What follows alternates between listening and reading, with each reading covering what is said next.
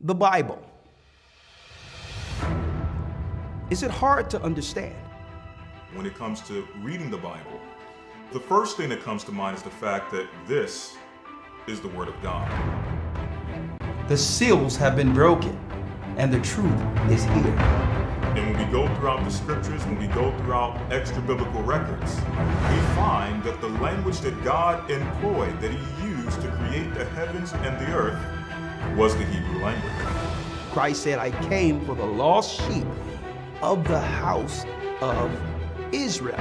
But yet no one, no religious leader, no religious church out there anywhere can now identify the 12 tribes of Israel. Can we? God is quite simple, but it seems as if man makes understanding Him hard. What are those mysteries? The truth of your book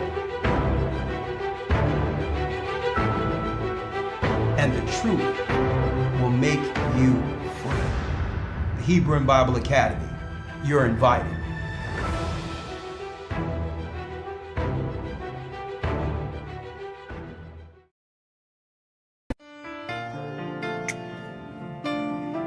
To Zion.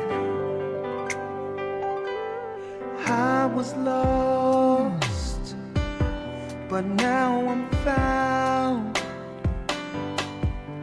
I'm a child of Israel. I heard the sound. Please give me the strength to stand today. With my eyes towards the east, show me the way.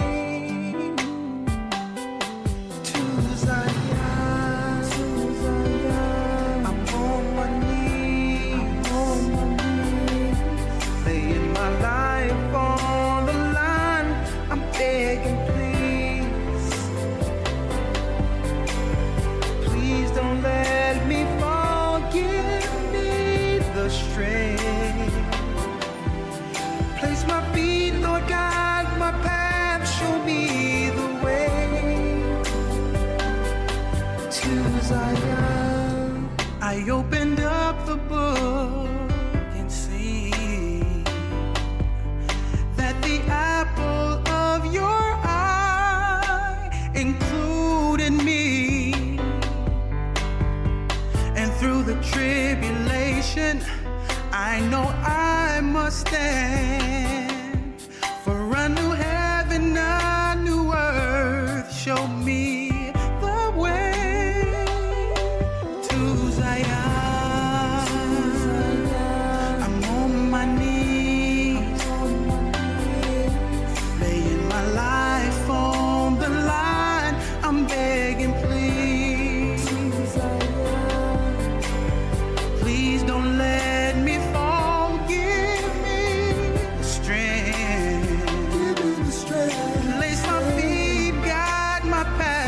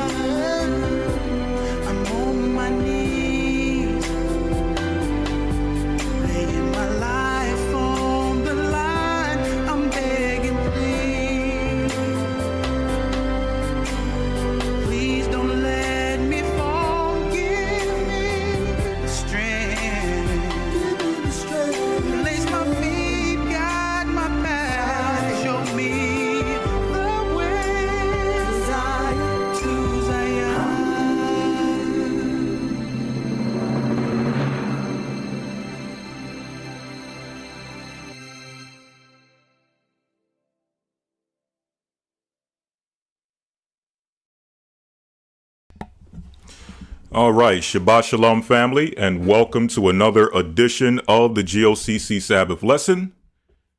This is Elder Lawyer filling in for Elder Ricard Shiar. And for today's lesson, we have quite a bit of information we want to cover, so I want to try to get into the lesson as soon as possible. Before we do so, I just want to make a quick announcement concerning the Hebrew and Bible Academy. Right? So for those who are currently in the academy, we understand that week number 6, we're going to be covering a lesson dealing with the split between Israel and Judah. For the Hebrew lesson, we have a brand new lesson dealing with identifying the 12 tribes of Israel in Hebrew. So we're going to delve into that. Also with the geography and the archaeology, we're going to be showing not only the territories of the ancient land of Israel and each land that belonged to each specific tribe, we're also going to be dealing with some ancient archaeology, which proves that the Israelites, in fact, indeed, were an historical people that are documented in secular history.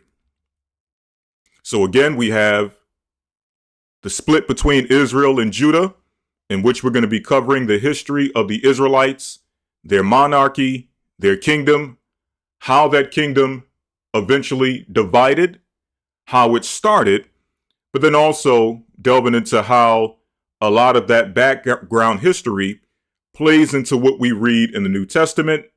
And then last but not least, the need for Christ, the need for a Messiah, the need for a new king who would reunify a nation who was split and divided through their initial kingship.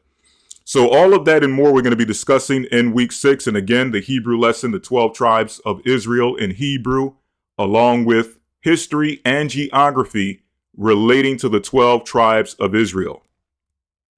We're only entering into week 6. So if you're interested, you can still go to historytimes.org and enroll in the academy.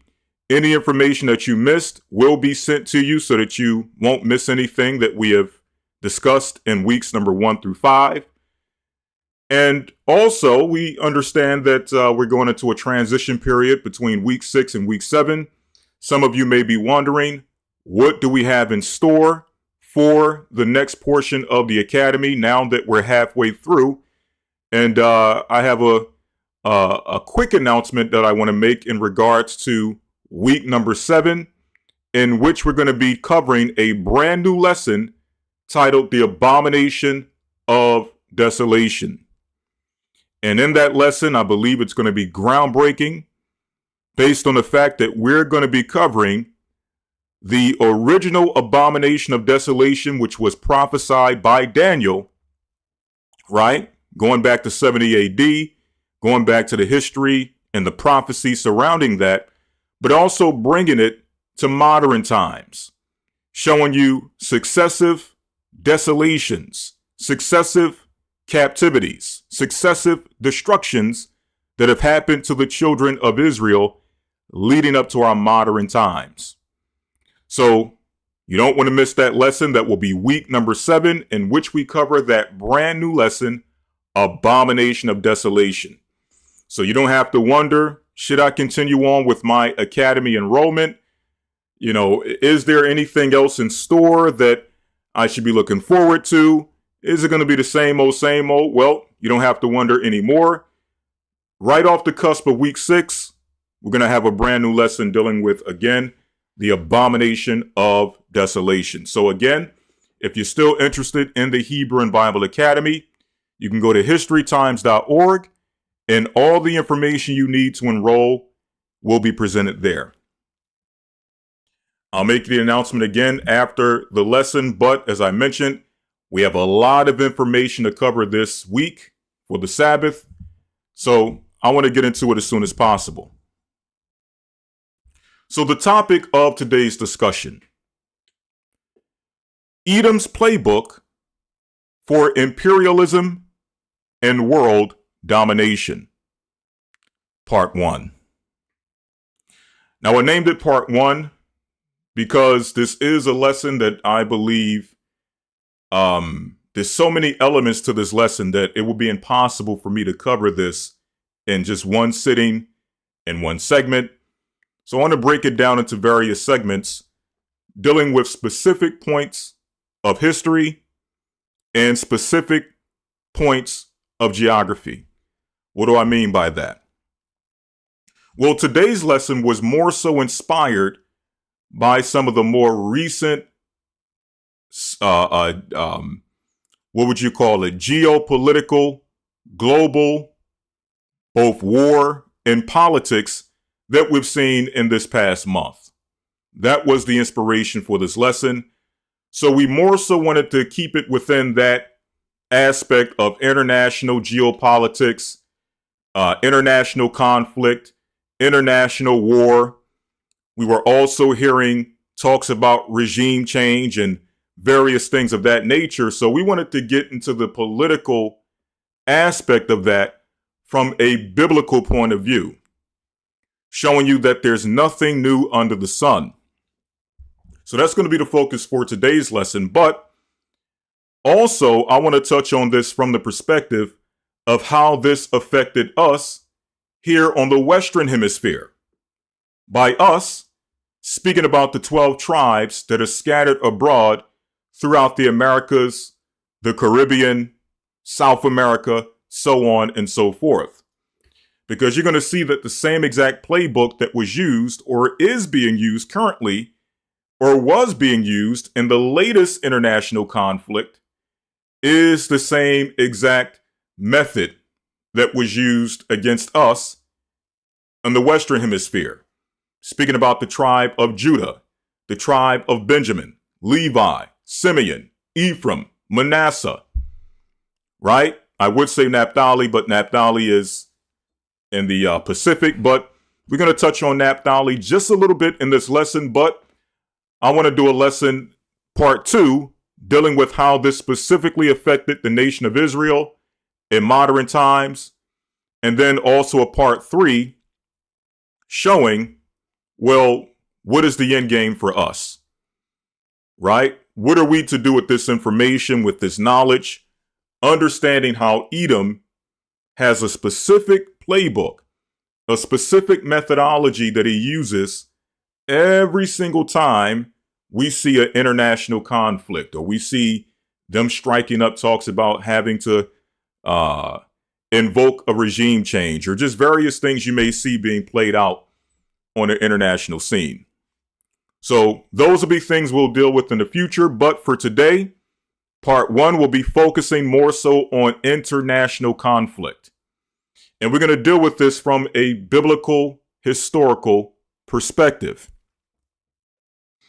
Now, the groundwork we're going to be using, the foundation we're going to be using to break this down is the history found in the book of Maccabees. Now, if you're not familiar with the book of Maccabees, the book of Maccabees is a record of Israelite history, documenting our trials and tribulations under the Greek Empire. By the Greek Empire, meaning the empire that was founded by Alexander of Macedon, also known historically as Alexander the Great. And in this record, okay, before we get into the record itself, for those who are not familiar with this book called the Apocrypha being 14 books that were removed from the original KJV Bible. Now, I have a few KJV Bibles that actually have the Apocrypha in it. They're not right before me, but I do have those records. You can find them on Amazon or any bookseller. But within this compilation of Hebrew records that were removed from the original KJV, we're going to go to the table of contents where we find a record called 1st and 2nd Maccabees. Okay. Now, I'm not sure if you all can see it. In fact, you can see that. But when you go into this record, rest assured that you will find a record called 1st and 2nd Maccabees. And again, that record documents the trials and the tribulations of the Israelites under the Greek Empire. Now, one thing about this book that's very deep, and we're only going to be covering, just to let you know, again, this history is so extensive, we don't have the time in one setting to cover every aspect of the history of the Maccabees because it's such an extensive history, right? We're only going to be dealing with maybe the first 3 chapters of the book, but within that first 3 chapters, it's going to give us everything we need to know about Edom and his playbook for imperialism and world domination. And one thing I wanted to say about the book of Maccabees is the fact that when you're talking about political science, when you're talking about politics, and specifically politics as played by Edom, Esau, the father of the so-called Europeans, or as some would say colloquially, the father of the so-called white man, right? The book of Maccabees really gets into the history, the mind, and the methods that Esau uses from time and time again to dominate, to colonize, and destroy nations, right?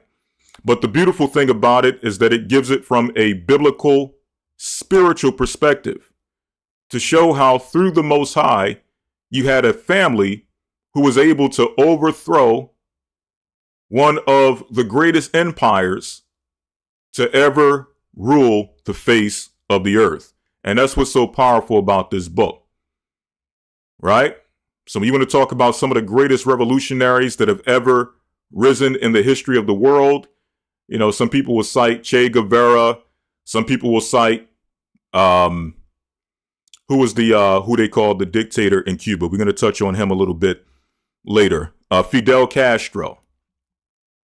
Some people will even cite the Black Panthers or the Black Liberation Army and so many of these different revolutionary organizations that rose up to fight against what they deemed as oppression, right? I believe that it would be a disservice to study any of those so-called revolutions without first studying and understanding the book of Maccabees. That's how powerful and how informative this record is when you're talking about revolution. Now for us, and that's something I want to discuss later, maybe in part 3, we'll discuss what revolution looks like for us. And you're going to find out that revolution for us does not look like someone marching in the streets, someone protesting in the streets, someone taking up arms in a radical fashion to try to show some form of military posture against the government. That's not how revolution looks like for us. We're going to discuss that in part 3 in the future. But again, for today, we're going to be focusing on international conflict. And before we get into it, we want to give a few definitions. Now, I got a few videos I want to play. So just to give a quick heads up, as we play these videos, understand that YouTube is very strict when it comes to certain guidelines as, you know, using other people's content, so on and so forth. So what we want to try to do as we play the videos, sometimes we have to stop it. Sometimes we have to speak and give a little commentary just to break it up a little bit so that, you know, we stay within the guidelines. So before we get into it, again, a topic of discussion, Edom'S Playbook for Imperialism and World Domination. Before we get into it, let us first define what imperialism actually is. That's going to be our first video clip, so let's get into it. Let's get into it. One moment. All right. What is imperialism? Make sure you all can see this. All right. Fair use for educational purposes only. Imperialism refers to the policy or practice of extending power over foreign nations, usually by force. It involves the exercise. Now, before I keep going, let me make sure you all can hear this nice and clearly. I want to make sure the volume is good before we continue.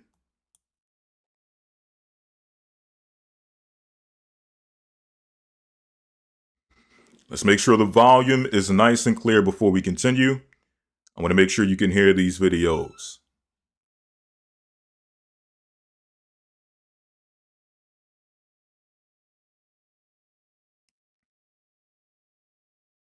All right, let me play a little bit more.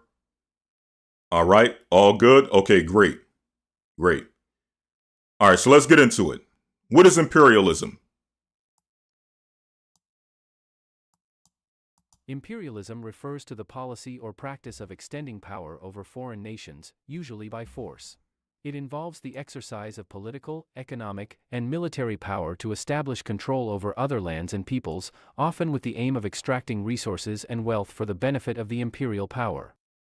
Imperialism is often associated with the ancient Greek and Roman Empire, and So, first it gives us a well-rounded understanding of what imperialism is. Now, someone said it's a little low. All right, let me start it back. I turned it up, so just let me know if it's nice and clear. All right. All right. I suspected it was low, but I made an adjustment, so let me go back and play it again and make sure it's good. over foreign nations, usually refers to the policy or practice of extending power over foreign nations, usually by force. It involves. Right. So it says that imperialism is usually the act of imposing power over other nations, usually by force. Right?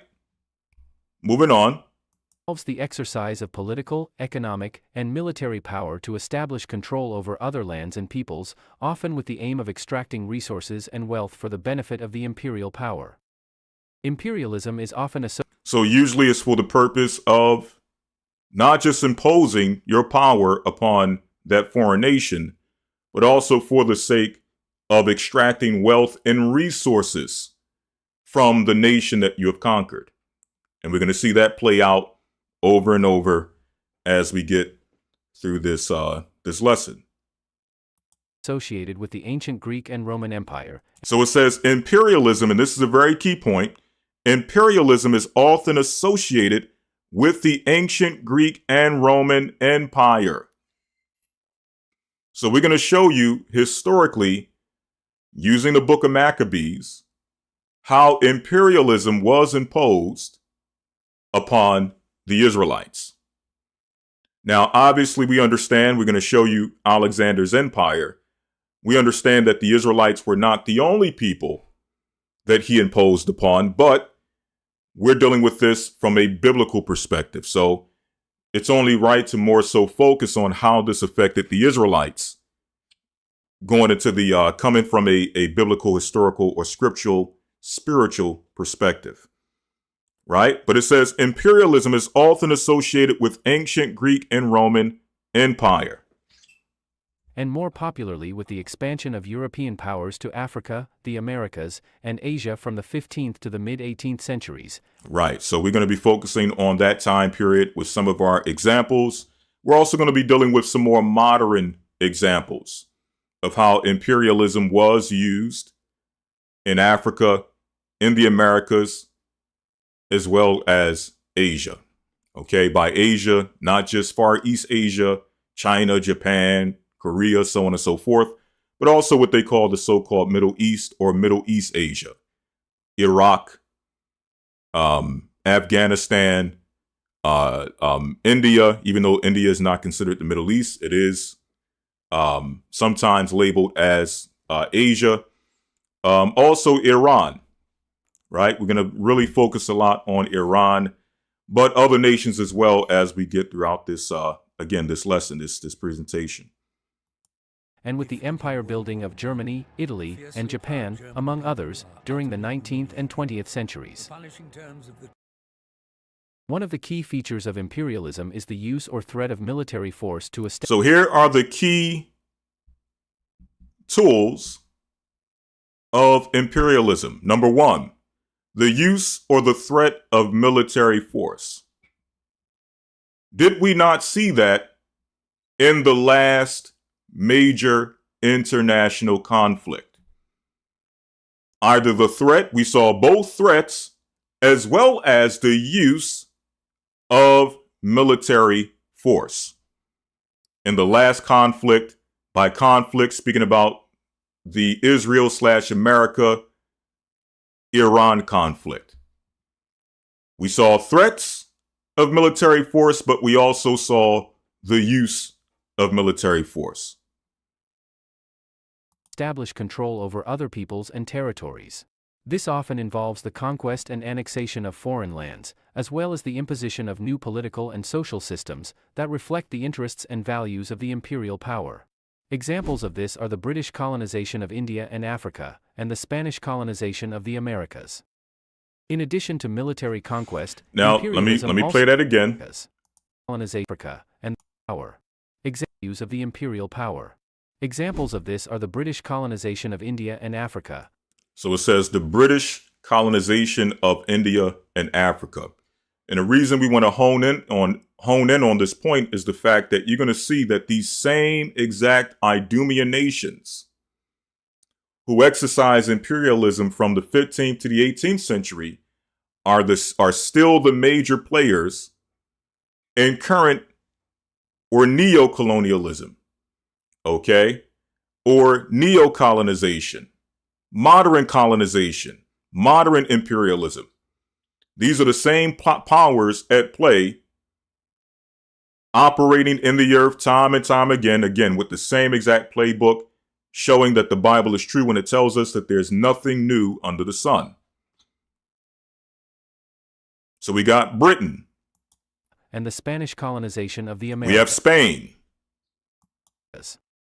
In addition to military conquest, imperialism also often involves the use of economic and cultural power to establish influence and control over other nations.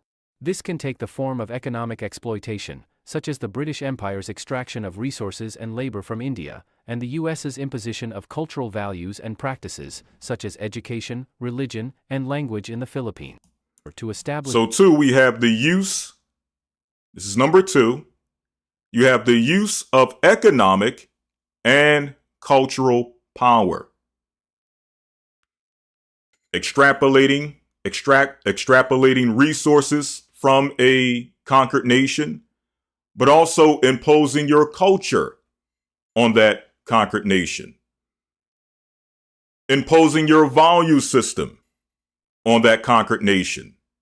Your religion on that conquered nation. Right? So we're going to show that again out of the book of Maccabees. Influence and control over other nations. This can take the form of economic exploitation, such as the British Empire's extraction of resources and labor from India, and the US's imposition of cultural values and practices, such as education, religion, and language in the Philippines. Imperialism has been justified in different ways throughout history, often with appeals to notions of superiority, progress, and civilization. The Roman Empire, for example, justified its conquests in terms of bringing peace, stability, and civilization to the peoples it conquered. Does that now, or does that not sound familiar? Does this not sound familiar? Let me play that again. Justification and criticism. Listen to the justification that was used by the ancient Romans for exercising imperialism upon other nations. Listen to their justification. Has been justified in different ways throughout history. So here are the various ways that imperialism has been justified. Listen to the Roman justification. Often with appeals to notions of superiority, progress, and civilization. Number one, notions of superiority. We're going to address that biblically.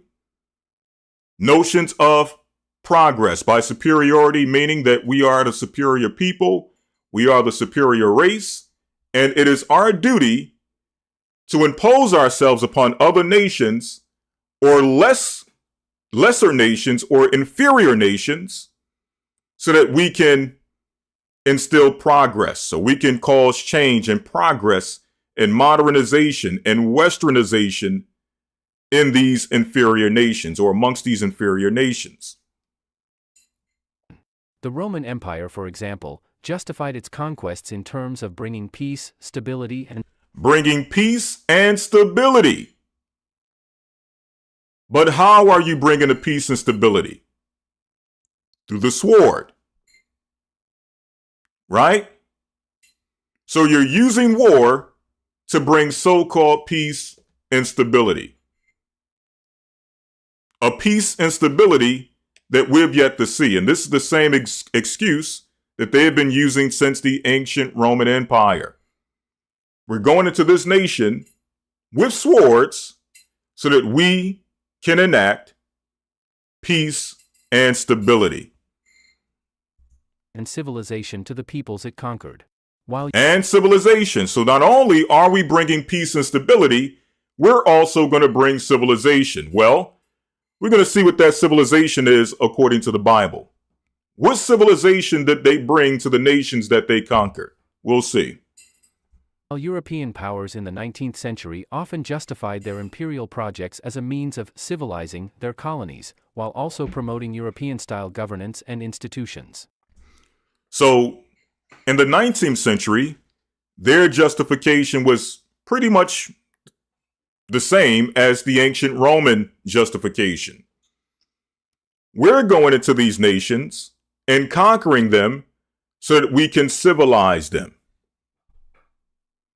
so that we can impose upon them our style of government, our style of politics. We're going into this nation so that we can instill democracy. Right? Haven't you heard that before? Right? We're going in there to instill our cultural norms, our values, our traditions. Right? So you wonder why when you go into these conquered nations or these nations who were on the receiving end of imperialism and colonization, you wonder why you see the same exact markers upon these nations, regardless of where you go. I don't care if it's the Middle East. I don't care if it's Africa. I don't care if it's Asia. You still see the markings and the imprint of these people being once colonized. And in many cases, these places are still colonized, but more so under a more covert, modern form of colonization and imperialism. But it's all the same thing. Okay? You go over, I don't care if you go to Africa, the Middle East, Asia, you're going to see the same exact markers over and over. Critics of imperialism, however, have pointed out that these justifications often mask the underlying economic and political motives of imperial powers. They argue that imperialism is fundamentally exploitative and oppressive, and that it serves the interests of the ruling elite rather than the people being colonized. Imperialism is often confused with colonialism. Although both concepts are related, they are nevertheless distinct from each other. All right, so now they're going to show us the difference between imperialism and colonization, or imperialism and colonialism. Specifically in their nature of control, objectives, and implementation. Imperialism is a broader concept that involves extending a country's power through various means, such as political alliances, economic agreements, cultural influence, or military interventions. It often, not always, involves indirect control over other nations, while its objectives are often broader, which can include economic exploitation, strategic advantages, or spreading cultural influence. Colonialism, on the other hand, is a form of imperialism where a country establishes direct control over a foreign territory, typically by establishing administrative structures and settling its population, with the objective of exploiting the resources and people of its colony. An example of In both, Esau's used both. He have used both imperialism as well as colonialism. Right? imperialism would be the British Empire's influence over China through the Opium Wars and the subsequent Treaty of Nanking, which allowed economic dominance without full territorial control. While a case of colonialism would be the British Empire's colonization of India, where it established direct rule, settled administrators, and exploited India's resources for its benefit. All right, so those are two examples. I'm going to play that again. These are two examples, one showing more so an example of imperialism, the other showing more so an example of colonialism. Let's play that again. Resources and people of its colony. An example of imperialism would be the British Empire's influence over China through the Opium Wars and the subsequent Treaty of Nanking, which allowed economic dominance without full territorial control. Right, so they didn't fully, after the Opium Wars, the British didn't fully control the territory of China, but they pretty much influenced the economic, they exercised economic dominance over China. And when you get the opportunity, get into the history of the Opium Wars and how the British actually fought the Chinese so that they could actually sell opium, right? And traffic drugs and narcotics into the land of China. At that time, China pretty much was a self-sufficient nation, really didn't need to exercise any level of trade to the outside world. Whereas Britain, there were certain resources within China that Britain wanted access to, right? So in order to destabilize China and force them, break their power, break their self-sufficiency, and force them to now exercise trade with Britain, the British actually fought so that they could smuggle drugs into China by this, and through that, it destabilized the people, destabilized the population, turning the people into opium addicts, dope fiends, right? So that's a very interesting history. We may touch on that just a little bit in this this lesson a bit later, but this is a form or an example of imperialism. While a case of colonialism would be the British Empire's colonization of India, where it established direct rule, settled administrators, and exploited India's resources for its benefit. To learn more about colonialism and its new forms, neo-colonialism, check out our videos linked in the description below. All right, so that's pretty much it on this video. All right, so now you all have a thorough understanding of what imperialism is, as well as colonialism. Now let's get into how Esau have used this historically in his attempt at world domination. All right. So when we talk about a playbook, if anyone who is familiar with sports, you know what a playbook is. A playbook is basically a collection of various plays that are used and executed throughout the course of a competition. Whether it's football, whether it's basketball, or what have you, at any point, the coach will call certain plays that he believes are necessary to execute or get the job done in any particular scenario. Okay, so for instance, it's 3rd and 5, right? And we're in our opponent's, we're in his, what do you call it? When you cross the 50-yard line and you're now in your opponent's territory. I forget what they call it. I haven't watched football in so long. But, certain scenarios may come up in which, certain aspect of the game is at hand, and you want to try to choose the best play possible so that you can get the best result of either getting a first down, or the best possible scenario is to get a touchdown. Okay, same thing in basketball. There may be a situation where it's 30 seconds on the clock. Your team is down by 7. So you have a succession of plays that you're going to try to execute to give you the best possible result at either tying the score, right? Or the best possible scenario is to ultimately win the game. Come back from that 7-point deficit, 30 seconds on the clock, and win the game. Okay? Not the red zone. Okay? It's called, it's once you cross that 50-yard line. Now, the red zone, I believe, what's that? The rules have changed so much, I can't even tell you. But the red zone is what? 5 yards or 10 yards? You can, leading up to the touchdown, right? That's the red zone, if I'm not mistaken, either 5 or 10 yards from a touchdown. But then you have what they call, once you pass that 50-yard line, you're now in your opponent's, I don't know if they call it field of scrimmage. I forget what they call it. Some term they call it. Okay, the 20 yards. You're 20 yards away from a touchdown. That's the red zone. Okay. All right. Inside the 20, that's the red zone. But you all get the point. I'm just using that as an example to show various scenarios that play out within the course of a game, and that playbook, how that playbook is used to try to execute the best plan possible so that you can get the results you're looking for. Okay? Maybe it's 3rd and 5. You're in the red zone. You're looking just to get a few yards so that you're in field goal position so that you can settle for a field goal. Right? Or maybe you're going a little risky. You're playing a little bit on the wild side. You know, it's the fourth quarter. This is probably your last possession. You're down 7.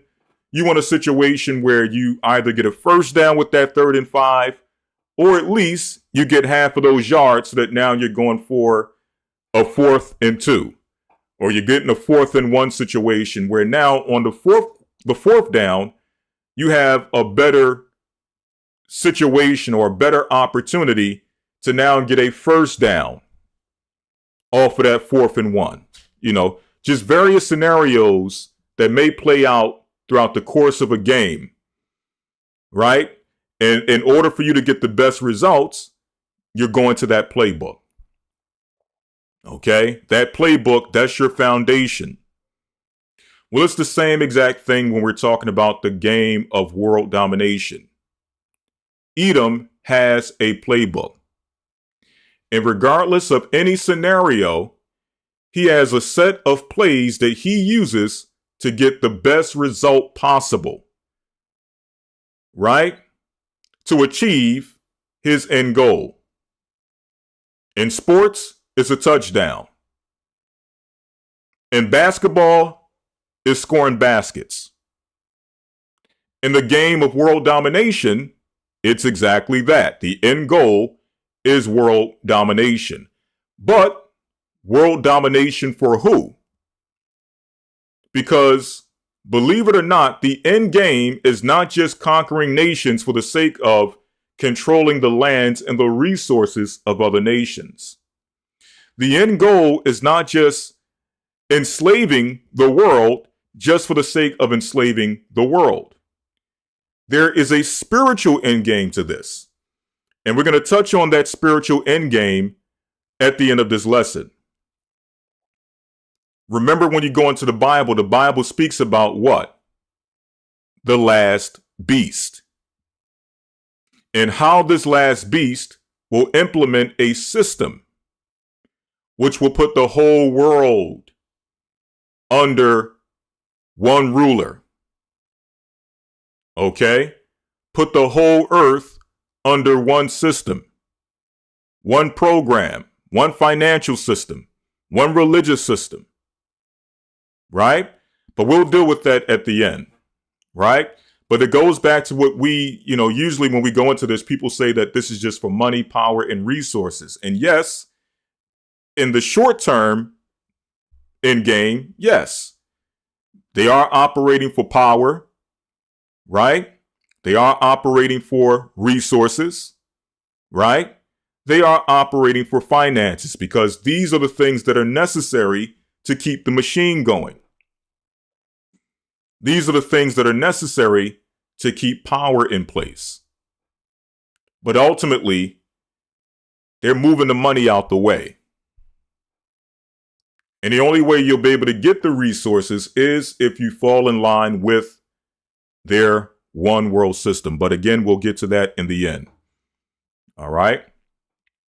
So play number 1, going to Edom's playbook. We've seen some of this in the video. Some of these things were mentioned in the clip we just saw. But play number 1 is to make the world believe that you possess a high IQ, that you're highly intelligent, that you have a high morality, and that you are the creators of high civilization. Right? Therefore, you are justified in colonizing the earth and meddling in the business of other nations. And again, we saw some of this in the video clip, where they would make claims stating that because they possess high civilization, because they are highly intelligent, because they have a high morality, it is their responsibility and their duty to go throughout the four corners of the earth and subject every nation under their high civilization. Subject every nation under their high sense of morality or their moral views and values. Right? Now, before we go into the Bible, because the Bible is going to reveal, number one, how and why Edom was allowed to take control of the earth and impose imperialism and colonialism upon the earth. You're going to find out it had absolutely nothing to do with his quote unquote high IQ. We're going to go into the Bible and we're going to discover his quote unquote high sense of morality. You're going to realize that that is a farce according to scripture. Right? And we're also going to expose what he means by high civilization. When he says that he's going to establish his civilization amongst these inferior races or inferior nations, what exactly is his civilization? What is at the root of this so-called high civilization that he speaks of? Well, we're going to see according to the Bible. But before we get into the Bible, again, we have a few more things we want to show. Number one, let me ask you all a question. How many of you have ever heard of a term called white man's burden? How many of you have ever heard of white man's burden? If you've ever heard of it, say Khan. If not, say La'ah.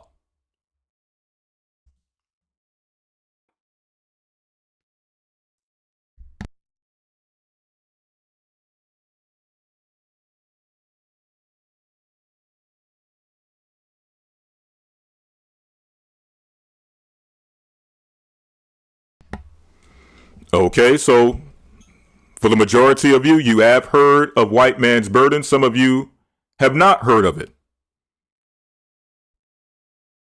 Okay. All right. So for those who have not heard of it, this video will give you a brief explanation of exactly what it is. And what this will do is this will give you the mindset behind Edom and his justification for imposing his will upon what he considers to be inferior nations of the earth. Let's get into it.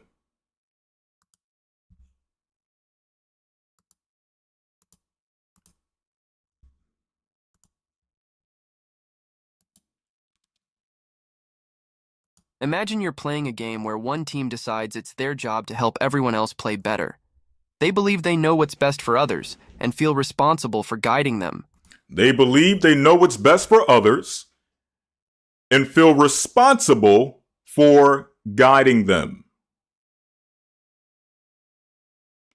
Now, based on that statement alone, I'm pretty sure many of you are already piecing together this mentality that Edom has when he's now going into the Middle East. And you're asking yourself, well, what is he doing in the Middle East, meddling in their politics? What is he doing over in Africa, meddling in their politics? What gives him the right to go into these foreign lands to try to establish, quote unquote, democracy and to try to save people from quote unquote oppression or the oppressive regimes of these foreign leaders when they haven't figured out democracy on their own soil. They haven't eliminated oppression on their own soil, let alone going into another nation and trying to establish this faulty ideology and this faulty system upon another nation that you have yet to thoroughly figure out and establish successfully yourself. Well, again, here's the mindset. They believe what's best for others and feel responsible for guiding them. They believe that it is their responsibility to establish what's right for the rest of the world. This idea of taking on responsibility for others because you think you know better is similar to the concept of white man's burden. It's similar to the concept of white man's burden, and for those who never heard of it, here it is. And again, I'm stopping these videos for those who are coming in. You may be wondering why I keep stopping in between. Well, for YouTube guidelines, when you play videos, sometimes you have to stop it here and there just so that you're not, transgressing their guidelines. So again, fair use, fair use. This is for educational purposes only. The white man's burden was a belief held by Europeans during the 19th and early 20th centuries. They thought it was their duty to bring civilization and progress to people in other parts of the world, often societies in Africa, Asia, and the Americas. This belief was tied to ideas. So they did this in Africa, Asia, and the Americas. By the Americas, we understand it was done to the North American Indians. We understand that it was done to the original inhabitants of the Caribbean, right?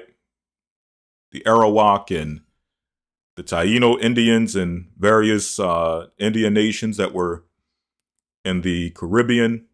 We understand that it was done in South America, right? He did it in Africa. He did it in Asia, right? Ideas of racial superiority, where Europeans considered themselves more advanced and capable of improving the lives of others. So they believed themselves to be more advanced, and through their quote-unquote advancement, they were able to improve the lives, or at least they believed they were able to improve the lives of others. Now, again, we're going to show you what's at the root and the foundation of this so-called improvement, this so-called advancement, this so-called high civilization, this so-called high morality. We're going to show you what's at the root of it. For example, when European powers colonized countries in Africa and Asia, they often justified their actions by claiming they were helping to bring modernity, technology, and religion to societies they viewed as less developed. Right. So whenever there's a society they consider to be less developed, what they call today a third world country, they claim that it is their responsibility to bring modernity, meaning modernism, modern ideas, technology, advanced technology, so on and so forth. Now, keep in mind that the people that they are imposing this on never asked for modernity. The people they're trying to impose this upon never asked for technological advancements. But again, the thought behind the ideology of white man's burden is that regardless of whether they ask for it or not, it is my burden, it is my responsibility, it is my duty to impose this upon these nations because, after all, they don't know any better. Right? This was seen as a responsibility they had to fulfill for the benefit of those they colonized, even if those people didn't necessarily ask for or welcome their help. There you have it. Many times people, they're not asking for a regime change. They're not asking for LGBTQ rights. They're not asking for, any of these other forms of imposition that the West brings when they go to colonize or impose their will upon these countries. They're not asking for modernity. They're not asking for your technology. In many cases, they're asking to just be left alone. Because many of these nations see what happens when the West, and by the West, we're talking about France, Spain, Great Britain, okay? The three nations that were used to build America. That's what we mean by the West. America is also included in that. But these nations recognize that once the West comes into their country with their technology, with their medicine, with their hospitals, with their culture, with their traditions, yes, conveniences may increase, right? You may see better buildings. You may have access to better internet. You may have more stable electricity. You may have better cars, better vehicles, right? Better shopping centers and stores. Yes, those things may improve. But what happens to the morality of those nations once the West sinks their teeth into these quote unquote third world inferior nations? There was an example of this in recent times. I believe this was in either Australia, or you all can let me know. You can bring it to my recollection. I believe it was in either Australia or one of those Pacific islands, where there was a place where there was no internet in this in this location. And when they brought internet to this place, the morality of the people sank so tremendously. I mean, the people went into just a spiritual depression based on the debauchery that started to impose itself upon their community, upon their land. And again, I forget exactly where it was, but I mean, the morality just went through the toilet just by the introduction of the internet. So you think it's modernity, you think it's advanced technology, and that's what's going to improve the nation. But in reality, with that improvement, what is that nation losing? What is that culture losing? What are those people? What values are they losing at the expense of convenience and advancement? Okay? And you all let me know. I'm pretty sure you all have heard of this.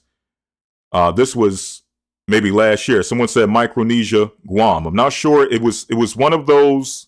I'm not sure the exact nation or the exact land, but it was one of those in the Pacific Islands where they went through that shift just simply through the introduction of the internet.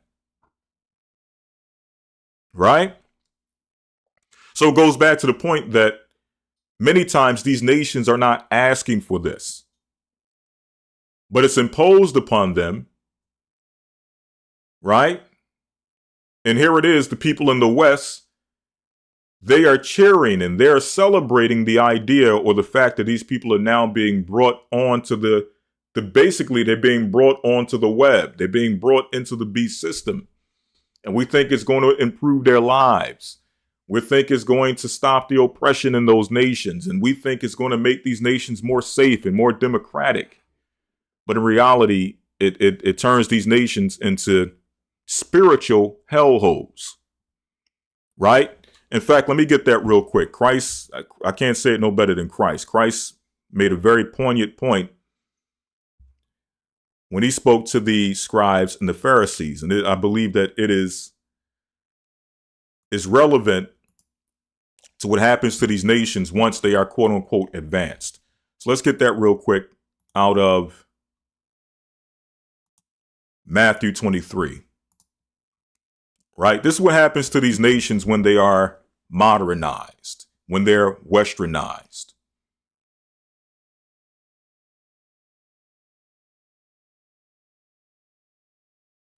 So we're in Matthew chapter 23. Let me enlarge it.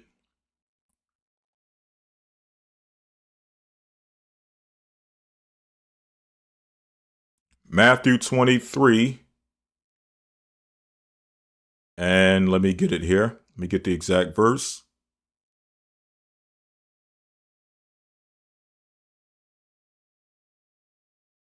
All right, 1 second. Let me get it.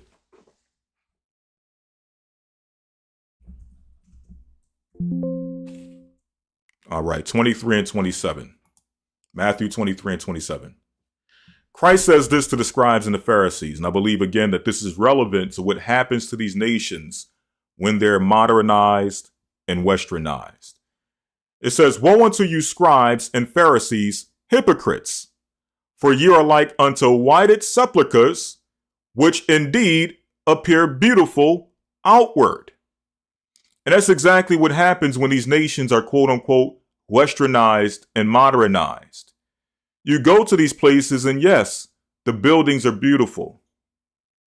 The infrastructure, up to par. Right? Everything is up to par.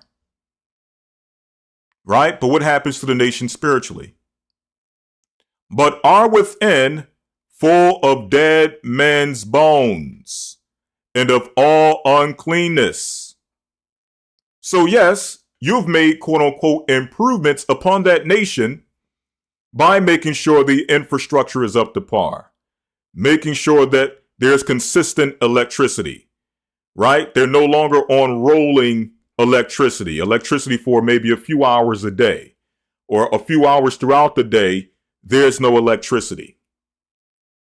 You're making sure that there's modern cars driving down the road and that the roads are nice and smooth and paved and everything is good as far as the upkeep. And you got the upscale restaurants and you got all the accoutrements and all of the things that, people coming from the West would desire when they go to another place. Basically, they're going from America to a more tropical America. They're going from America to America surrounded by beaches and white sand. That's basically what westernization and modernism is. It's taking the West, it's taking Britain, it's taking France, it's taking America and transplanting it into a foreign nation to where the difference between America and this place is no longer a difference. They're identical, right? So you've turned this place into a whited sepulcher, a beautiful thing to look upon. But what happens to the soul of those people that you have westernized? What happens to the minds and the spirits of these people that you have modernized? They become like dead men's bones, full of uncleanness. Soon after you bring your internet, soon after you bring your paved roads and your electricity, before you know it, you're bringing your Christianity. Before you know it, followed by the Christianity, you're bringing your hospitals and your vaccination programs. Soon after that, you're bringing what? Your LGBTQ agendas. Right? So with you comes a trail of demons following your internet, a trail of demons following your electricity, a trail of demons following your paved roads and your tall, beautiful buildings. Right? A trail of demons following your democracy, your freedom. Right?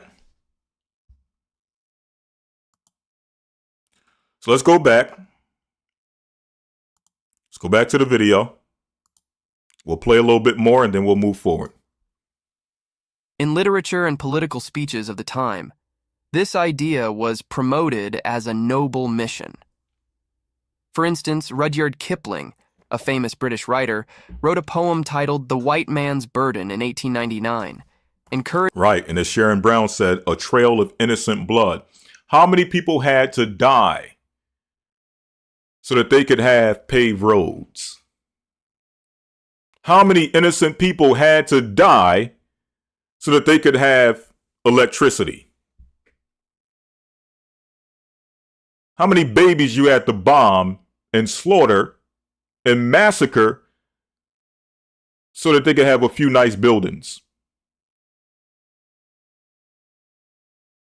Right? So that you can instill democracy and freedom and free the women from oppression. How many people had to die in order for that to happen? Right? But again, this is Esau's mentality. This is what he calls his burden. It's his duty, it's his responsibility to impose this upon the world, regardless if the world is asking for it or not. Okay? And then this trickles over. I don't want to get into this. Because it's kind of a sidebar, but it links into what we were stating this past Wednesday when it comes to how they had to use us and our talents and our spirit to now push the debauchery throughout the four corners of the earth. Because naturally, I mean, when we stand up in righteousness, we understand that the world watches and they look at us, and now they start to move behind that spirit. We saw it during the civil rights movement. When they saw Malcolm X, he had international appeal, where he could sit down with international leaders. He could sit down with Fidel Castro. He could sit down with leaders of the Middle East. He could sit down with leaders in Africa. Right? They understood our ability to galvanize the world. However, they also understood that if they were to demoralize us, right, bring us to a low state of morality and values, create a spiritual Frankenstein, right, and then present that to the world, they knew that the same exact appeal that we had to galvanize the world from a righteous moral point of view, we could do the same thing from an unrighteous, immoral point of view. So they would use the music, they would use the entertainment and push that out into the world. And now you see over in Japan, China, Africa, the Middle East, Europe, all throughout the four corners of the earth, everybody wants to be Jake. Everybody wants to be Judah. In some way, shape, or form, how they style their hair. You can see videos of people in China trying to get cornrows, trying to get afro high top fades, right? Trying to style their hair like black people in America. Esau understood this would happen, right? He understood this would happen. So I say all that to say that now the cultural imposition, they understand that now once you get people within a society, let's say, for example, you have a society that they don't want, the leaders of that country, they don't want any imposition from the West. So now the West says, okay, we know how to impose our will upon these nations without dropping a single bomb, without sending in a single troop. We'll do it through culture. We'll do it through ideas and entertainment. So now the people of that society, even though the leaders may want to move the country in a particular direction, the people in that society, they're looking at American entertainment and they're being influenced. So now when America comes and says that, listen, your government is being oppressive. They won't allow you to become the next Sexy Red. They're being oppressive. They won't allow you to become the next, back in the day, they won't let you become the next Madonna. They won't let you become the next Glorilla. They're being oppressive. Don't you want to remove this oppressive regime out the way? Don't you want to have the freedoms that you see over here in the West where you can express yourself and be who you want to be and follow your dreams? And now you have what? You have foot soldiers, right? And what they call them, not splinter cells, what they call them. When you have people within a country that are basically operating as agents for a foreign nation. I forget what they call it, right? They call it like some type of cell, right? But anyway, basically you get these foot soldiers within a foreign nation who are now marching in the streets, now fighting for against oppression, fighting for freedom. And the next thing you know, they put a camera on it and say, look at these people. They're being oppressed. They're tired of it. They want to get this regime out the way. And I know I'm putting the cart before the horse. Sleeper cells, that's what they call them. Mercenaries, right? I'm kind of putting the cart before the horse, but that goes into the, that idea just came, when it comes to how they're using the entertainment, right? And that's when you're now getting into cultural imperialism. Right? I can't drop a bomb on you. I can't send any soldiers over to your land because really I don't have a reason. But what I can do is move your regime out the way and accuse you of some type of human rights violations against your own citizens because you have some people who we've put batteries in their back through us imposing our culture upon these people. Right?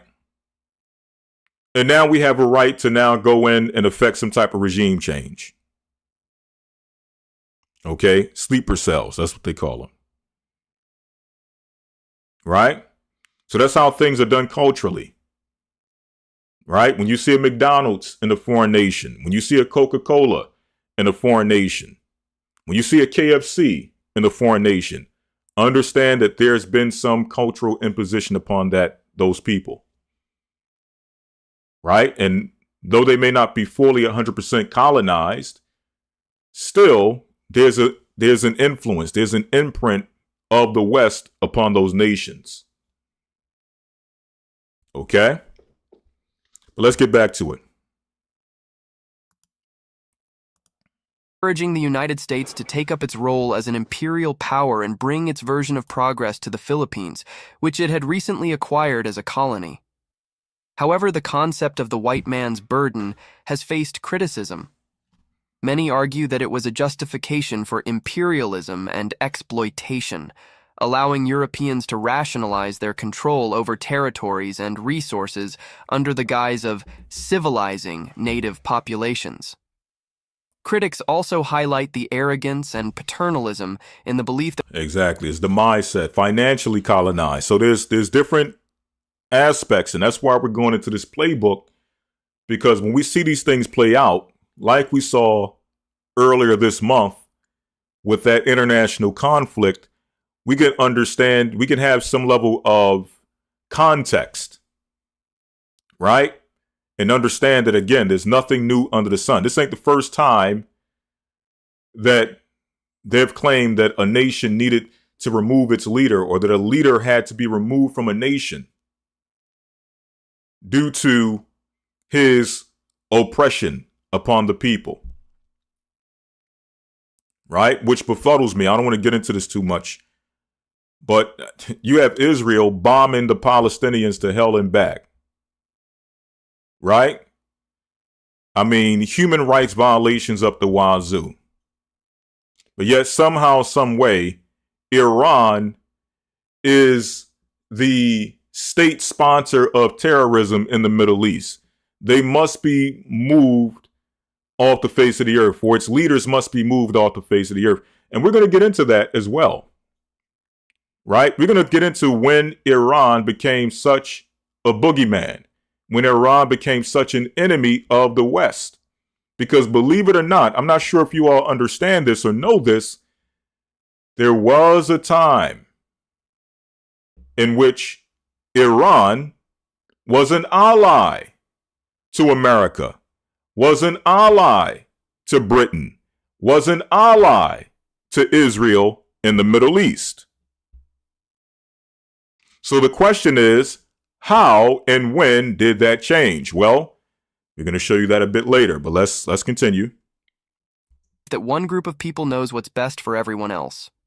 In summary, the white man's burden is the belief that certain groups of people have a duty to impose their ideas of civilization and progress on others whom they perceive as less developed. It raises important questions about power dynamics, ethics, and the impact of colonialism on global history and cultures. All right, we pretty much got all we need from that. So now let's get into the Bible. Let's get into the Bible because we have a lot to unpack. And before we get into the Bible, there's just a few more things. I'm sorry. A few more things we have to show before we get into the Bible. All right, we just want to go into this real quick. This is a very quick article, or we're going to extract a little bit from this article on a man known as Alexander the Great. And we're going to tell you why we're going into Alexander the Great. Okay, why is he important when we're talking about European civilization?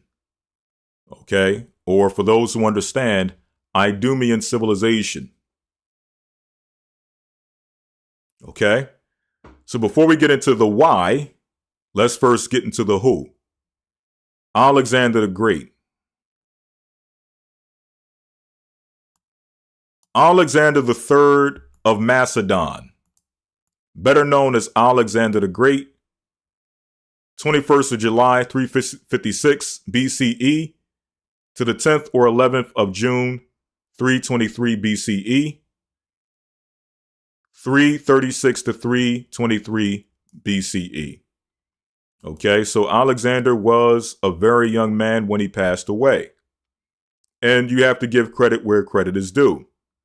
When you're talking about battle and military conflict and things of that nature, you would consider Alexander somewhat a genius. You have to give credit where credit is due. But on the other side, on the flip side, what Esau fails to realize, and what he does, let me go back here. What he tends to do is he tends to get full of himself. And we can show that in the Bible as well. He's not the first to get full of himself. And he will be the last, because he's the last. Esau is the end of the world and Jacob is the beginning of it that followeth. But of all the nations that have come before him, they've all fallen into the same exact trap. And we're going to show you what that trap is a bit later. Okay? But to give you some insight, what they start to believe is that their ability to accomplish world domination is based on their intellect. But what Esau likes to say today, right? For those who don't understand, again, Esau is a so-called European. What he tries to do today is he tries to convince the world that he has this superior IQ, whatever that means. This superior intellect, whatever that means.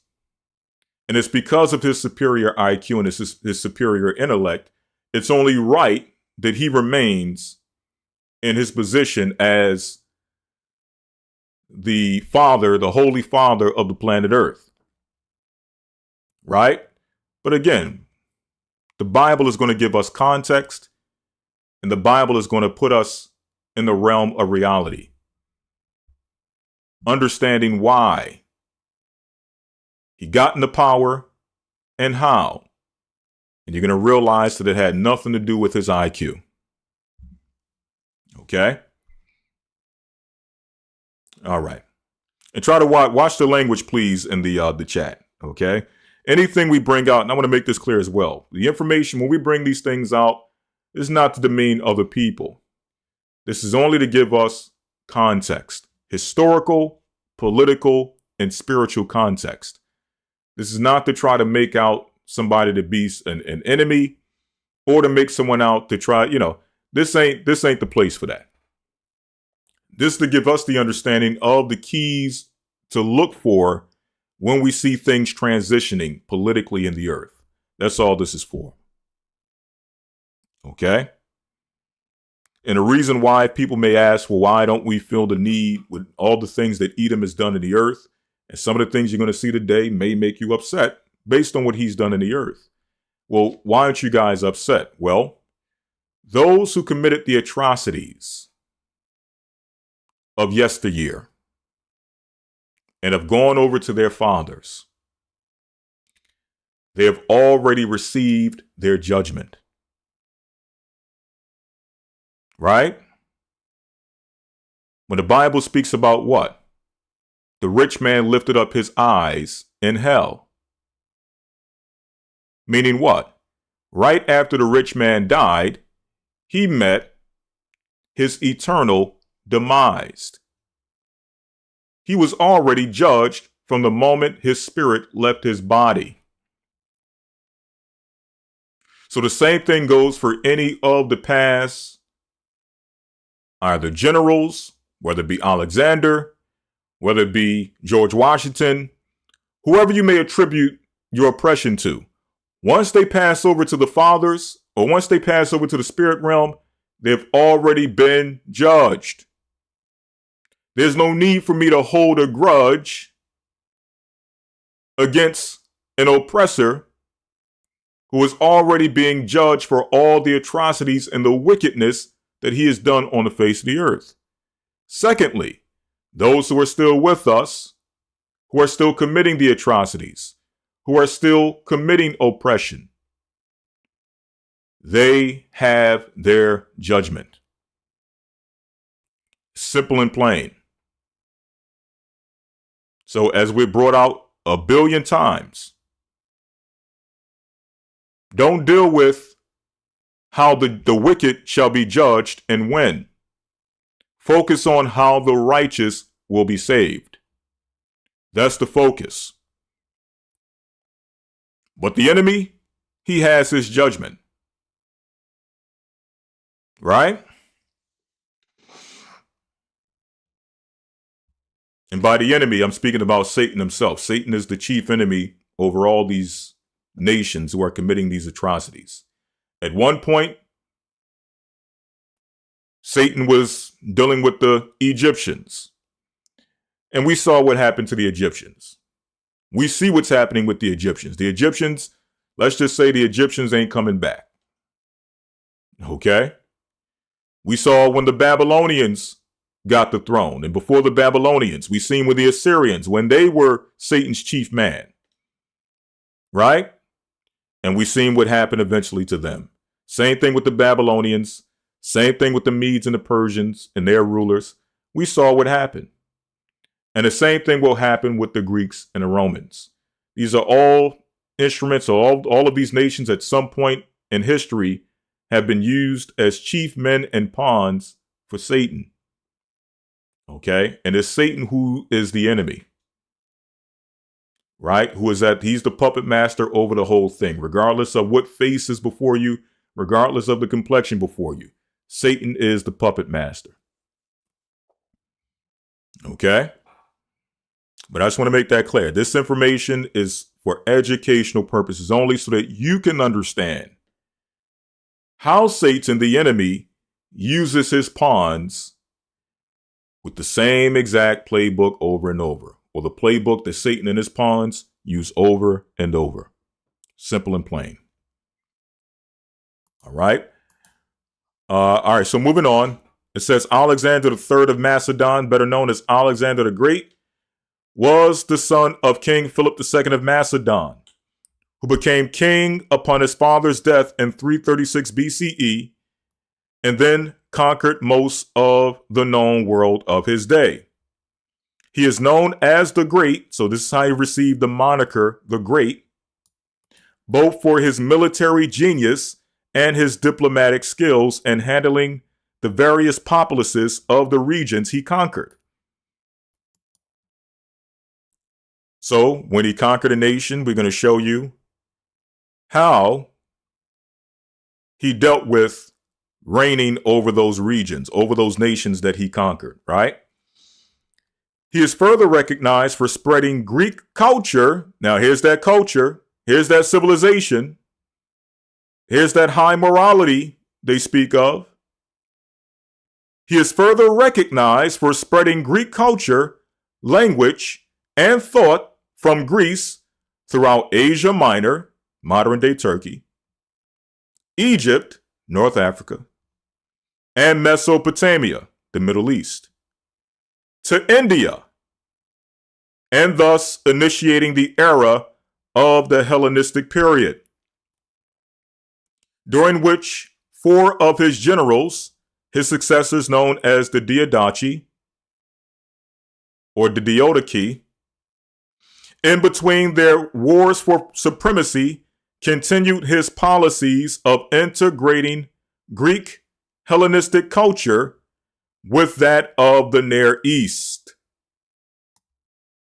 This is very important, and you're going to see how this played out in the ancient world, and we're going to see how this plays out in modern times, of how the successors of Alexander sought to integrate the whole world into this one world mindset, which at that time was called Hellenism.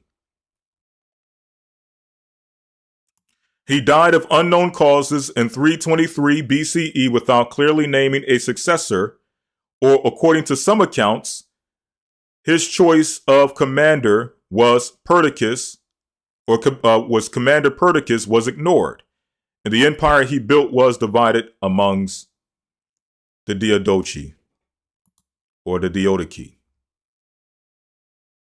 Alexander's campaigns became legendary after his death, influencing the tactics and careers of later Greek and Roman generals, as well as inspiring numerous biographies attributing to him a godlike status. And that leads us to our next point. Alexander the Great, a pioneer of Western civilization. Western civilization came as a result of certain influence, and it is therefore important to mention that it did not occur by accident. Historically, Western civilization began in ancient Greek and Roman empires in the 13th century.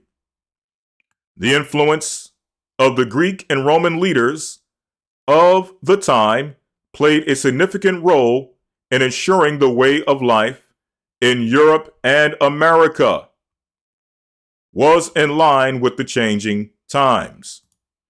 Western civilization has got a lot of components ranging from technology, political systems, art, culture, tradition, and heritage.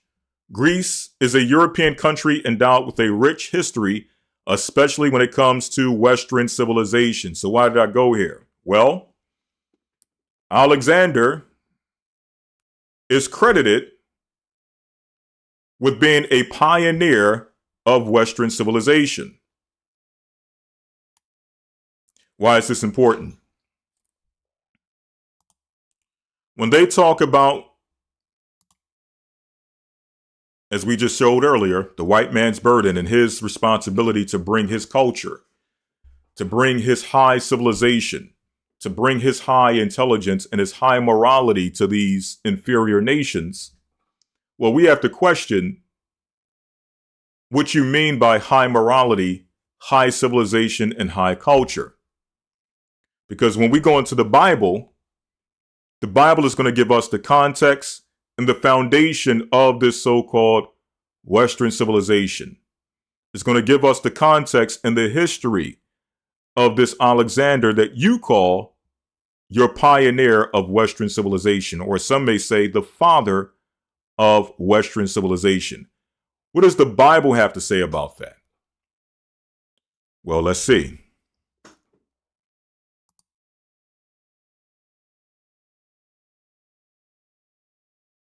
We're going to start off in the book of First Maccabees, chapter 1.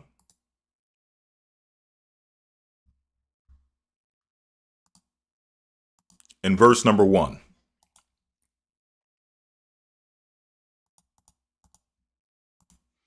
First Maccabees 1:1 says, "And it happened after that Alexander, son of Philip, the Macedonian," that's the one we just read about, "who came out of the land of Kittim, had smitten Darius, king of the Persians and Medes, that he reigned in his stead the first over Greece, and made many wars, and won many strongholds, and slew the kings of the earth, and went to the ends of the earth, and took many spoils, or took spoils of many nations, insomuch that the earth was quiet before him. Whereupon he was exalted, and his heart was lifted up. So just to give you some context of Alexander the Great's kingdom. Just to give you some context.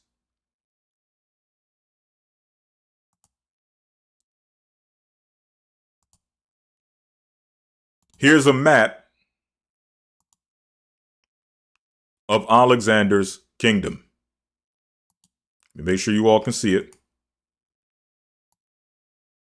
That's a map of Alexander's kingdom. All of that that you see in the green from Macedonia, all the way to modern India, okay, the Middle East, Iran or Iran, right? All the way to India in the east, right? Parts of North Africa, Egypt, Ethiopia, okay? Parts of what they call the Levant, Israel, Lebanon, Syria, okay? Asia Minor, Turkey. Okay, we see parts of Eastern Europe. Okay? Armenia. Okay, all of this is the kingdom of Alexander of Macedon. Right? And as history tells us, and this history is actually backed up by the Bible. Right? The Bible also tells us that Alexander was able to accomplish this in a 12-year period. All of this land you see, all of this green, he was able to conquer in a 12-year period. So you give credit where credit is due. This is a great accomplishment, a great feat. And yes, Alexander was very skilled in the art of warfare. But if we're going to give credit where credit is due, we have to deal with the God that gave Alexander his kingdom. And we'll touch on that in a moment.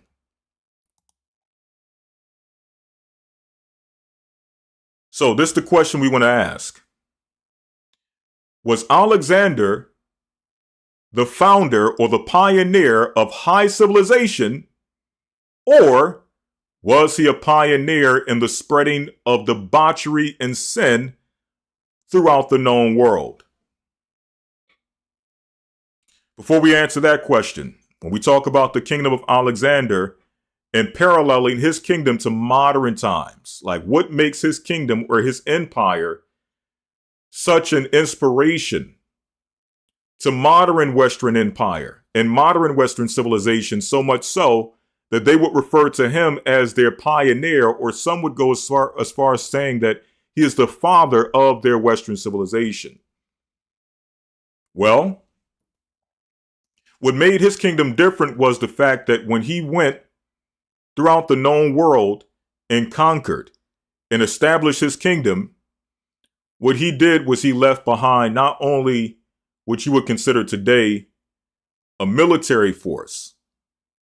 Not only did he leave behind generals to oversee his kingdom, it also came with an ideology, a philosophy, a religion, which would unite his whole kingdom under one mindset, one way of thinking, one culture, one custom. And we're going to build on that a little bit later, but this is what made Alexander's kingdom a bit different. Whereas former empires, like when you go back to ancient Babylon, even though Babylon conquered many nations as well, right? Even though Babylon had other nations or foreign nations in subjection, Babylon didn't enforce its religion upon those nations. Meaning you weren't forced to follow the Babylonian way of life when you were subject to Babylon. you were still allowed to follow your religious beliefs. We see that in the Bible, right? We see that with when you go into the book of Baruch, the 6th chapter. It speaks about the letter of Jeremiah, and in that letter, Baruch informs the Israelites to abstain from the idols of Babylon, which tells us what? That the Israelites had a choice as to what they would serve. Babylon was more so, their influence more so came from people seeing the greatness of Babylon, right? And deciding that they wanted to assimilate into the greatness of Babylon and take on their culture and take on their religion. But it wasn't forcefully imposed. We also see in the history of Susanna, it speaks about an Israelite, husband and wife, Joachim, as well as Susanna, who both dwelt in the land of Babylon. And they were very prestigious. They were a very prestigious Israelite family in Babylon. And it tells us that they what? They kept the laws. They kept the statutes. They kept the commandments. Daniel, very prestigious in ancient Babylon, prayed to the Most High, kept the law, statutes, and commandments. And when they did try to impose a certain, they tried to forcefully impose religious tactics or try to impose religious oppression upon both Daniel and the Babylonian Empire. And you got the story of the 3 holy children in Babylon and also in Persia. When they tried it, it failed. Okay? So that was the difference. Just using that as an example, that was the difference between other empires and the ancient Greeks. With the ancient Greeks, not only did they physically colonize your land, they also culturally and spiritually colonized the land. Right? And this is why this is seen as the predecessor of modern Western civilization. It's no different than Babylon. When they go into a country to conquer, they don't just leave that country be. All of the culture and all of the things that we associate with America now become a part of that society. What they eat, how they dress, their religion, everything has changed once that place is quote unquote westernized. Same thing with Britain. They go to a country, that country becomes westernized. Right? And we're going to show you why it's important for them to westernize, or in the case of Alexander, to Hellenize the people they conquered. There's a method to the madness. But not to put the cart before the horse, let's continue. When 1 Maccabees chapter 1 and verse number 2. So it says he made many wars and won many strongholds. So the map, if we can go back to the map shows us the many strongholds that Alexander won. These are the strongholds that he won, and they have it documented. The Battle of Granicus River.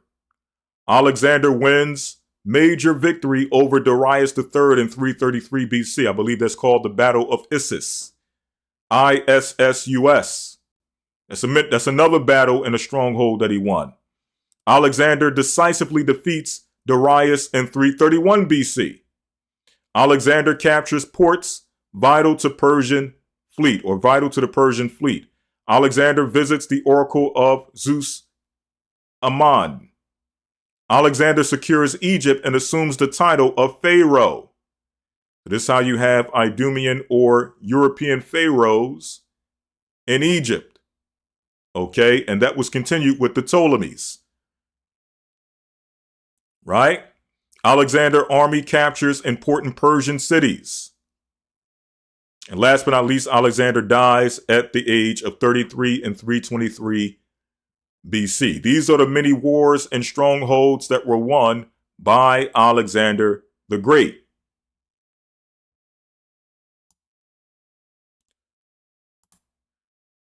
And it tells us that he slew the kings of the earth. He slew Darius III. Okay? Amongst other kings and rulers of the earth.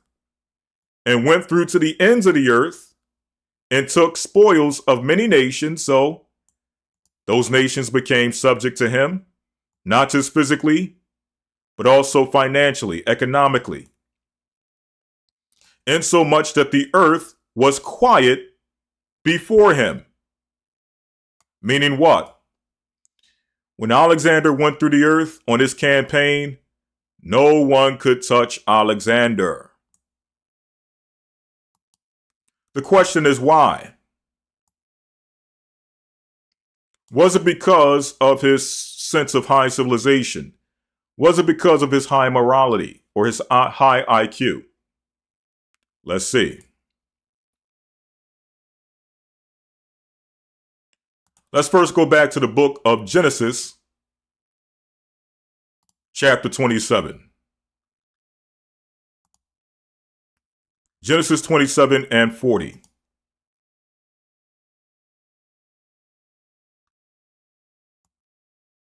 Again, play number one, he has to convince you that it is because he has some special intellect or intelligence that exalts him over every other nation of the earth. And no one has a higher IQ than Esau, if you let him tell it, right?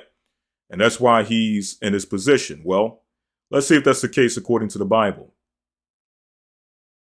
I'm going to start in 39. It says, and Isaac, this is Isaac speaking to Esau.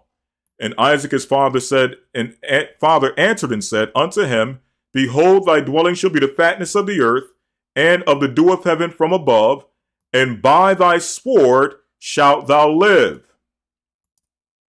So first, the only promise that was given to Edom was his ability to exercise warfare in the earth. Okay, that was his gift. So yes, he is well gifted in the art of war. And if you're going to say that in war, he has a high IQ, absolutely. You can't deny that. He is very skilled in the art of war. Psychological war, as well as financial war, as well as physical war. He is a mastermind. And shall serve thy brother. So yes, there was a time in which Edom was subject to the Israelites for a short period of time. Right? And that subjection ended with the fall of Solomon. After Solomon's fall, Esau broke loose and he started to make his way into prominence.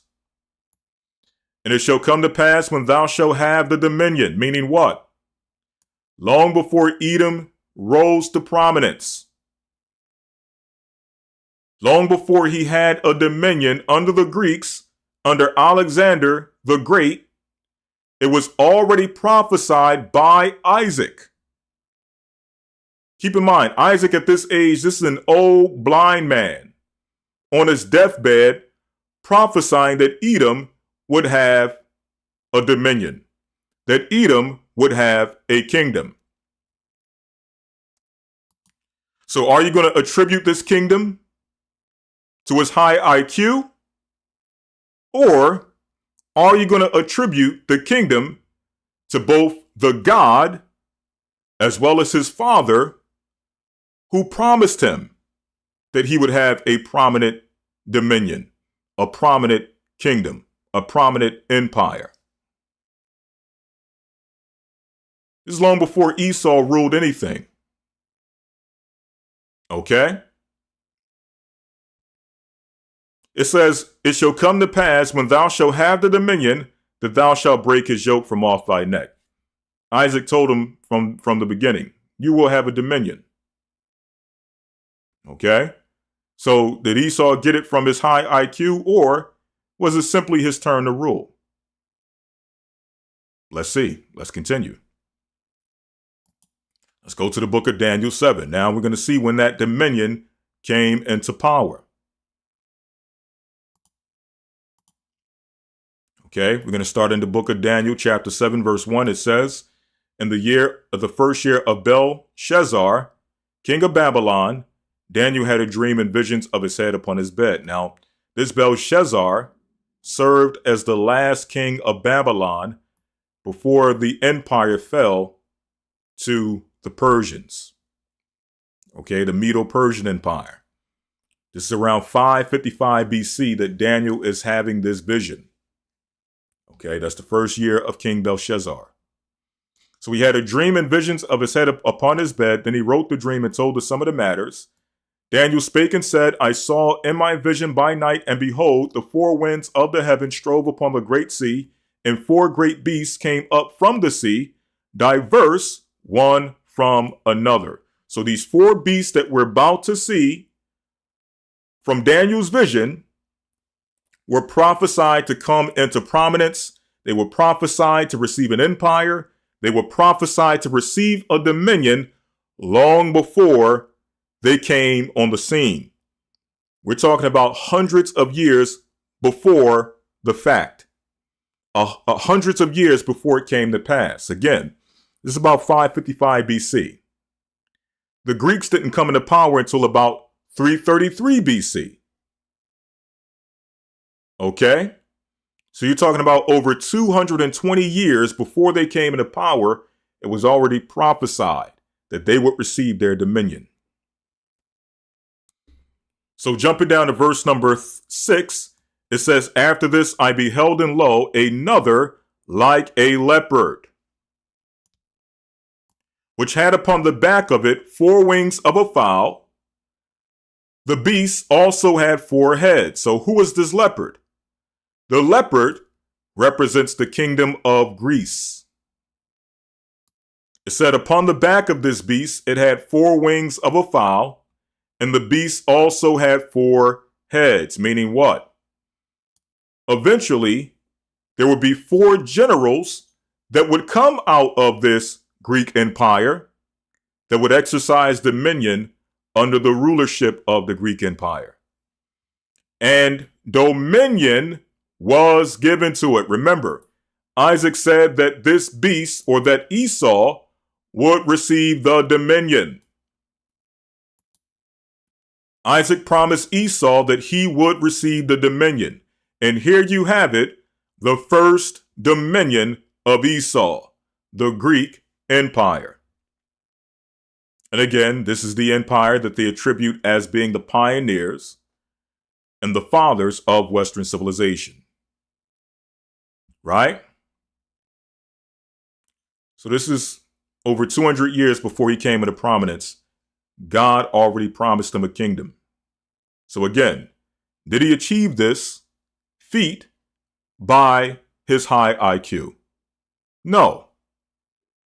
Now, did it take some level of intelligence in order to get where he got? Absolutely. I'm not downing that. I'm not doubting that. But you can't attribute the ultimate end goal of you having a kingdom and you having dominion and you having this presence over the world solely to this idea of you having a higher IQ than everyone else.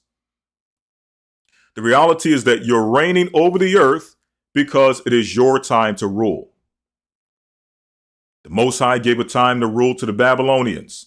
He gave a time to rule to the Medo-Persians. Gave a time to rule to the Egyptians. Gave a time to rule to the Assyrians. It was just their time. Now it's Edom's time. Okay? That's simple and plain. Okay?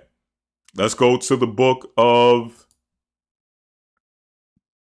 Excuse me. Let's go to Daniel 8 real quick just to show you that this is speaking about the Greek Empire.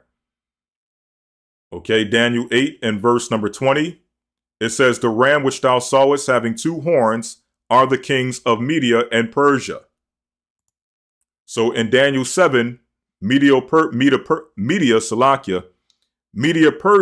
is exemplified through, or the example of Media Persia, or the symbology of Media Persia, is a bear with 3 ribs in his mouth raised up on one side. The symbolism or the imagery in Daniel 8 is now Media Persia representing a ram with 2 horns, one horn being higher than the other, representing the fact that of the two kingdoms, because Media Persia is composed of two empires or two nations, the Medes and the Persians, out of those two kingdoms, one would have more prominence than the other, right? So out of the Medes and the Persians had more prominence than the Medes, right? Same thing with the bear raised up on one side. The one that's raised up above the other is the Persians. Why? Because they had more prominence and prestige than the Medes. But again, in Daniel 8, they're being described as a ram.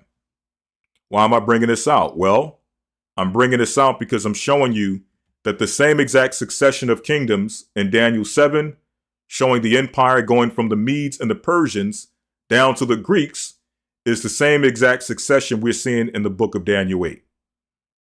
Okay?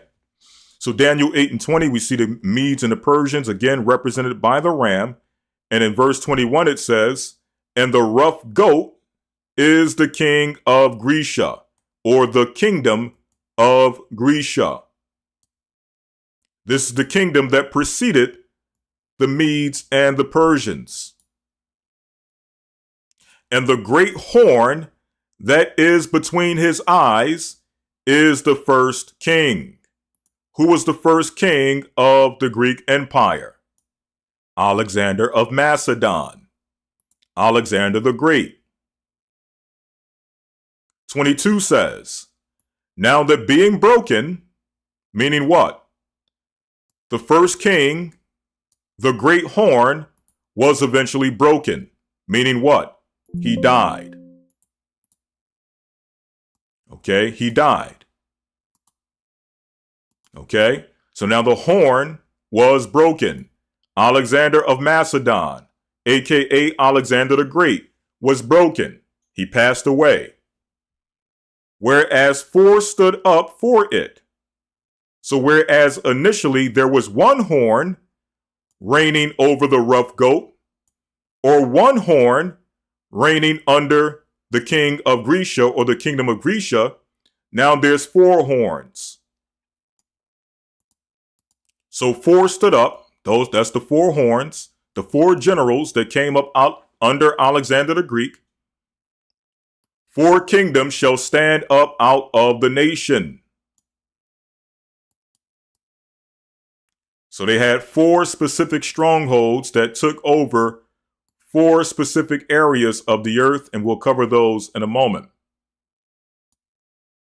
So what started out as one nation under Alexander the Great, or one empire under Alexander the Great, eventually broke off into four, right? Four different dominions. And out of these four different dominions, we're going to show you in the book of Maccabees, each of these four dominions started what was called a dynasty. Okay? The two most prominent of those four dynasties was who? The Ptolemies in Egypt and the Seleucids in, Mesopotamia, the Middle East, and the land of Israel. Those were the two prominent of the four. So it says, four stood up, four kingdoms shall stand up out of the nation, but not in his power. Meaning what? Alexander, that first horn was broken off. Now, usually when a man passes over, it's his children that fill in his spot as the successors to the throne. Right?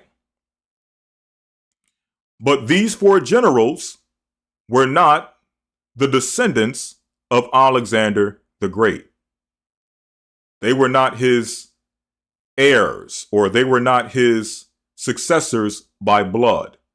They were simply his four generals. So when it says that they shall stand up, four kingdoms shall stand up, but not in his power, not only did Alexander die before he began to actually enjoy and reign over his kingdom, once he died, there was no heir or successor from his loins. So the power went to who? His four generals. That's what it means when it says not in his power. Right? But I went here specifically to show you that this is the kingdom of the Greeks, so that there's no confusion. We're not making any assumptions.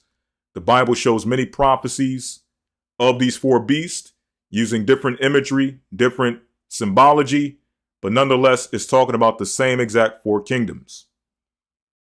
Right? Now let's go to Daniel 4.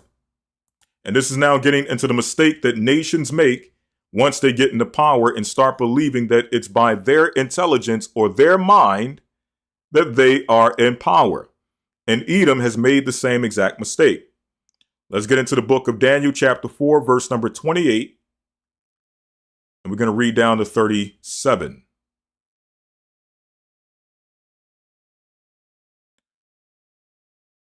All this came upon the king Nebuchadnezzar. At the end of 12 months, he walked in the palace of the kingdom of Babylon. The king spake and said, Is this not great Babylon that I have built of the kingdom, or I built for the house of the kingdom by my might, or by the might of my power? So what is Nebuchadnezzar doing? Nebuchadnezzar is doing the same thing that Esau does. The same exact thing that Esau does till this very day is that he attributes his ability to rule and his dominion to his own power, his own might, his own intellect. Nebuchadnezzar made the same exact mistake. So he says that I have built for the house of the kingdom by the might of my power and for the honor of my majesty. While the word was in the king's mouth, there fell a voice from heaven saying, O King Nebuchadnezzar, to thee it is spoken, the kingdom is departed from thee. And they shall drive thee from men, and thy dwelling shall be with the beasts of the field, that they shall make thee eat grass as oxen. And 7 times shall pass over thee until thou know that the Most High ruleth in the kingdom of men. Here's the key point. The Most High ruleth in the kingdom of men, and giveth it to whomsoever he will.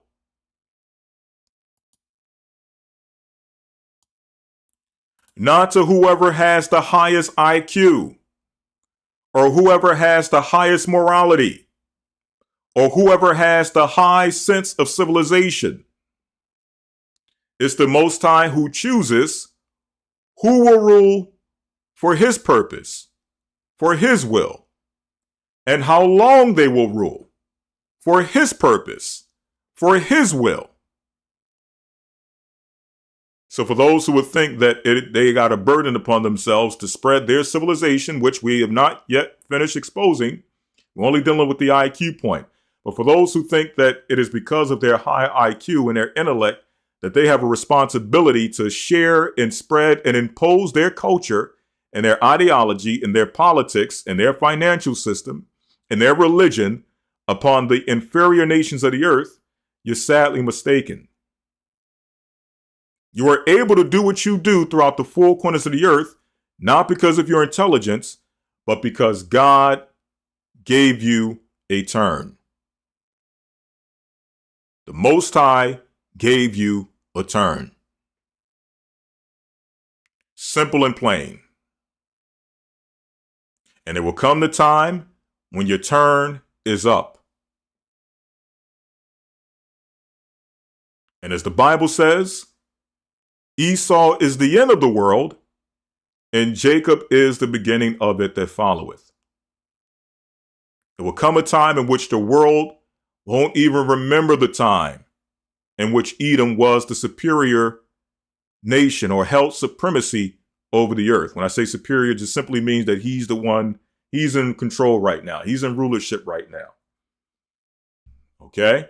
The time will come in which the world won't even remember when you held supremacy over the earth. It will be like a speck in time. Just like when the Babylonians ruled. The Bible says that when it came to that head of gold upon the statue, the Most High said what? Or Daniel told Nebuchadnezzar what? That you are the head of gold.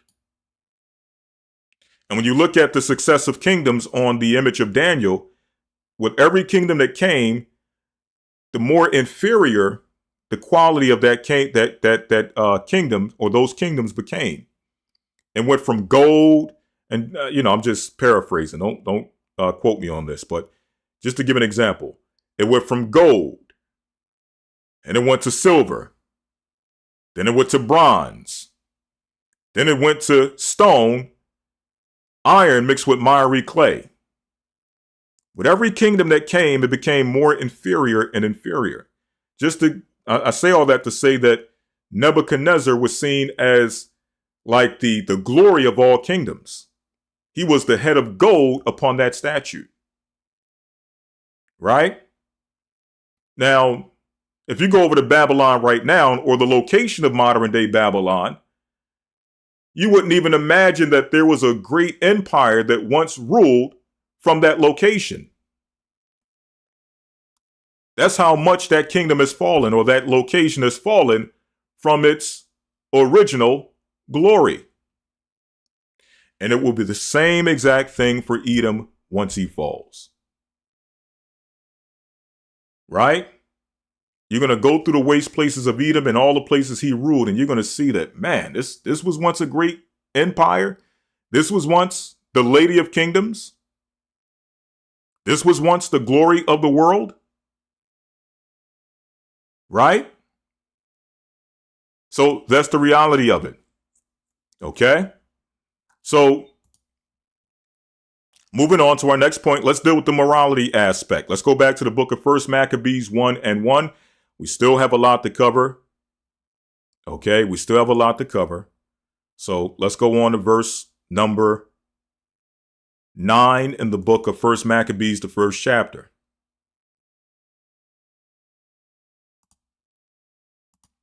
First Maccabees 1 and verse number 9. This is going to deal with the morality part for those who think it's because of his high morality that he was able to reign over the earth.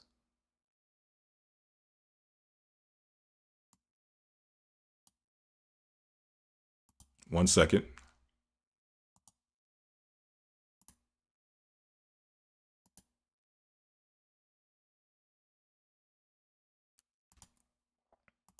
Let's go. Let's start in verse 4.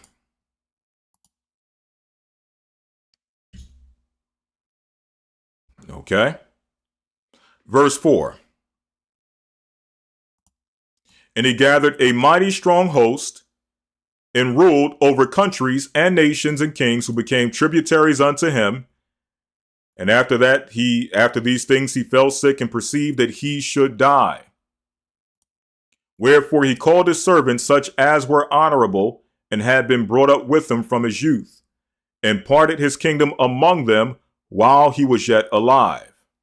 So this is the Diadochi, or the Diadochi, that we saw earlier. These are the 4 generals that succeeded Alexander. These are those 4 horns we read about in the book of Daniel, the 8th chapter. So Alexander reigned 12 years and then died. So as I mentioned earlier, it took him 12 years to accomplish all that he accomplished in his military exploits, that's a great achievement. Verse 8, and his servants bear rule, everyone in his place. What are we seeing here? Now we're seeing Idumean or Greek colonialism in the ancient world. Okay? This is what is meant by colonialism. Imperialism and colonialism, according to how it was exercised by the ancient Greeks. His servants, meaning the 4 generals, bear rule, everyone in his place, meaning every one of them had a dominion. That's what it means when it says in Daniel, the 8th chapter, that it broke off into 4 kingdoms, 4 dominions. That's the generals of Alexander reigning in their place. And after his death, they all put crowns upon themselves. They made themselves kings. And so did their sons after them many years, meaning eventually they became dynasties. Now check this out. This is for those who believe it's because of the high morality of the West, or the high morality of Europe and Edom, that they are able to exercise such graceful dominion over the face of the planet Earth. Check this out. And evils were multiplied in the earth. Not high civilization. Not high morality. Not high level ethics. But evils. Evils. Debauchery. Sin. Every evil you can think of was spread over the earth when Alexander and his generals established their dominion throughout the ancient known world. So they see him as the father or the pioneer of Western civilization. They see him as the spreader and the purveyor of high civilization, high morals, when the Bible tells us that he was the spreader and the purveyor of debauchery, of sickness, of sin, unrighteousness, immorality. That was the kingdom of Alexander the Great.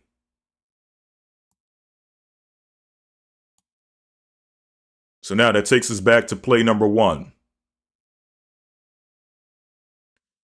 Make the world believe that you possess a high IQ, a high morality, and that you are the creators of high civilization. Therefore, you are justified in colonizing the earth and meddling in the business of other nations. So number 1, we understand that it's not because of his high IQ that he has received his dominion. We understand that his ability to keep his dominion is not because of his high morality, because there is no morality.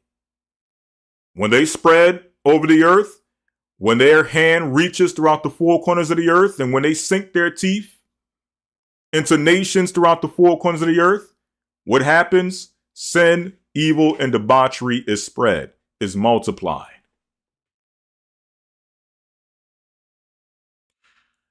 The only justification they have is that God gave them a kingdom and it is their turn to rule. And they're doing with their kingdom whatsoever they will. That's the only justification they have. But everything else, as far as the IQ and the morality and all those other things, the high civilization, nope. All of that must go out the window. And he does this. I'm bringing this up. Many of you may think that this is not an important aspect of how he assumes and maintains control over the earth. But when you hear them say that we must go over to this country because of the immorality that's being committed by the rulers of that country, or because of the oppression that's being enacted by the rulers of that country, the ruler of that country is committing atrocities. He must be stopped. He must be moved out the way. He's committing violations against his own people. He must be moved out of the... These are all moral arguments. We must go and stop an immoral ruler because we are the moral example of what should be in the earth. Those are moral arguments. But what happens when you expose that in reality, there is no morality. There is no ethics. There is no high-level value system. You've now broken one of their excuses, and now you've exposed one of their plays. So the next time they drop back to try to pass that ball up the field to get a touchdown off that play, hopefully you get an interception. You don't fall for it anymore. Because you understand the roots and the foundation of what they call civilization, who they call their father of civilization, and what he did when he went throughout the 4 corners of the earth, spreading this so-called high civilization. The Bible tells us when he did it, evils were multiplied in the earth. You won't fall for that one anymore. Okay? You won't fall for that anymore. Right? Let's move on to play number 2. Play number 2. Conquer lands of foreign nations and turn them into colonies. So we're going to be very quick with this, right? As we mentioned earlier, we're going to go back to the book of First Maccabees, chapter 2, or chapter 1, verse number 2. We're going to go back and read this very quickly because we're showing you the process of how nations are being colonized in play number 2, right? So we got the mental and the psychological and the moral argument out of the way, right? Now let's deal with the act of actually going through nations, conquering these nations, and keeping these nations in subjection. So going back to the book of First Maccabees 1 and 2, and keep in mind, we've only covered a few verses out of the book of Maccabees to show you how extensive the Bible is in exposing the game plan of Edom when it comes to colonization and imperialism. When it comes to his attempt at world domination, the Bible lays it out so plain and so clear within only a few verses, right? And if you want to go get a political science major at a university, hey, you like it, I love it. Okay, maybe to give you some more insight on how they work, how they operate, but I would tell you to save your money. If you study the book of Maccabees, along with other principles of scripture, wisdom literature, even the Gospels, right? If you go into the Chronicles and the Kings, that alone will give you, or better yet, that alone, without all the technical terminology and all of the accolades that you get with going and getting an actual academic degree for that subject, that alone, when you study it, with the understanding of how nations operate in the earth today, that alone will make you a major in political science. Without getting all the years of debt, going up in their schools, and just learning how things work from the perspective of Esau and what he wants you to know and how he wants you to think when it comes to how politics works and how international conflict works. You study the book of Maccabees along with the other literature that I just mentioned, and you will become an uncanny political scientist with understanding the truth of how it works. Because when you're talking about politics, we're not just talking about Democrat, Republican. We're not just talking about socialism versus capitalism. We're not just talking about the various, organizations or talking points or political parties and the methods they use to get into power. We're not just talking about that. When you read the Bible, when you deal with politics from a biblical level, you're getting a holistic view of politics, not just the secular, not just the worldly, but you're also getting a spiritual understanding of what's behind the politics or the world of politics. Okay? Getting back to the book of Maccabees, chapter 1, verse number, let's see what verse we're at. What verse are we at?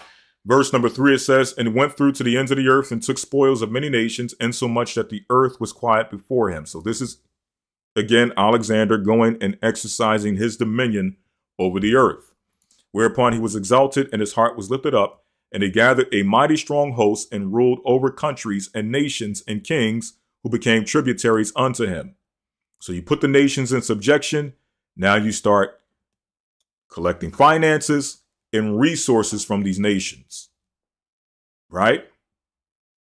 Finances and resources from these nations. And after these things, he fell sick and perceived that he should die. Wherefore he called his servants, such as were honorable, and had been brought up with him from his youth, and parted his kingdom among them. Now we're moving into the realm of colonialism, or colonizing the places that you've conquered. Now establishing physical bases in these places. So now you'll see Greeks in ancient Egypt. You'll see Greeks in Syria. You'll see Greeks in the land of Israel. You'll see Greeks in the Middle East. You'll see Greeks in Turkey. You'll see Greeks over in India. You'll see Greeks in Iran or ancient Persia. Right? So this is how he colonized the earth, and not only colonized it, but now set his bases in these various places to where his presence, not just culturally, but physically, are in all of the places that he conquered. Moving on, it says, so Alexander reigned 12 years and died, and his servants bare rule, everyone in his place. So here are the four servants of Alexander. First, you have the Ptolemies, who colonized Egypt. You have the Seleucids, who colonized the Middle East, Syria, and Palestine. You have Cassander, who colonized Greece and Macedonia. These were areas where Alexander actually came from, so he just maintained the home base, basically, Cassander. And then you have Lysimachus, who colonized Asia Minor, which is modern-day Turkey, and Thrace, right?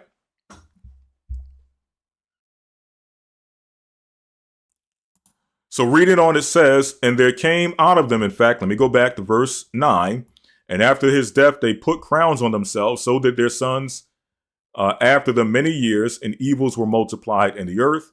Then it goes into Antiochus Epiphanes, and it hones in on Antiochus. We're going to come back to him a bit later, but it hones in on Antiochus because obviously the Seleucid Empire eventually gained control over Palestine, or the land of Israel.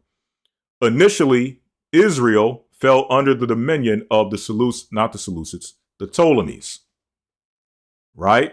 Initially, the Ptolemies controlled Israel, right? But eventually, under Antiochus, the Seleucids now began to impose. And I believe even before Antiochus, the Seleucids imposed upon that land, took that dominion from the Greeks to show you that, yes, here's another point we have to make. Yes, even though they're all Esau, they're all Edom, and they're working towards the same goal of the end goal of world domination, right? Within that, they will have spats, right? And rivalries and battles one against another. Because now once Esau assumes dominion, now becomes, okay, we're all Edom, but I, Edomite number one, I want my family and my line to have more prominence than Edomite number two, Edomite number three, and Edomite number four. Edomite number 2, 3, and 4, they all want the same thing. We're all ruling, but which of us out of this clan that's ruling, which of us is going to have the height of this? Which of us is going to sit at the top of all of this? Right? And we see that, hey, you seen Britain versus America. America versus France, or Britain versus France, France versus Italy. You'll see that play out in modern times. Okay? Little spats with Russia. You'll see that in modern times where Edom, they will go at each other because after all, when they all come into power, it's like, okay, we in power now, so what's next? Well, my family, my line, we have to be the ones that rule everything. They start going at each other, right? So you will see that take place, and you see that in the book of Maccabees, where Antiochus started going at the Ptolemies, okay? Or the Seleucids start going at the Ptolemies, right? But now let's get some modern examples, because we just showed how Edom got strongholds in these various places, right? Mesopotamia, Egypt, Syria, Israel, Asia Minor, India. This is how far his kingdom stretched, speaking about the kingdom of Alexander, right? And once they did that, they started reshaping those nations that they ruled, okay? So let's get some modern examples, right?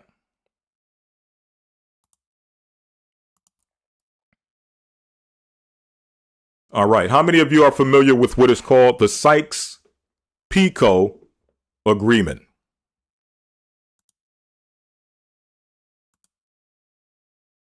How many of you are familiar with the Sykes-Picot Agreement?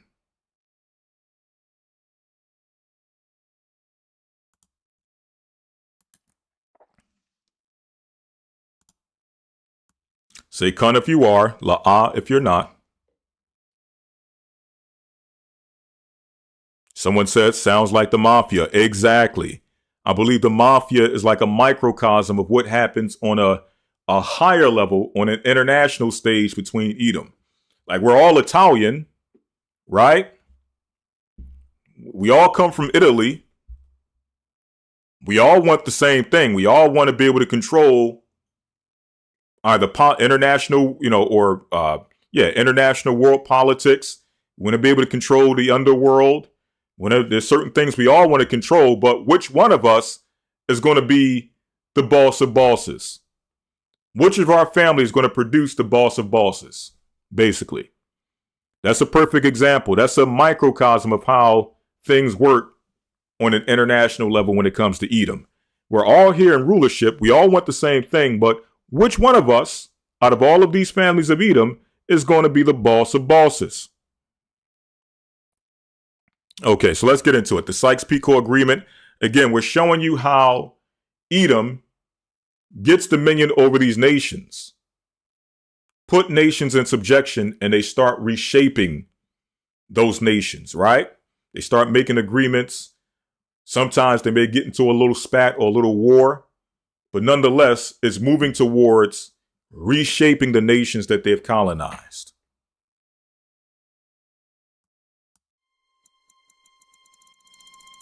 It's been a century since the Sykes-Picot Accord was ratified on the 16th of May, 1916.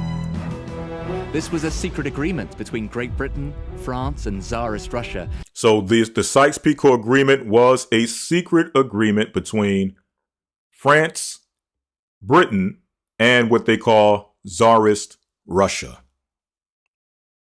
So what was the agreement? That would have a profound impact on the history of the Middle East. And this agreement would have a profound effect on the history of the Middle East. So if you want to understand current Middle East conflicts and why it seems like there can never be peace in the Middle East, you have to go back to some of these agreements and some of these things that took place going back to the 19th century, and how they came in and started meddling with these places after obtaining dominion. Now, they're going to give the context of when this took place. This is after the Ottoman Empire was collapsed, right? Before Esau started working his magic over in the Middle East, the dominant force in the Middle East was the Ottoman Empire, right? They ruled over Turkey and the Middle East. They were the dominant force in the Middle East. After they collapsed, now Esau steps in and says, well, hold on. We all have interest in the Middle East. France, you have interest in the Middle East. Britain, you have interest in the Middle East. Russia, you have interest in the Middle East. So how do we come to some agreement where our interests don't interfere one with another? Well, we'll do what Esau always does. He'll sit in the boardroom, come up with some agreement amongst themselves of how they're going to divide things up. Here it is. The people that live in that place, or the people who are over that land, or the people who are native to the land, they're not invited to the meeting. They're not invited to the conference. They didn't agree to anything. Right? But Esau sits in his boardroom behind closed doors. He discusses how he's going to divide things up, how he's going to break things down, who's going to take what, and then they execute. And that's what happened with the Sykes-Picot Agreement. But let me let the video play again. I have to stop and interfere with the video so that we prevent strikes. Even today, in the era of the horrifying rise of ISIS, members of that group speak of reversing the effects of Sykes-Picot. But how exactly did it play out? And what impact does this agreement still have on the region today?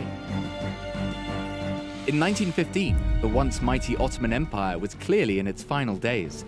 European nations, still caught right in the heart of World War I, were planning how this crumbling relic would soon be carved up. All right, so y'all get that, right? Ottoman Empire today. In 1915, the once mighty Ottoman Empire was clearly in its final days. European nations, still caught right in the heart of World War I, were planning how this crumbling relic would soon be carved up. All right, so again, the Ottoman Empire was on its last leg. Now the nations of the West, including Russia, are stepping in and saying, well, hold up. How is this going to play out? Who's going to take what? Because now, based on who takes what, that now determines who has the edge over the other European imperialist empires. Okay? Russia, you can't have everything, because if Russia gets it, then now Russia becomes that one dominant force that no one can compete with. We can't let it be Britain, because if they get it, they'll be the one dominant force that none of us can compete with. And the same thing goes with France. So they got to make sure things are divided up so that, we keep, quote unquote, as they say, stability in the region. In steps Sir Mark Sykes, a debonair British soldier turned politician, nicknamed the Mad Mullah by some of his contemporaries. For his All right, so when you say Sykes-Picot, the Sykes of Sykes-Picot comes from this man's name. Extensive travel and love of the Ottoman world. He was summoned by then Prime Minister Herbert Asquith, who had only recently suffered a nervous breakdown from which he was still recovering. In this admittedly difficult meeting, Sykes was tasked with negotiating a deal with the only other powerful player in the region, France. His proposed strategy had won over not only Asquith, but also David Lloyd George, Arthur Balfour, and Lord Kitchener, who not only... Okay, David Lloyd George, Arthur Balfour. Many of you hear of the Balfour Declaration. And you may ask yourself, well, how was it that Britain had the ability to promise a homeland for the Jewish people in Israel? Like, how did they get that influence in that area?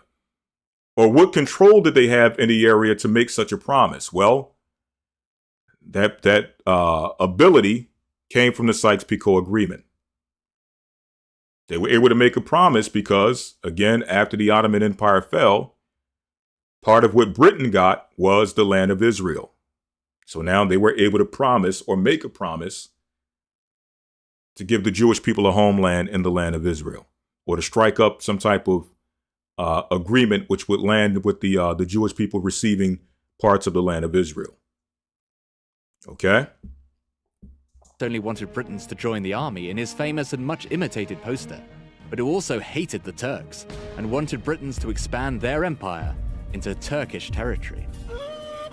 Sykes' counterpart in negotiations would be Francois-Georges Picot, a Parisian lawyer and diplomat, and a specialist this is the Picot of the Sykes-Picot Agreement. In Syrian affairs.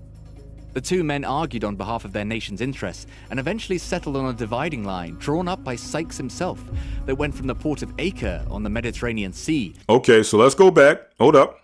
The two men argued on behalf of their nation's interests and eventually settled on a... So these two men argued over their nation's interest. No, this is what we want. No, this is what we want. Keep in mind, the Palestinians are not a part of this discussion. The Syrians are not a part of this discussion. These other Middle Eastern nations are not a part of this discussion. So there's a whole conversation taking place about some people's land that are not a part of the conversation and how their land should be pieced off and divided up amongst these three main powers: France, Russia, Great Britain. Right? So this is how Esau operates. A dividing line drawn up by Sykes himself. So he drew up the lines. Look at him. This is the guy that drew up the lines that would shape what we call today the Middle East. Okay? He drew the lines right here. So when we think about the ancient Middle East, even though the lands are still there, right? I don't want anyone to get bugged out and think that I'm saying something far out there. The lands are still there. The locations somewhat are still there, okay? Or the locations are still there. But the divisions of land and what belongs to who and what comes under whose control as far as those nations in the Middle East, a lot of that was shaped in the 19th century. Okay? Those are modern boundaries of what belongs where or what belongs to who, what nation, those are modern boundaries that were established through agreements like the one we're seeing here. Their nation's interests and eventually settled on a dividing line drawn up by Sykes himself that went from the port of Acre on the Mediterranean Sea to Kirkuk, a city close to the Persian border. North of this dividing line would fall under the French sphere of influence, including Acre on the settled on a dividing line drawn up by Sykes himself that went from the port of Acre on the Mediterranean Sea to Kirkuk, a city close to the Persian border. North of this dividing line would fall under the French sphere of influence. So north of the line fell under the French influence, including modern-day Syria and Lebanon. That included Syria and Lebanon. Right? So you wonder why these areas are always under conflict, going from one regime change to the next. In recent years, you had the regime change of Assad, President Assad. Why does it seem like these places, these areas can never have any level of peace? Okay? And yes, Ishmael is a wild man. The Arabs, a wild people. That's no disrespect, but that's what the Bible says. So yeah, off that alone, you're going to have some level of conflict. But you can't discount the meddling and the interference that has taken place in those regions, which have led those regions to continual conflict. And then the West comes in and says, well, we need a regime change. And you wonder, well, what business do you have over in Lebanon? What business do you have in Syria? Well, now we see. These are former colonies. These are places where Edom once had full control of. Right? And we're going to get into that later where you start to see, in fact, I'll save that for later. I don't want to put the cart before the horse, but we're going to talk about why they seek regime changes, why they say one leader is against democracy or one leader is, he's oppressing his people. And then another leader steps in place that's backed by the West. And now all of a sudden, all the problems go away. But in reality, all the problems are the same. None of the problems went away. It's just they changed the face of the country. And the person in position, still oppressing the people, still has human rights violations, but they're Western backed, which means they're serving Western interests, which means they're allowing the West to come into that country and still pillage it for its finances and its resources. Okay, but we'll touch on that a bit later. South of the line would be under the British sphere of influence, including Jordan and most of Iraq. Palestine, as always, would continue to be argued over. Russia was brought into the talks and it was agreed that... Okay, so let's get that again. Let's get those divisions again. British sphere of influence, including Jordan and most of Iraq. Palestine, which city close to the Persian border. North of this dividing line would fall under the French sphere of influence. So north, again, we understand that's French. That included Syria and Lebanon. And I'm pretty sure when you go into some of these places today, you still see the French influence, right? Same thing when we went to Egypt, even though Egypt was run down and dilapidated to a degree, you could still see elements of British rule in those areas, right? You can see how their streets were, how the curbs were painted a certain way. The street signs, just little small things where it's like, oh, those are the same type of street signs they have in the UK. Oh, that's the same way they deal with their curbs and the same way they deal with certain things in the UK. Ah, this was once a British colony. Same thing in Zimbabwe. You see little elements where it's like, I can see the British imprint on this land. Remember, Zimbabwe was once Rhodesia, named after Cecil Rhodes, a Britishman, an Englishman. Okay? So I'm pretty sure if you go to Syria, I'm not sure if any of you have been to Syria or Lebanon, I'm pretty sure you still see little markings and trimmings of French rule and influence over those areas. Including modern-day Syria and Lebanon. South of the line would be under the British sphere of influence, including Jordan and most of Iraq. So the South went to British influence, which included what? South of the line would be under the British sphere of influence, including Jordan and most of Iraq. So that included Jordan, Iraq, right? You wonder why both George Bush and Tony Blair, back in 2001 up to 2003, had an interest in going into the land of Iraq to remove another once considered ally turned enemy number one, Saddam Hussein.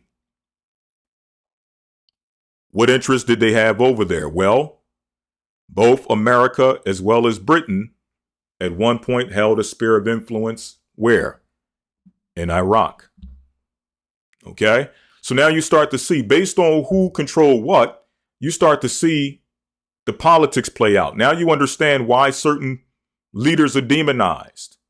Why are they demonized? Well, they went against the former colonizer.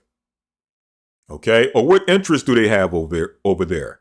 Why are things established a certain way in these lands? Well, these are imprints of nations that were colonized by the West. France, either Spain, France, Great Britain, or America, which really is just an extension of Britain.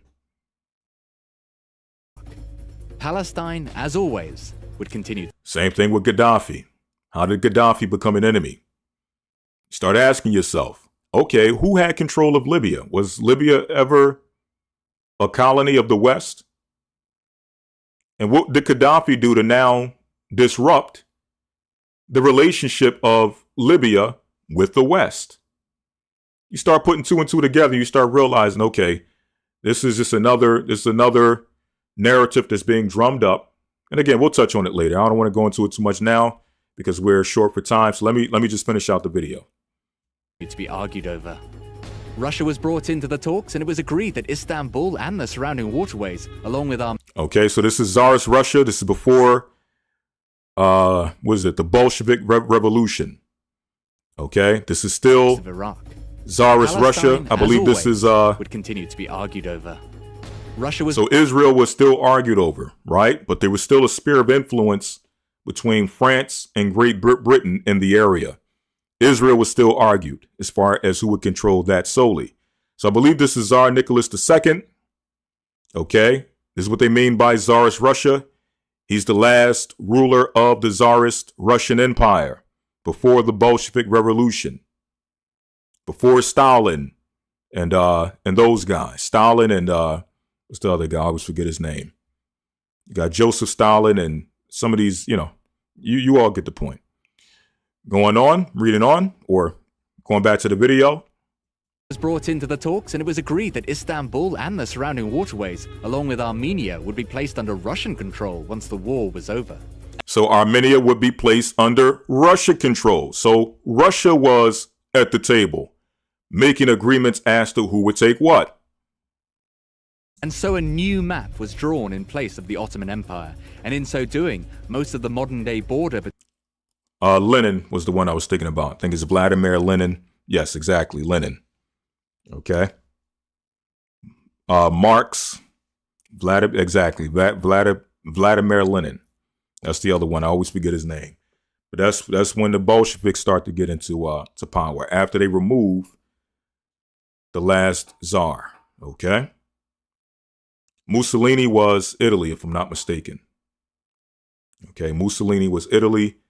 And Italy had Libya, if I'm not mistaken. So yes, I'm pretty sure if you go to Libya, you'll see Italian influence if you go to Libya.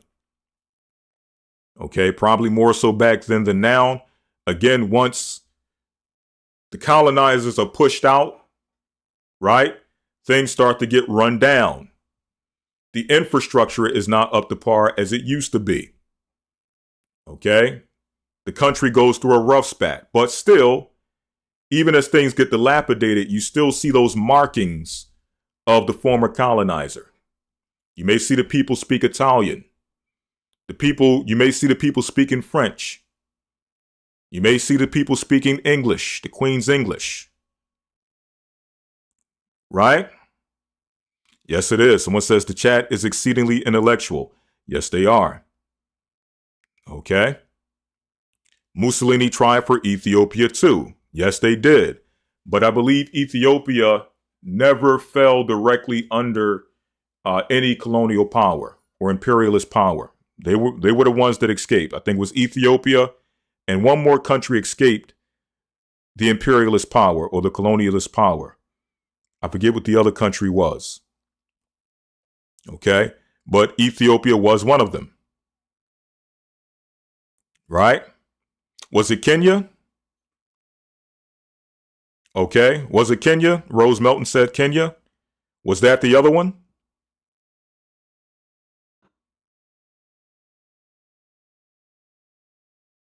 Okay. All right.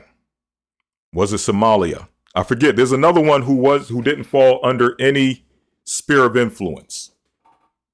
Okay. But I know for sure Libya fell under Mussolini. Was it Liberia? All right, man, y'all just throwing names out there. Let me move forward. Between Iraq and Syria was formed, if indeed that border can still be said to exist, given the Syrian civil war and the rise of ISIS. It was Eritrea. Of course, okay. This business was never meant. Okay. Someone said Eritrea. Someone said Kenya. Okay. Either way, there was two powers that didn't fall under the sphere of influence of European colonialism or imperialism. I know for sure Ethiopia was one. 1 second, Salakia. By Lenin, discovered the Syrian civil war was formed. So doing, most of the modern-day border between Iraq and Syria was formed. If indeed that... So much of the modern-day borders between Iraq and Syria was born. Not by their doing. Okay, these are not ancient boundaries. These are modern boundaries formed by who? Edom. Okay? That border can still So I'm not going to get into this too much now, and I'm going to do this in a part 2 where we focus more so on the tribes in the Western Hemisphere and showing how the same tactics were executed against us. Right? But when they say that there's no conspiracy against the black man and there's no proof of this, no proof of that, history bears out that this is how Edom operates. Okay, he will sit in a back room and discuss how he's going to divide up a community, how he's going to gentrify a community, how he's going to devalue a community so that he can come in and buy it up for cheap. These are discussions they have in back rooms before they execute the plan. If you don't believe they can do it with a few communities, look, they did it with whole countries. So people say, well, I'm not a conspiracy theorist. I don't believe in these conspiracies that there's a conspiracy against the black man or they're unified against the black man. I just think the black man is a victim of his own doing and he needs to tie himself up by his bootstraps. No one is operating against him. Listen, again, history bears out how these people operate in order to get the end result that they want. Again, if you think it's impossible to do it with a few communities, look at how they do it with whole countries, whole nations of people. Okay? be said to exist, given the Syrian civil war and the rise of ISIS. Of course, this business was let's go back. drawn in place of the Ottoman Empire, and in so doing, most of the modern-day border between Iraq and Syria was formed. If indeed that border can still be said to exist, given the Syrian civil war and the rise of ISIS. Of course, this business was never meant to be seen by the public. However, nobody expected the Russian Revolution. The new communist government, led by Lenin, discovered the Sykes-Picot Agreement that had been made under the Tsar's rule and published it to the world just a month after coming into power. It was first printed in English by the Manchester Guardian. So that's Lenin. For those who expected wonder, the Russian this is Revolution. Lenin. The new communist government, led by Lenin, discovered the Sykes-Picot. Okay, when you see this man right here, this is Lenin, Vladimir Lenin. So they're saying they're attributing him as exposing the deal that was made by the Tsar, the former Tsar of Russia, with Britain and France. Agreement that had been made under the Tsar's rule and published it to the world just a month after coming into power. It was first printed in English by the Manchester Guardian. It's safe to say that many people were dismayed by the revelation of this secret arrangement, especially the Arabs, who had been promised an independent state in their dealings with Lawrence of Arabia. Okay, so this is Lawrence of Arabia. Very prominent, Salakia, very prominent figure when you're talking about British, how would you say it? British infiltration of the Middle East, specifically Arabia. When you get into the history of how Arabia, how they were used, how the Arabians were used one against another, right? Or how Arabs in general were used one against another for British interest. Very deep history.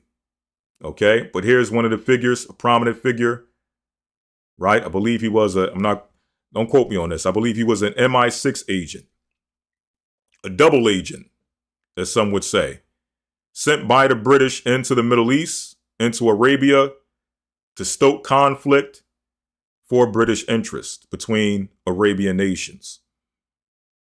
Okay, but he exercised one of the greatest gifts of Esau, which is assimilation.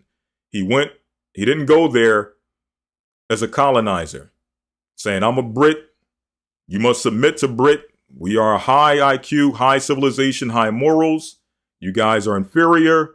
You must dress like us. You must think like us. You must live like us. That's not how he went. He used the tactic of assimilation, where he went and totally assimilated into the culture of the Arabians. Lived like them, ate like them, thought like them, and he was able to use it against them. Okay? Another key figure you want to get into the history of when we're talking about exactly 007, when you're talking about the Middle East and how that history affects the modern conflicts in the Middle East. Sykes-Picot revealed that this would certainly not be the case. Much has changed ever since the agreement was made public, but it's hard to predict how the borders will change in the future from the ones drawn up a century ago. All right. So that pretty much explains that. We have a few more videos. I'm just going to get a few minutes of these other ones. Okay, let me see what else I have here. All right, that's going into Africa. Let me get a little bit more on the Middle East before we move on to Africa. Because, again, under Alexander, it wasn't one central location that they reigned over or took dominion over. They executed this dominion over many nations. Remember, it says that he warred against many nations and took many strongholds. So his presence wasn't just Europe, wasn't just Macedonia. It was the Middle East. It was Asia. It was Africa. It was the Levant, Israel, Lebanon, Syria. Right? So we're going to move on to a few others, but let's get a little bit of this one. This is how the First World War created the Middle East conflicts.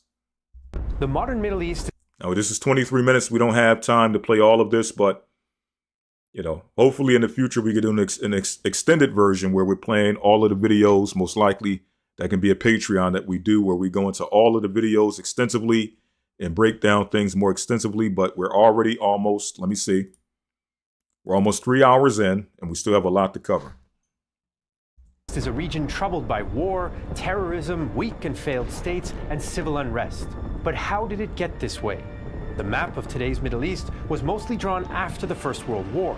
the war that planted many of the seeds of conflict that still plague Israel, Palestine, Iraq, Syria, and even Iran today. Right. So you want to understand why there's current conflict that can never seem to be resolved in these aforementioned places: Israel, Palestine, Iraq, Syria, Iran.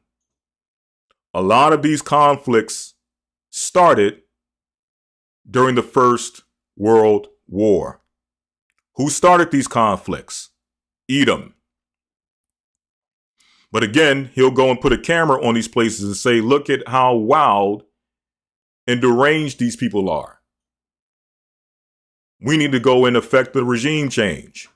When a lot of these people, they're just trying to pick up the pieces of what's left of their country after the colonizer done sucked them dry, or they removed the colonizer and now said, no, let us deal with things ourselves. And now the colonizer starts doing what? Putting sanctions on them. Right? Doing different things to affect their politics, their political system, their financial system. Right? Going in, like they were mentioning a few weeks ago, talking about they need a regime change. How many regime changes are you going to invoke in a country before you realize that once you do the regime change, the country becomes more destabilized than it was before the regime change? Libya still has not recovered from the death, not the death, the murder of Muammar Gaddafi. They're still suffering. Syria is still going through the chaos of the removal of Assad. Right? None of these changes are successful, at least in our eyes. But for them, it's a complete success. Why? Because now it fits their specific interest. Right? It fits their end game. And we're going to get into the end game at the end. But let's move on.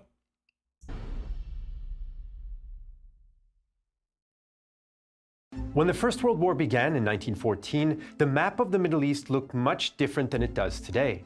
Most of the region was part of the Ottoman Empire and had been for centuries. Right, we discussed that earlier. Britain controlled Egypt and some strategic points in the Gulf. So Britain controlled Egypt. Again, we lived in Egypt. When you go to Egypt, even though it's run down, it doesn't have that infrastructure and upkeep as it once had when it was under British rule. But nonetheless, you still see trimmings and little imprints of British footprints left on that place.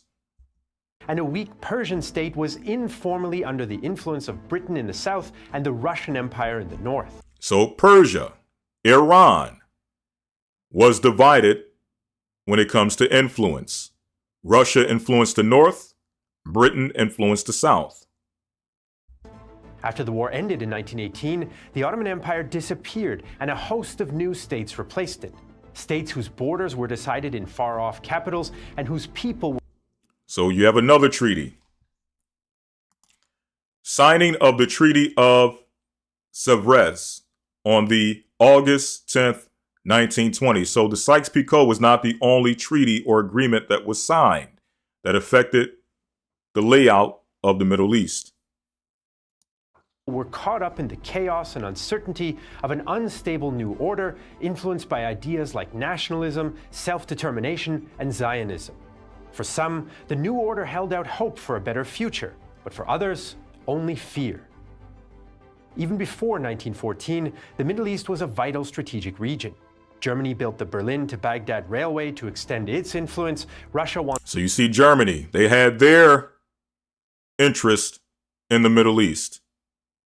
Okay? While the Ottoman Empire was still in power. Right? Constantinople and saw itself as the protector of the Ottoman Empire's Orthodox Christians. France felt the Russia had their interest. Same way about Middle Eastern Catholics, and Britain... Now keep in mind, these are all Idumeans. Russia, Germany, France, these are all Idumeans.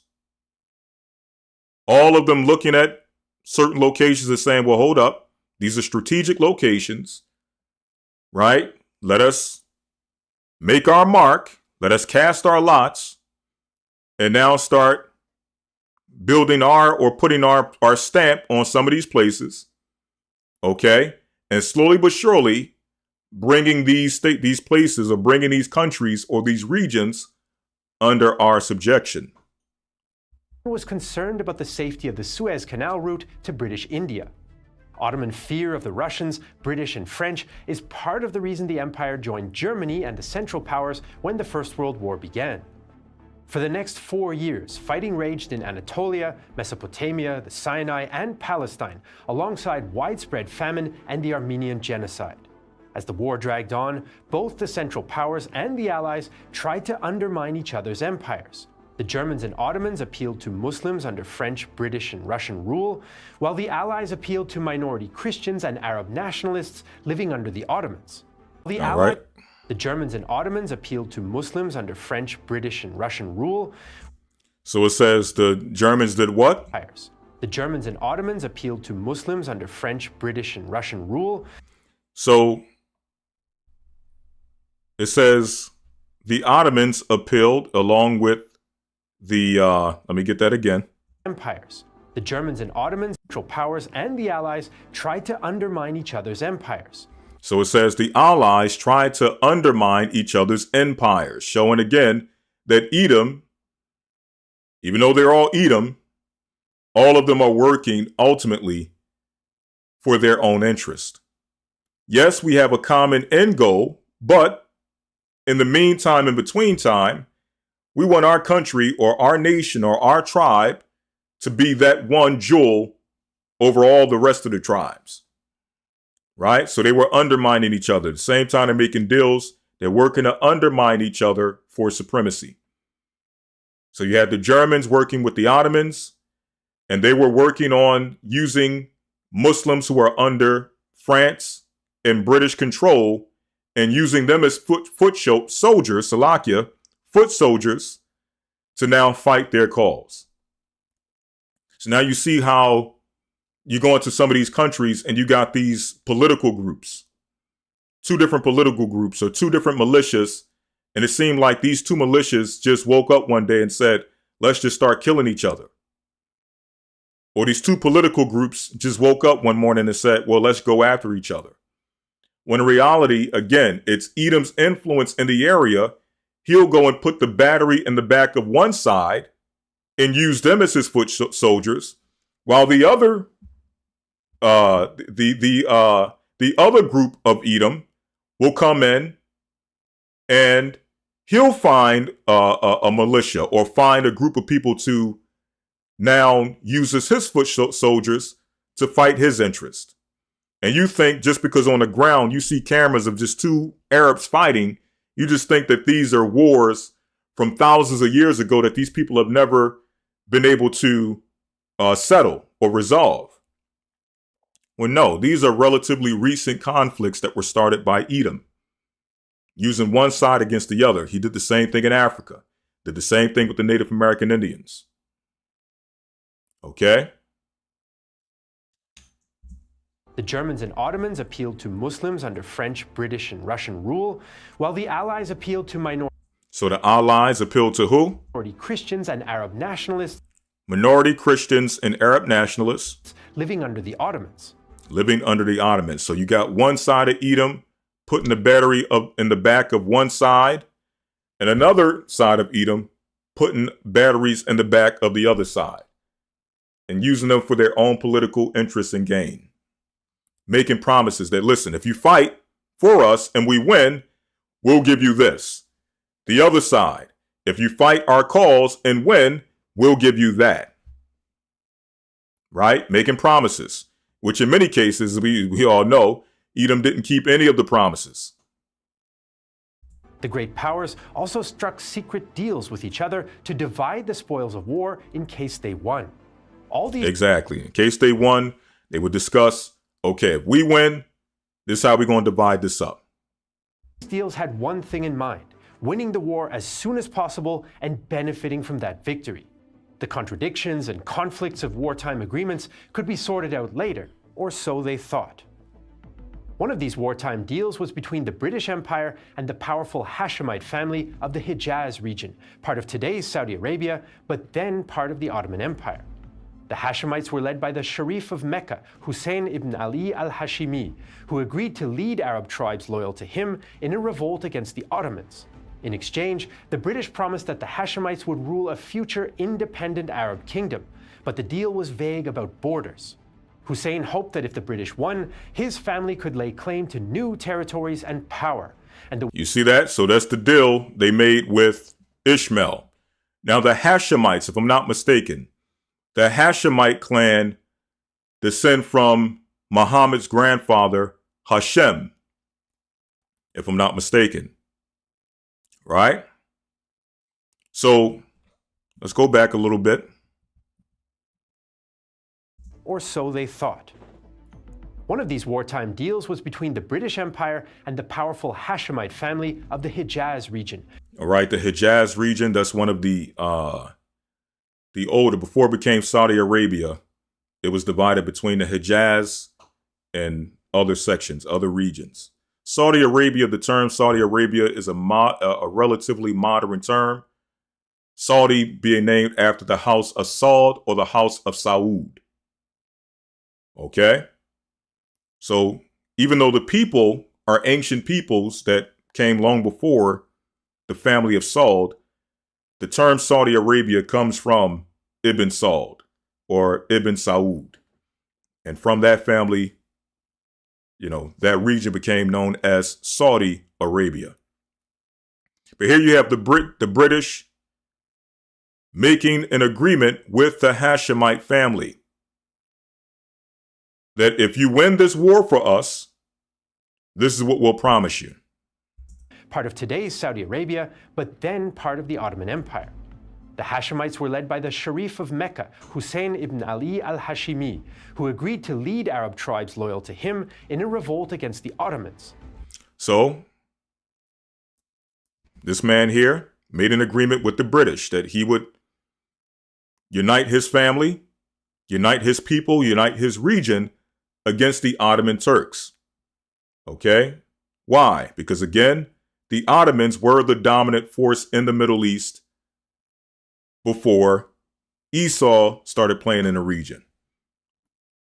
Right? So he said, listen, the British came to him and said, help us fight against the Ottomans, and we'll promise you the land which now became known as Saudi Arabia. Who agreed to lead Arab tribes loyal to him in a revolt against the Ottomans. In exchange, the British promised that the Hashemites would rule a future independent Arab kingdom. So they promised them an independent Arab kingdom. So when you look down there, you see those princes in Saudi Arabia, even though the peoples are ancient, right? Their rulership, their monarchy is something that was given to them by Edom. Okay? A lot of these are not ancient, long-standing, thousands of years, people ruling back, families going back to this, ancient, centuries old kingdom. As Esau saying, listen, you do this for us, we'll establish you as a rulership or a monarchy in this region. Simple and plain. The deal was vague about borders. Hussein hoped that if the British won, his family could lay claim to new territories and power, and the way to legitimize this quest was through Arab nationalism. The Hashemites claimed that they represented the desire of Ottoman Arabs for freedom and their own national state, ideas that some Arab intellectuals and nationalist societies had indeed been calling for, though not necessarily under the Hashemites. Right, so now you start to see the political ideologies behind that fuels these wars. Right? So, and Esau understands this. He understands when he goes into these places, he understands the sentiments of the various people. Some of the people want religious rule, a theocracy. Some people more so deal on the side of Arab nationalism. Right? They believe in the religion, but they're more so unified under Arabs first. Okay, let us control our own destiny. Right? So Esau figure out, okay, who has what sentiment? How can I use it against him? Or how can I use it for my interest? The British, who positioned themselves as liberators. Many noble Arabs have perished in the cause of Arab freedom at the hands of those alien rulers, the Turks, who oppressed them. These noble Arabs... You see that? So you have an oppressor, the British, one of the greatest oppressors in the history of mankind, now presenting himself as a liberator of Arabs from the rule of the Ottoman Turks. Again, does this sound familiar? You have Israel, an oppressive regime in the Middle East, who is guilty of genocide, telling the Iranian people that they need to be freed from their oppressive regime under the Ayatollah. And that they're coming in, they're dropping bombs or sending bombs over to Iran to free the oppressed people of Iran. Same game plan over and over. The oppressor coming in and presenting himself as what? A liberator. Shall not have suffered in vain. So from 1916 to 1918, the Hashemites led the Arab revolt against Right, there he is again, Thomas Edward Lawrence, Lawrence of Arabia. With British assistance via T.E. Lawrence, better known as Lawrence of Arabia. There is some debate about the military effectiveness of the uprising, but politically, it set high expectations for the peace. All right, now y'all can watch this in your own time. A lot of very good history. When you want to understand why the Middle East is the way it is today. Okay? There's several documentaries you can watch on this. This is a good one that's concise. Okay? But we can't do the whole thing now. Let's move on to Africa. So we saw them in secret meetings in back rooms discussing how they would divide up the Middle East. The question is, did they do the same thing for Africa? Well, let's see. Let me ask before we play the video, how many of you are familiar with the scramble for Africa?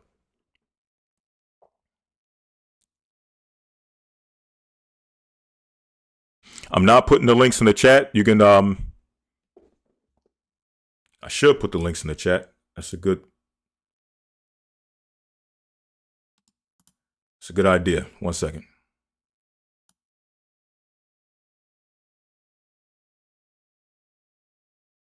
One second. Let me go here so I can put the links in.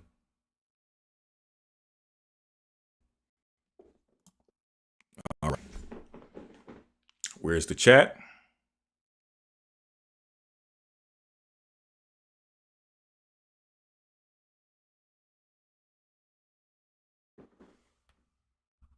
All right, the chat taking a while to load up, so it's taking a while to load up. All right, I'll get back to that. Just give me a moment. Let me give that time to load up. I really don't want the video up because it's putting too much strain on the computer. So let me close this out for a minute. Let me close that out for a minute. And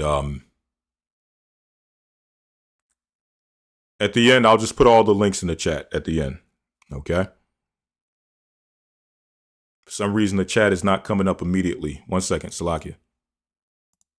Let me try it again.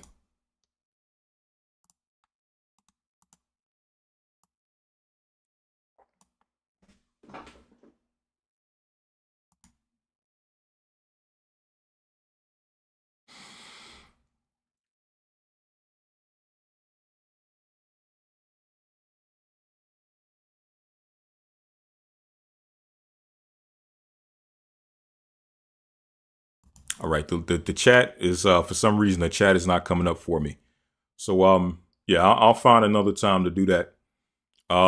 Let's get to the next one. We saw it done with the Middle East.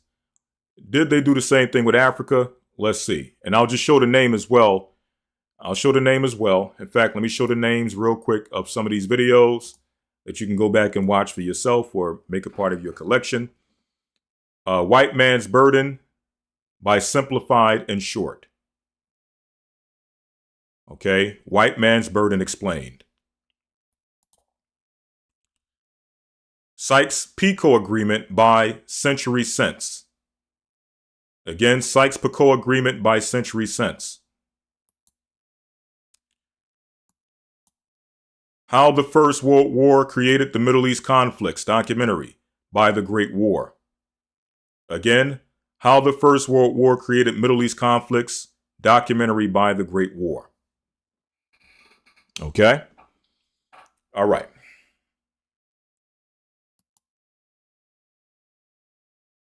Next video is titled, What Was the Scramble for Africa? History Crunch Investigates by History Crunch.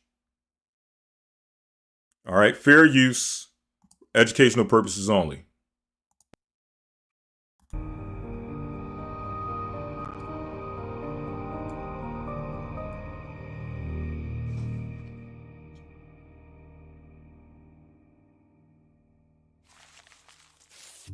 The scramble for Africa was a significant event in the history of the world, especially in relation to the age of imperialism.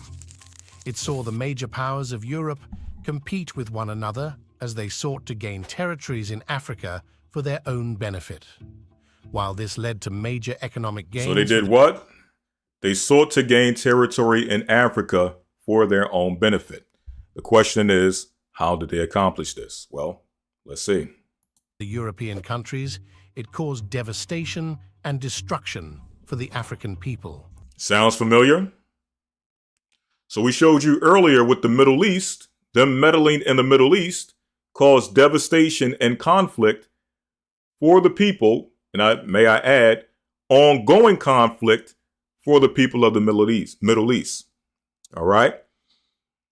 And now we're seeing the same thing is being said of what was done in Africa.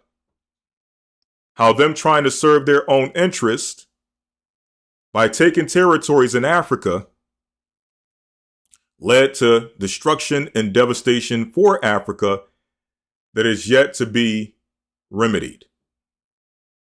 Okay? They're still suffering from what Edom has done, right? Going back centuries.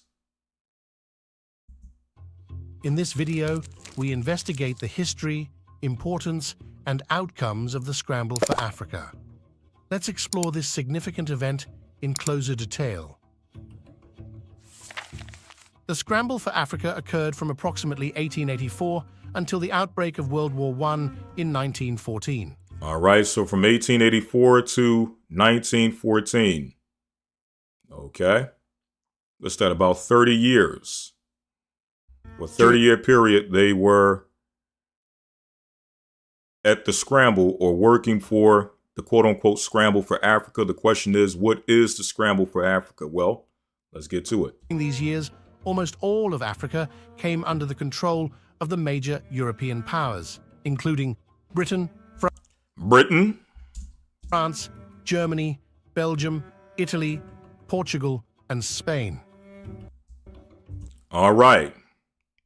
So again, we have the usual suspects. Britain, France, Germany, Belgium, Italy, Portugal, Spain. All of which, if I may say, are part of the 10 horns. Right? But these are the usual suspects. Right? Again, Britain, France, we just spoke about them in the Middle East. The same Britain and France was involved in what? The colonization and imperialism imposed upon Africa. Usual suspects. At the time, Europe was experiencing a period of rapid industrialization and technological innovation as a result of the Industrial Revolution. Okay, so they're going through the Industrial Revolution. Technology is advancing, and now they need what? They need resources to help further advance their technology, or to actually, resources to actually help use the technology that they have. Okay? As well, with the rise of imperialism, European powers sought to expand their empires and secure valuable resources to fuel their economies. In fact, Africa was a continent rich in resources, from gold and diamonds to rubber and ivory. Competition was an important aspect of European politics and foreign policy at the time. For example, nationalism became a central motivating factor among the European nations in the 19th century and pushed them to expand their empires of control across the world. Now check this out. Now this goes into what I was stating earlier. Even though, again, they're all Edom, Edom sometimes will operate under what they call nationalism, his national identity. By nationalism or national identity, what country he belongs to. So again, same people, all quote unquote Europeans, as people would say in modern terms, but I'm French and you're British, right? And under nationalism, we're taught to love everything about France, everything about the culture of France, everything about the food of France, the way we dress, the way we speak, our language. We're taught to exalt that over anything and everything.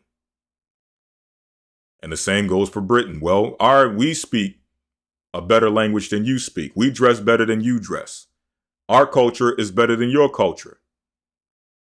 Okay? Same thing with Germany. So yes, all Europeans, but one set of Europeans may exalt his family or his nation over another set of Europeans. So it says here, what is nationalism? A political movement that prioritizes the interest, identity, and sovereignty of a particular nation or ethnic group, often promoting unity, pride, and loyalty among its members. So yes, they will divide themselves. Again, they'll come to common ground on common terms to reach the ultimate end goal, but in the meantime, in between time, they will have these movements where they look at their nation as the greatest thing since sliced bread. And because of that, their nation is the one that must be exalted.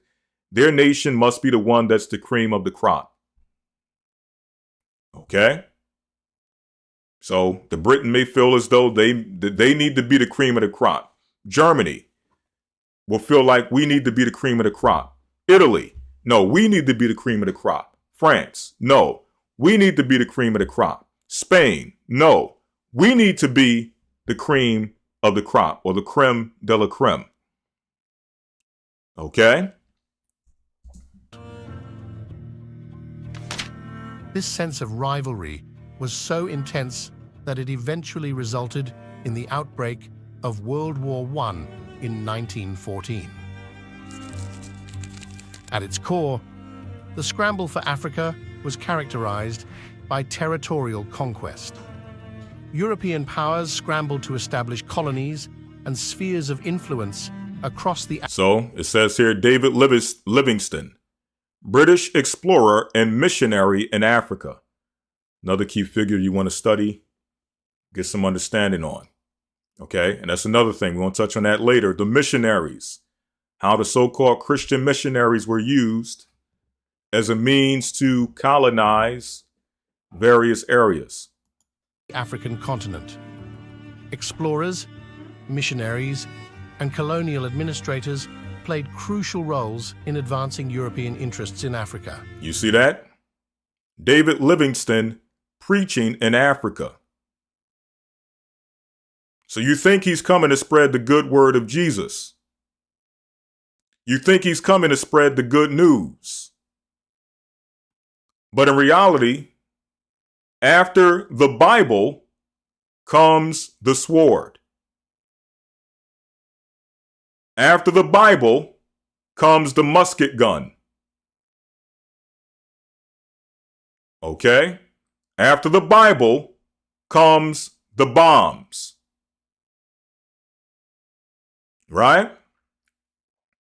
And they wonder why we're suspicious of their form of Christianity. As if we have nothing to be suspicious about. As if we have nothing to question concerning how they've used Christianity throughout the centuries to oppress. Okay? Furthermore, the European nations raced to build railroads, bridges, and other infrastructure. When I say Christianity, we believe in Jesus Christ, or who the world calls Jesus Christ, wholeheartedly. Okay, in the Hebrew, we call him Yeshua Mashiach, which means my Savior, the Anointed. Okay, but we believe wholeheartedly in the one the world calls Jesus Christ, and we believe in the original teachings of those who are called Christians, those who follow Christ. Right? But we make a separation between what Christ taught, what his apostles taught, and what was taught by the colonizer, what was taught by the imperialist, what was taught by the slave master. You're talking about two different forms of Christianity. One true, one false. One used to liberate, one used to oppress. Across the vast African landscape to assist in colonization and resource development. All the while, African leaders and various resistance movements attempted to fight back against foreign rule. Now check this out. After a while, the people get tired of the oppression, so they start to fight back. We're going to get into this later. This is when you start to hear narratives about a boogeyman in the Middle East or a boogeyman in Africa, right? And how the West, Britain, France, or America has to go and stomp out this boogeyman that they have identified as the public enemy number one. We'll get into that later. The growing tensions and rivalry between the European powers eventually led to the Berlin Conference of 1884. This conference was called by German Chancellor Otto von Bismarck with the hope of reducing tensions between the European nations.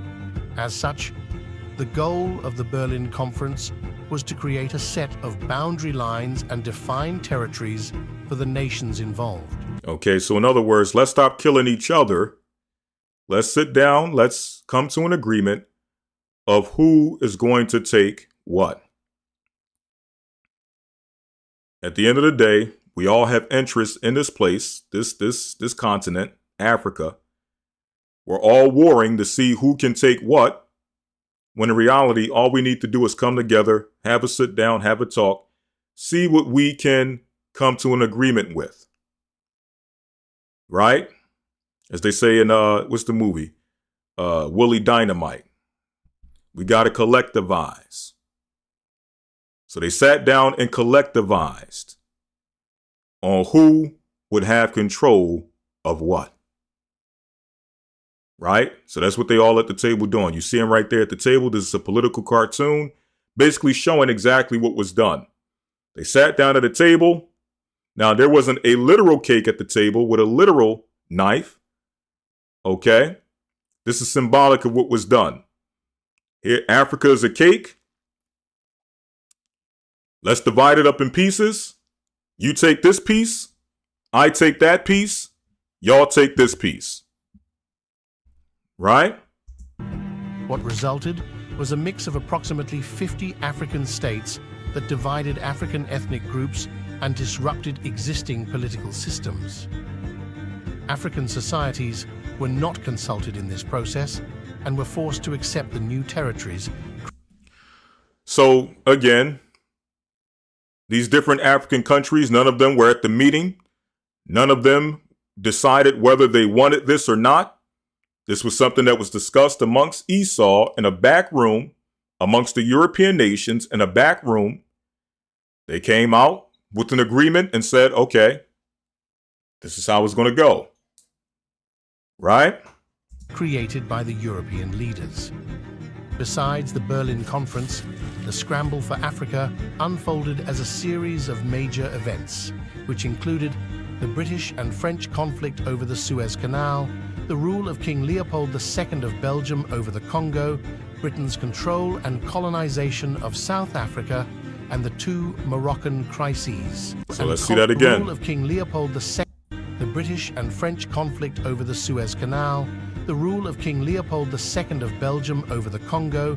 Right, so when you hear about King Leopold and the atrocities he committed in the Congo, many of you are familiar with the book, King Leopold's Ghost. Well, the question is, how did King Leopold, what gave him the right to go into the Congo and did what he did? And do what he did, Salakia? Well, it all goes back to these treaties, these discussions of who was going to go and take what and have control of what resources. Now, him going down into the Congo, they gave him access to one of the greatest resources at the time, which was rubber. And from the rubber, they would make tires for the emerging automobile industry.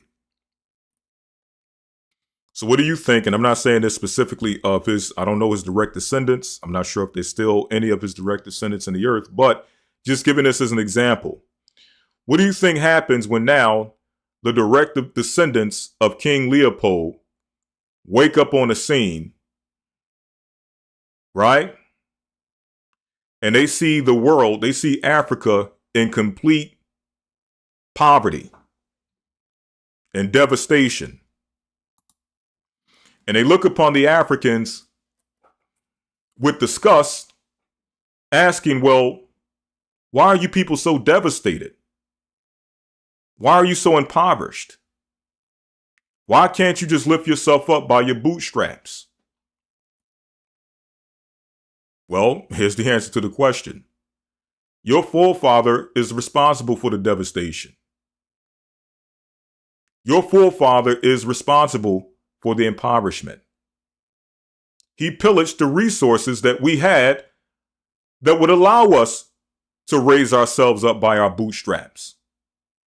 And now you this very day are benefiting from those said resources. So how dare you come and look at the state of a people after you done raped and pillaged everything and is now benefiting from it, and now look back and claim, well, these people, hey, what we say must be true. They must be savages. They must be inferior. They must lack intelligence because look at them. Look at how much they're suffering. When you are the cause of the suffering, right?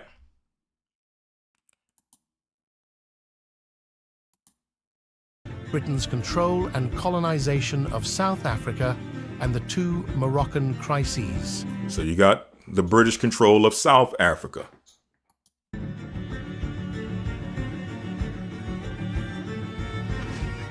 Overall, Africa before colonization was a continent characterized by its vibrant societies and cultures that had evolved over millennia. European colonization profoundly impacted the African continent, leading to significant changes in its political, economic, and social landscape. Economically, the colonial powers exploited African resources, including minerals, lumber. So there it says ivory traders in East Africa. Okay, there you got slaves. Okay, going and hunting ivory. And that's another thing. That's another trick. This should be added to the playbook. Here's another trick they play. They come and pillage and exhaust resources from a nation, right? In this case, you got ivory, which comes from elephant tusk. So they'll come and kill every elephant in sight trying to get their tusk. Right? Benefit from it financially. Then the people, following their colonizers, because after all, the colonizer taught us that these ivory tusks are valuable. They're worth a lot of money. So let us go and get some of these ivory tusks, kill some elephants, take their trunks, not their trunks, their tusks, and sell them on the market. Because after all, the colonizers that came before us showed us that this is how you make money. Hold up. Hold your horses. Because now if you go kill an elephant to get his tusk, now you are committing a crime. Now you are, what's the term for it? You're poaching.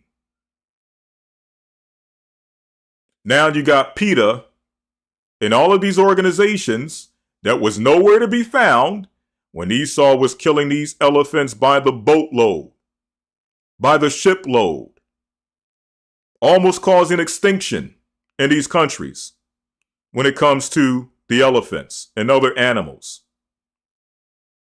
Right? And as soon as you go and you shoot you a little elephant thinking, hey, I'm gonna use the same little come up so I can pull myself up by my bootstraps, as y'all say. Hold up. You know, if you do that, it's a crime now. You're poaching. You're abusing the animals. Look at these sick, animalistic Africans going and hunting and killing the cheetahs and killing the elephants and using their fur. How dare them? When this is how you guys establish this is how you establish your wealth. Okay? The point I'm making is that they are masters at, again, establishing their wealth and now changing the rules as they go along. It was legal when we did it, right? And as soon as we established ourselves off of it and made our money off of it, and seeing that you were trying to do the same thing, time to change the law. Now, I don't necessarily agree with just killing animals for sport. You know, killing these elephants to get their tusk. Because when Edom does it, he does it to the umpteenth degree. There is no pause. There is no stop. There is no enough is enough. Okay? Don't get me fooled. Don't, you know, I'm not saying that in ancient Israel we didn't have ivory and we didn't have, you know, furs and skins of animals that we use for everyday use, whether it be clothing or certain things for jewelry. That existed in ancient time. But it wasn't on this commercialized basis where it's kill everything in sight and, you know, without care or without any regard for what happens to this creature if we continue to kill it over and over to take this resource. Okay? So it's not to say that these things didn't exist in ancient times, even when we were in Israel. But again, Esau takes it to the umpteenth degree. Right? But nonetheless, the point I'm making is that they change the laws as they go along, especially when they see that you're trying to follow the same path that they followed to obtain wealth. And agricultural products to fuel their industries in Europe. This led to the destruction of local economies and the loss of traditional livelihoods. Socially, colonialism disrupted existing social structures and imposed European cultural norms and hierarchies, leading to social upheaval among African communities. Exactly. Social upheaval amongst African communities. You want to see why there's certain wars amongst different tribes in Africa. Some of them go back centuries. Some may go back thousands of years. But a lot of these modern fights and spats you see between tribes, again, these are based upon Edom's meddling in their country. Okay? Taking one African tribe and using them to go fight against another African tribe. Why? Because there's one African tribe over here that they want to fight against is sitting on a resource that they need access to. But these people, they're not allowing them to come and get that resource. So they go and they start a militia, or they start feeding certain ideologies. They start putting in whispers. They start sowing discord. And next thing you know, it fuels this one side against the other side. And then again, they'll come with a camera, put a camera on it and say, look at these crazy, deranged, psychopathic Africans. This is why we need to be in the region. This is why we should be allowed to take control of the country. Because these people don't know how to govern themselves without fighting against each other. When you were the purpose, or you are the purpose, why they are fighting against each other. You started the spat. You started the fight. Okay? Also, it says they impose their own social norms. They impose their culture upon Africa. They impose their culture upon the Middle East. Right? They imposed their culture on Asia for a time. Forced labor, segregation, and discriminatory policies further increased tensions and inequalities. Politically, European colonization devastated African government structures and ways of life. The European nations created new borders in Africa that were arbitrarily drawn, disregarding existing political, ethnic, and cultural boundaries. Exactly. So again, they were arbitrarily drawn, meaning they did not consult with anyone in Africa to decide whether or not this would be okay, whether or not this would disrupt our country. So now you see why you got certain tribes battling against each other over certain boundaries. Certain tribes that really never got along now being forced to occupy the same space, and now that's causing disruption. Now that's causing battles and fights against these two tribes. Again, it's a direct result of Edom stepping in, dividing and taking their country, dividing their resources, and putting these people in positions to war one against another. Salakia. Leading to long-lasting conflicts and tensions. Overall, all right, so you all get the point on this. All right, this is meant to represent Cecil Rhodes. He got his foot on North Africa all the way down to South Africa. This is Cecil Rhodes. Okay. So there's more on this. Okay. Let's move on to Asia real quick. We'll just play a little bit of this. Welcome back to our comprehensive series on imperialism. Today, we're focusing on Asia, specifically diving deep into the stories of China, India, and Japan. Since ancient times, China has been a powerful nation. However, a combination of corruption, internal strife, fair use for educational purposes only, and outdated institutions led to decline, weakening the power of the emperor. China was relatively closed off to the West because they were self-sufficient and did not need to trade with Europe. Exactly. So as we mentioned earlier, China was self-sufficient. They didn't need anything from Britain. Everything they needed was within their country. Okay? But it says, though European merchants eager for Chinese tea, silk, and porcelain initiated trade, though European merchants eager for Chinese tea, silk, and porcelain initiated trade, even though there was little interest in European goods. Right. So the Chinese, they didn't want anything. There was nothing that Britain had that the Chinese wanted. Right? So how did Britain fix this little problem here? The British then began trading opium for Chinese goods, leading to social and economic disruption.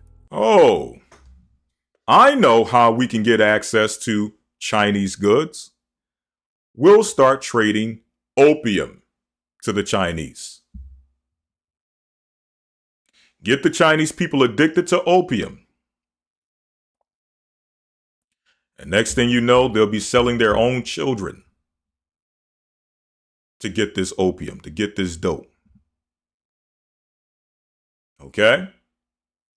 So again, you see how they change the rules as they go along, right? They got you thinking Freeway Ricky Ross and Nicky Barnes and Fat Cat Lorenzo and Frank Lucas and all these guys are the original dope dealers, the original kingpins. Frank Matthews, they got you thinking, the original kingpin. Okay? When in order for them to get access to resources that actually empowered the British Empire, strengthened the British Empire financially and strategically. In order to do that, they did what? They became kingpins. Right? They became dope dealers. Right. Escobar. Pablo Escobar. Oh, he's the... Man, don't get me started on Pablo Escobar. He's the worst kingpin in the history of kingpins. You let them tell it. But they have whole countries whose finances and whose economic and strategic resources were established through what? Through trading and selling and trafficking drugs, dope. Okay? So I don't want to see Snowfall. We done seen that story a million times. I don't want to see BMF. I don't want to see, what's the other one? I don't want to see Power. I don't want to see Raising Canaan. I don't want to see none of that. Okay? Give me the movie or give me the series on the two Englishmen, the two Edomites, who decided to use opium to destabilize China. I need to see that story. Okay? I done seen New Jack City enough. Okay? Done seen it enough. I don't need another New Jack City. I don't need another, what's the one they did on Frank Lucas? I don't need another American Gangster. Okay? I'm tired of the whole genre, if you ask me. Let's start focusing on the real kingpins. Let's get some series on the real dope dealers. Okay? The Opium Wars followed, where China tried to resist the importation of drugs from British colonies. Despite this, all right, let's go back. Leading to social and economic disruption. The Opium Wars followed, where... So the Opium Wars followed. So how did the Opium Wars start? Well, the Chinese said, well, listen, we don't want the dope in our country. It's destabilizing our country. Our country is sinking down the drain. Our country is going to hell in a handbasket because you're turning the country into dope fiends through this opium. We don't want the opium no more. What did the British do? The British started a whole war so that they could be able to sell their dope. Now, you would think them being the high moral figures of civilization, the high moral figures of the earth, you would think they would say, well, you know what? You're right. We don't want to continue to destabilize your country. We don't want to destabilize the morality of your country. We don't want to create any more drug addicts in your country. Let's stop selling the opium so that we can prevent your country from becoming a haven for dope fiends. Because that's the high moral thing to do. You would have thought that would have been their response. But no. They took the, man, I done seen it so many times, I'm forgetting. What was Wesley Snipes? What was his name in New Jack City? Nino Brown. They didn't take the high moral route. They took the Nino Brown route. Okay? They took the get down or lay down route. Okay? Y'all are going to get this dope, whether you want it or not. And they went to war to ensure that they were able to traffic dope, opium, into China. right? But then they'll come back and lock you up for a little piece of crack.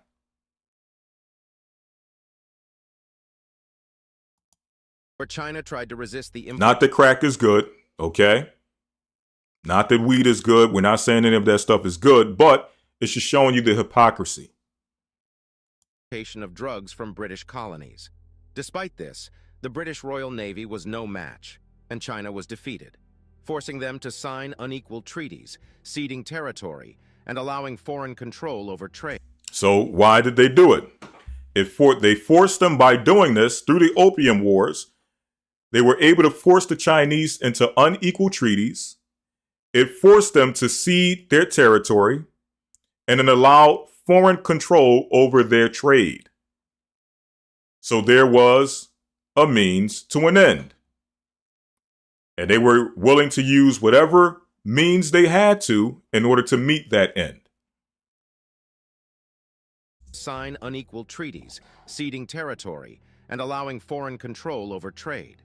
Different foreign powers controlled various spheres of influence within China, weakening its sovereignty and igniting nationalist sentiment that would lead to future political struggles within China. So now I want to go back there because this is going to come back in our next segment when we talk about why it was important when it came going back to the ancient Greeks, why it was important for them to impose their culture on other nations. Various spheres of influence within China, weakening its sovereignty and igniting nationalist sentiment that would lead to future political struggles within China. So after a while of people being oppressed and being taken advantage of, eventually people are going to start to unite. And they'll use different means and different methods to unite. They'll use religion, they'll use culture, they'll use tradition, they'll use nationalism. And you're going to find out that the same exact thing happened when we go back to the book of Maccabees. Okay, we're going to go back there real quick. Okay, so that was play number 2. Play number 2 was conquer lands of foreign nations and turn them into colonies. Right? So we show how these nations were, how they were conquered and eventually turned into colonies. We showed you that in the book of Maccabees, how that played out under the Greeks. And we showed you how they do the same exact thing in modern times under Britain, under France, under America, under Germany, under Russia, so on and so forth. Same exact play from the same exact playbook. Going back to 1 Maccabees 1 and 10.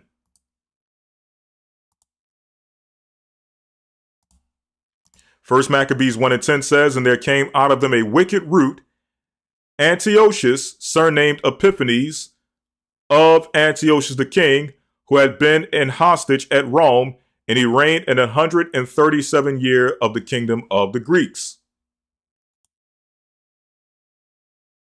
So what are we showing here?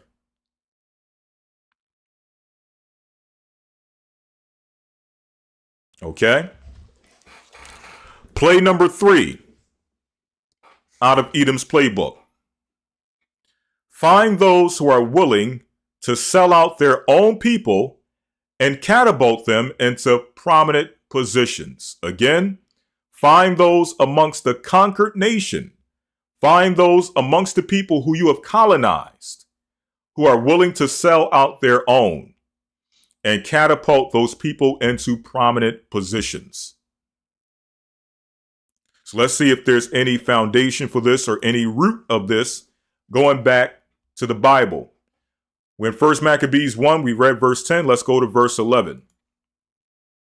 In those days there went out of Israel wicked men who persuaded many, saying, let us go and make a covenant with the heathen that are round about us. For since we departed from them, we have had much sorrow. So now you have the sellout class. Okay. Again, it says, in those days there went out of Israel wicked men who persuaded many, saying, let us go and make a covenant with the heathen that are round about us.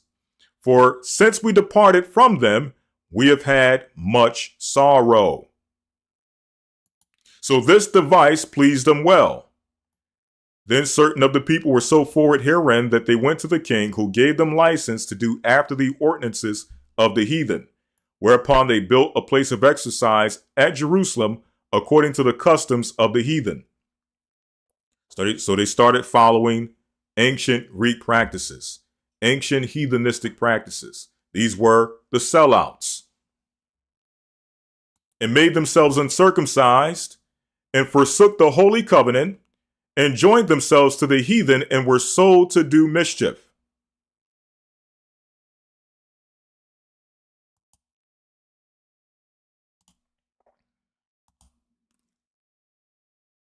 So let's see if we have any examples in modern time.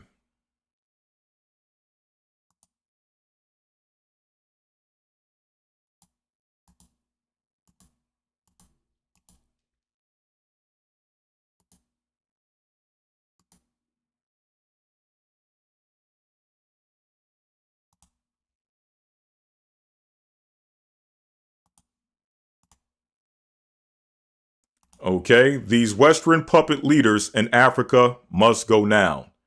This is from Africa Reloaded.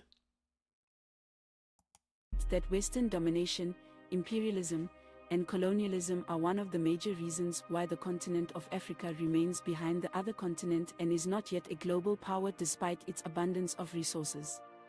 But what about those greedy African leaders who, due to their selfishness and love for power, allow Western dominance? So what about those greedy African leaders who, due to their own selfishness, allow for what? Due to their selfishness and love for power, allow Western dominance. Allow Western dominance. What does that mean?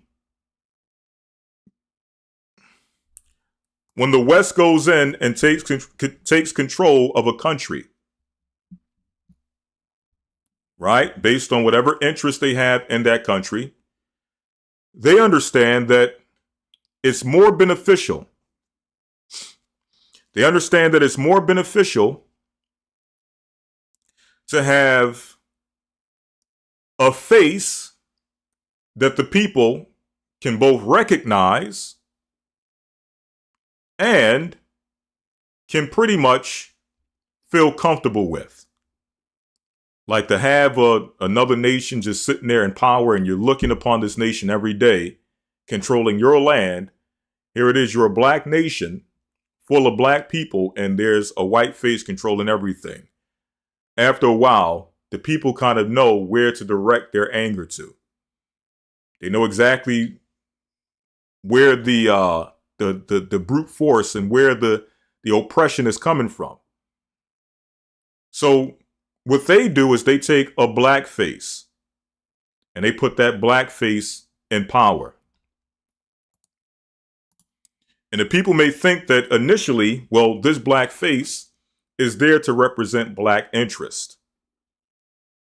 When in reality, that black face is just a black puppet that's been put in place to continue to push and fight for the interests of the oppressor, the colonizer, the imperialist.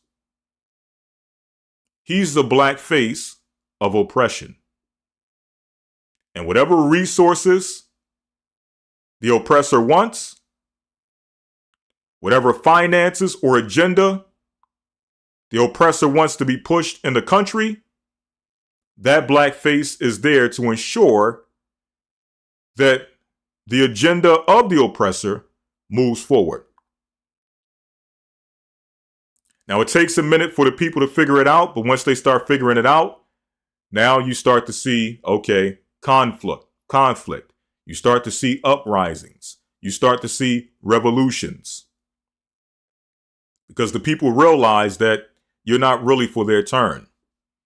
You're just there to make sure that you're pretty much there to rock the people to sleep and ensure that the interest of the oppressor and the colonizer is met while the people still suffer, while a black face is sitting there in the office celebrating the fact that, hey, I'm a black face in power. I did it. You can do it too. Okay?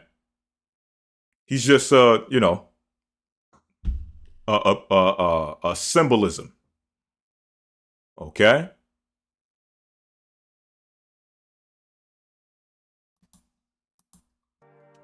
These leaders turn a blind eye to the continued exploration of their country's resources by the West as long as they receive backup that would keep them in power. Some of them have stayed in power for so long that they forget that their country is a democracy, not a monarchy. And even though their country is always... And they made the point that the country is a democracy, or at least it's supposed to be a democracy and not a monarchy, because some of these rulers, they'll be in place for 30 years. Okay? And once they're out, they'll just pass down the, you know, somehow, some way, the rulership gets passed down to a son or a nephew.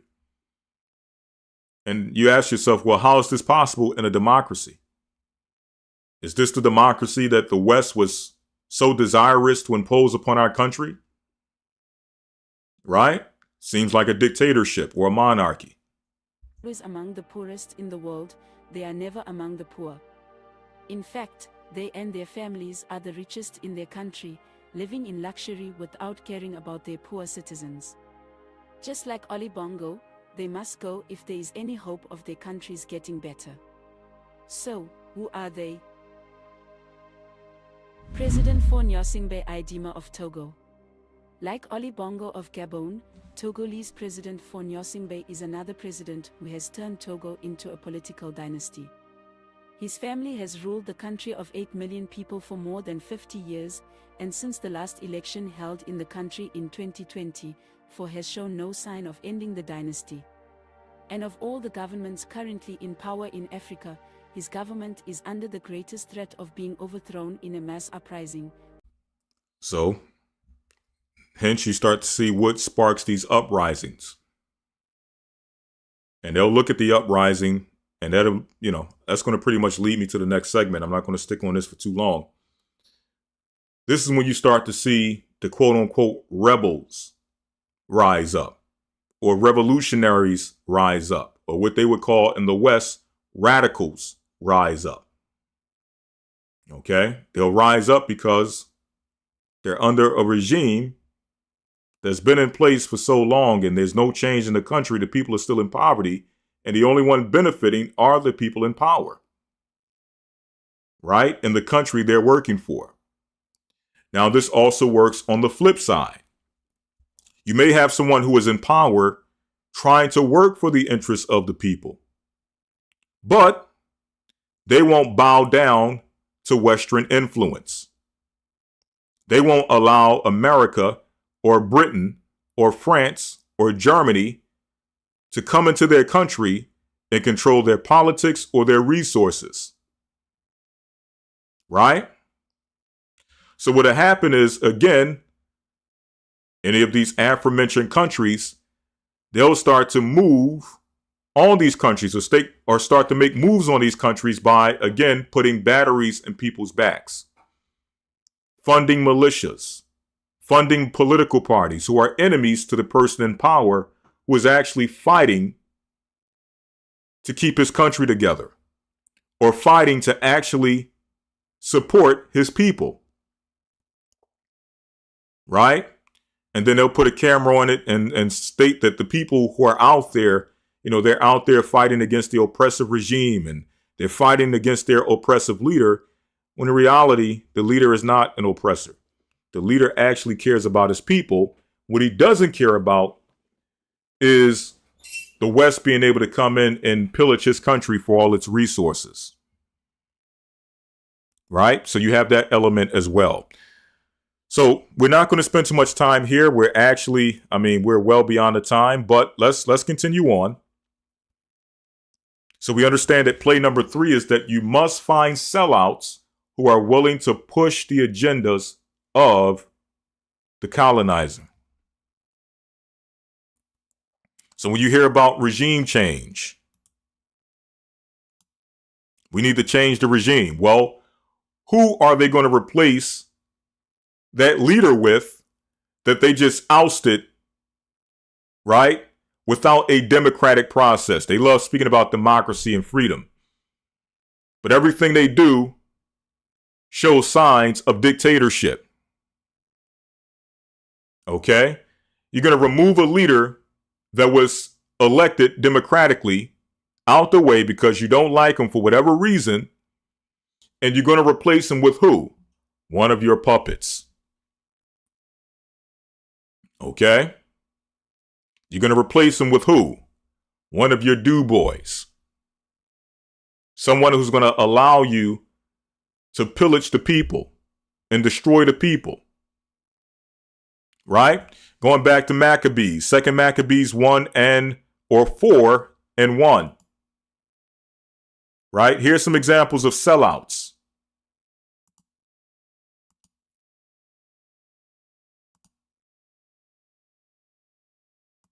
Second Maccabees 4 and 1.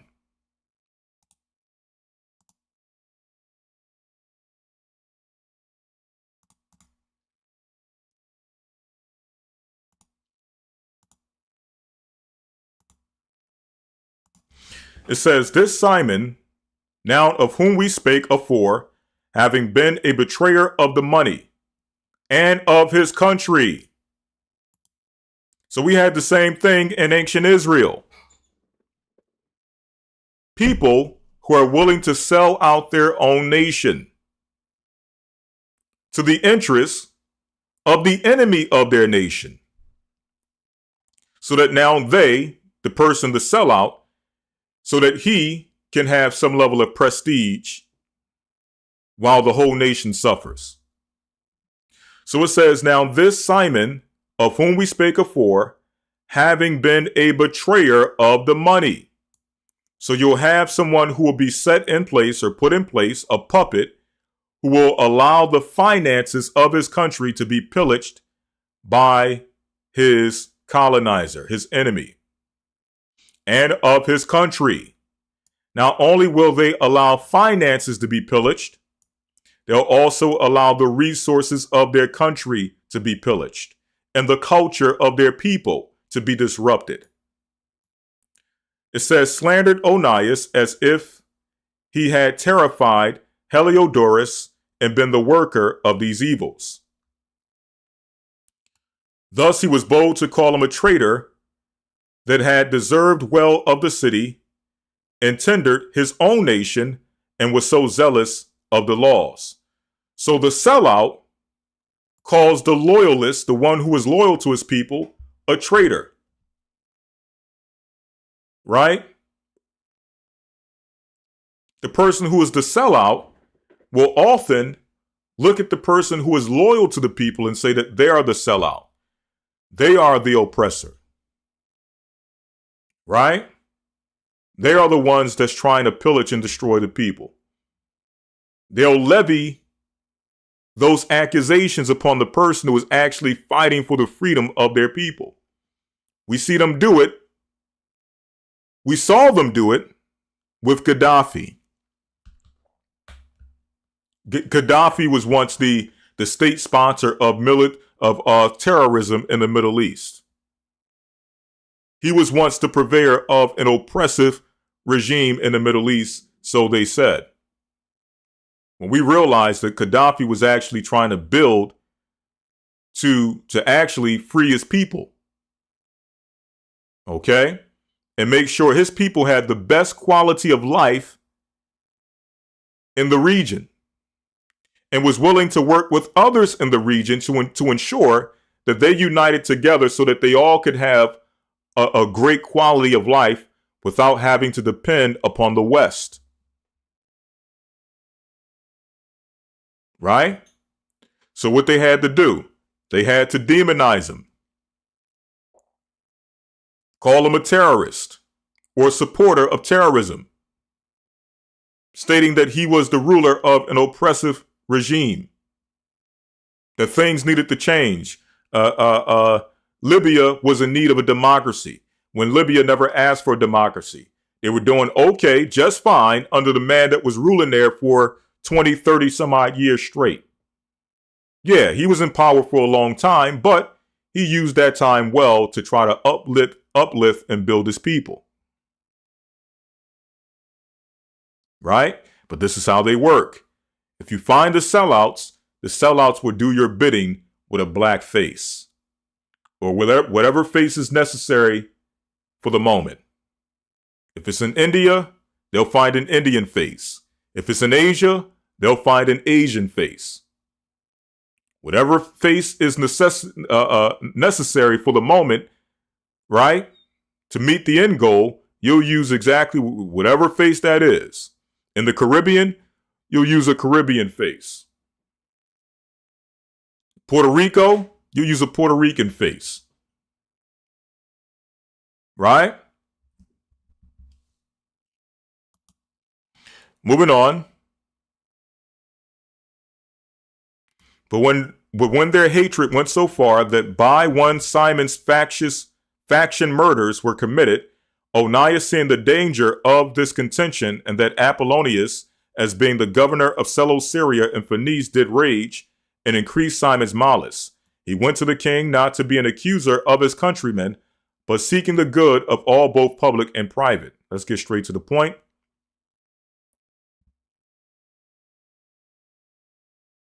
In fact, this is good. Verse 6, for he saw that it was impossible that the state should continue quiet, and Simon leave his folly, unless the king did look thereunto. But after the death of Seleucus, when Antiochus called Epiphanes took the kingdom, Jason, the brother of Onias, labored underhand to be the high priest. So this is how it works. You have people who are used to dealing underhandedly, who are up for sale to the highest bidder. In this case, you had Jason, the brother of Onias. He wanted to be in the highest office at the time in the nation of Israel, which was the office of the high priest. And it says that in order for him to get this position, he was willing to labor underhandedly. So it says here, promising, verse 8, promising unto the king.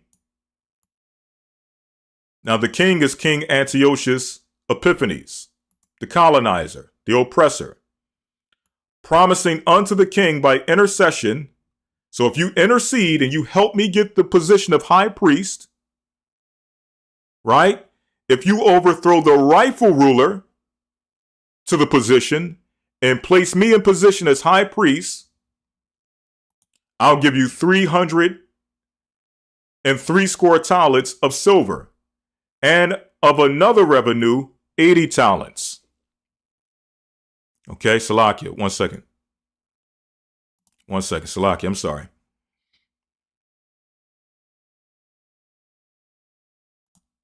All right, there we go. So promising by intercession 360 talents of silver, and of another revenue 80 talents. Okay, it should be showing now. Right? So he said, listen, I will, if you put me in position, I'll make sure I pay you an enormous, exorbitant amount of silver. Right? So this is how the sellouts work. They work in concert with what? The oppressor. So that they can gain position. So that they can obtain prestige. Right? So it says here in verse 9, beside this, he promised to assign another 150 more if he might have license to set up a place of exercise. So I'll give you more silver if you allow us to set up a gymnasium where we can go and deal with Greek indoctrination and Greek customs and exercising in the nude. We want to bring Hellenism to Jerusalem. We want to bring democracy to Jerusalem. We want to bring freedom to Jerusalem. We want to bring liberalism to Jerusalem. That's what Jason was saying. Okay? That's what he was saying. And for the training up of youth in the fashions of the heathen, and to write them of Jerusalem by the name of Antiochians. We will actually call ourselves after the name of our oppressor. That's how far I'm willing to go if you can give me the position of high priest. In modern times, it would be if you can give me the position of prime minister over my country. If you can give me the position of the president over my country. If you can make me the king or the crown prince over my country. If you do this, I'll make sure that your culture, that your traditions, your politics, your heathenism are imposed upon my people. Right? So this is the mind of the sellout. So this can't work without sellouts. This cannot work. The program cannot work without sellouts. Okay?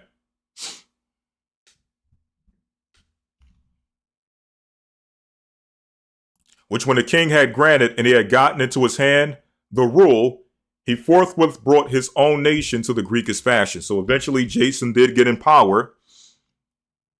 Antiochus kept the promise. He placed Jason in power, and Jason did everything he said he would do. Turned the whole nation of Jerusalem basically into Greece. Okay? There was no difference between Judea and Athens, Greece at this time. This is the promise that Jason made to Antiochus.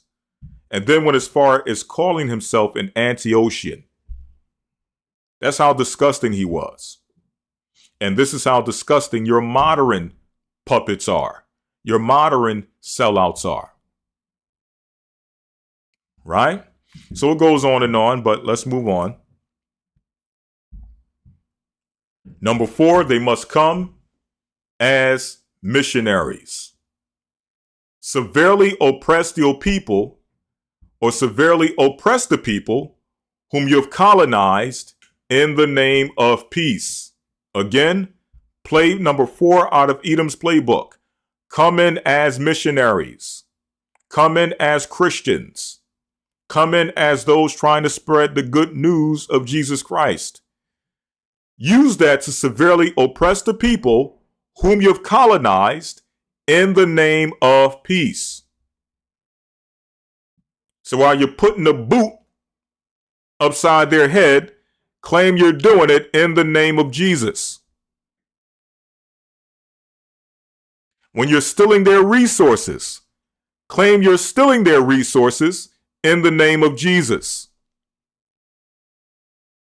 Or they've wised up. That one don't work no more.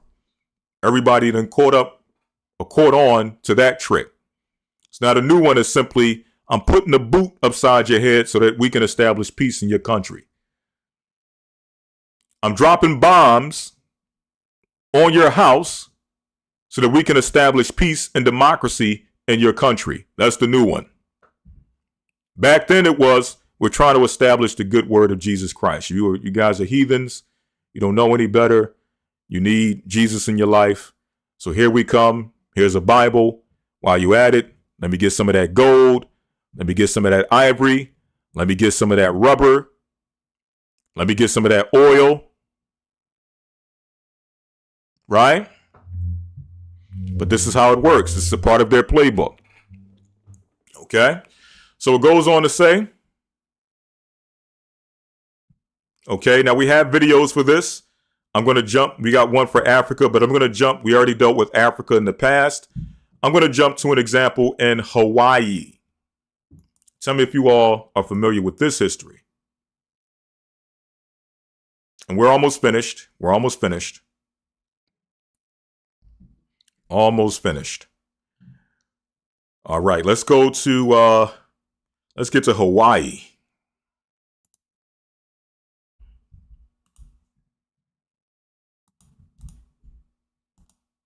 And again, this is part 1.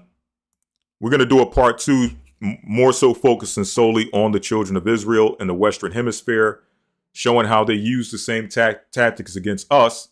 But with Judah, we understand they had to do things a little bit differently. Even though it's similarities, it's the same playbook with the same plays. They had to deal with things a little bit more covertly. Okay?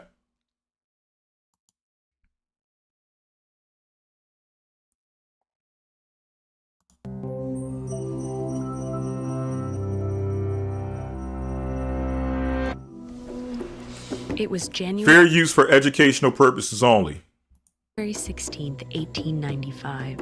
Two men arrived at Lili'uokalani's door, arrested her, and led her to the room where she would be imprisoned. A group had recently seized power and now confiscated her diaries, ransacked her house, claimed her lands, and hid her away. Lili'uokalani was Hawaii's queen, and she ruled through one of the most turbulent periods of its history. 75 years earlier, American missionaries first arrived in Hawaii. There's the missionaries. There's the Christians. So 75 years before they overthrew the rightful queen of Hawaii, you had missionaries come in with Bibles, with the good word of Jesus Christ, or the good news of Jesus Christ. And let's see what they did once they got access into the country. They quickly amassed power, building businesses and claiming arable land that they transformed into plantations. So they went into the country as missionaries, and they thought, there's a lot of land in this country that we like. We're going to take this land. Started planting on the land, started planting sugar cane, right? And you're going to find out who this family was, because believe it or not, when you go into your grocery store today, this family holds a prominent position and a prominent name in your grocery aisles, in your produce section, in your grocery stores throughout America. Okay, we're going to get into who they are, but this is how they got their start. Talking about pulling up yourself by your bootstraps. Why can't you pull yourself up by your bootstraps? Well, let's see how you pulled yourself up by your bootstraps. Let's see how you became a household name in a corporation. Let's see if you did it by pulling yourself up by your bootstraps, doing things honestly and earnestly. Let's see how you amassed your riches. They worked closely with the Ali'i, who arrived in Hawaii. They quickly amassed power, building businesses and claiming arable land that So they came as missionaries, but soon they amassed power and wealth by what? They transformed into plantations. They started taking land and transforming that land into plantations. They worked closely with the Ali'i, or sacred Hawaiian nobility, closely linked to the gods. The Ali'i appointed missionaries to government roles, where they helped establish... So this was the mistake. The people in Hawaii started assigning these missionaries to government roles. But the reality is that they really didn't have a choice, because these missionaries, who simply came in with nothing but Bibles, now had the purse strings, now had power, now had political advantages and political influence. So really, they had no choice but to let these people in some level of power, because of all the power and the riches that they amassed after coming into this land. Hawaii as a sovereign kingdom with a constitutional monarchy. But once certain business opportunities emerged, namely the prospect of exporting sugar to the U.S. tariff-free, some of their descendants shifted positions. They formed a political group known as the Missionary Party. So they formed a group called the Missionary Party. Now, they threw a little cherry on top by stating that Hawaii, listen, you guys will be able to import sugar tariff-free, and in return, you'll be able to get certain resources and certain luxuries from the Americas shipped into Hawaii, without charge. Okay, so this was the thing they did to make things a little sweet, right? Began plotting to annex Hawaii, bringing So let me go back. Their descendants shifted positions. They formed a political group known as the Missionary Party. The Missionary Party. Don't that sound Christian? Don't that sound so sweet? Don't that sound like sweet Jesus? The Missionary Party. Now let's see what the purpose was for the Missionary Party. And began plotting to annex Hawaii. So the Missionary Party was established to start plotting on how to annex Hawaii. In other words, how to steal Hawaii and turn it into an American colony, an American state. That's what the Missionary Party was started for. So if you thought it was started so that they can start having some Bible studies in Hawaii, you sadly mistaken. The missionary party was established in Hawaii to plot and plan on how to take Hawaii, bringing it under U.S. control.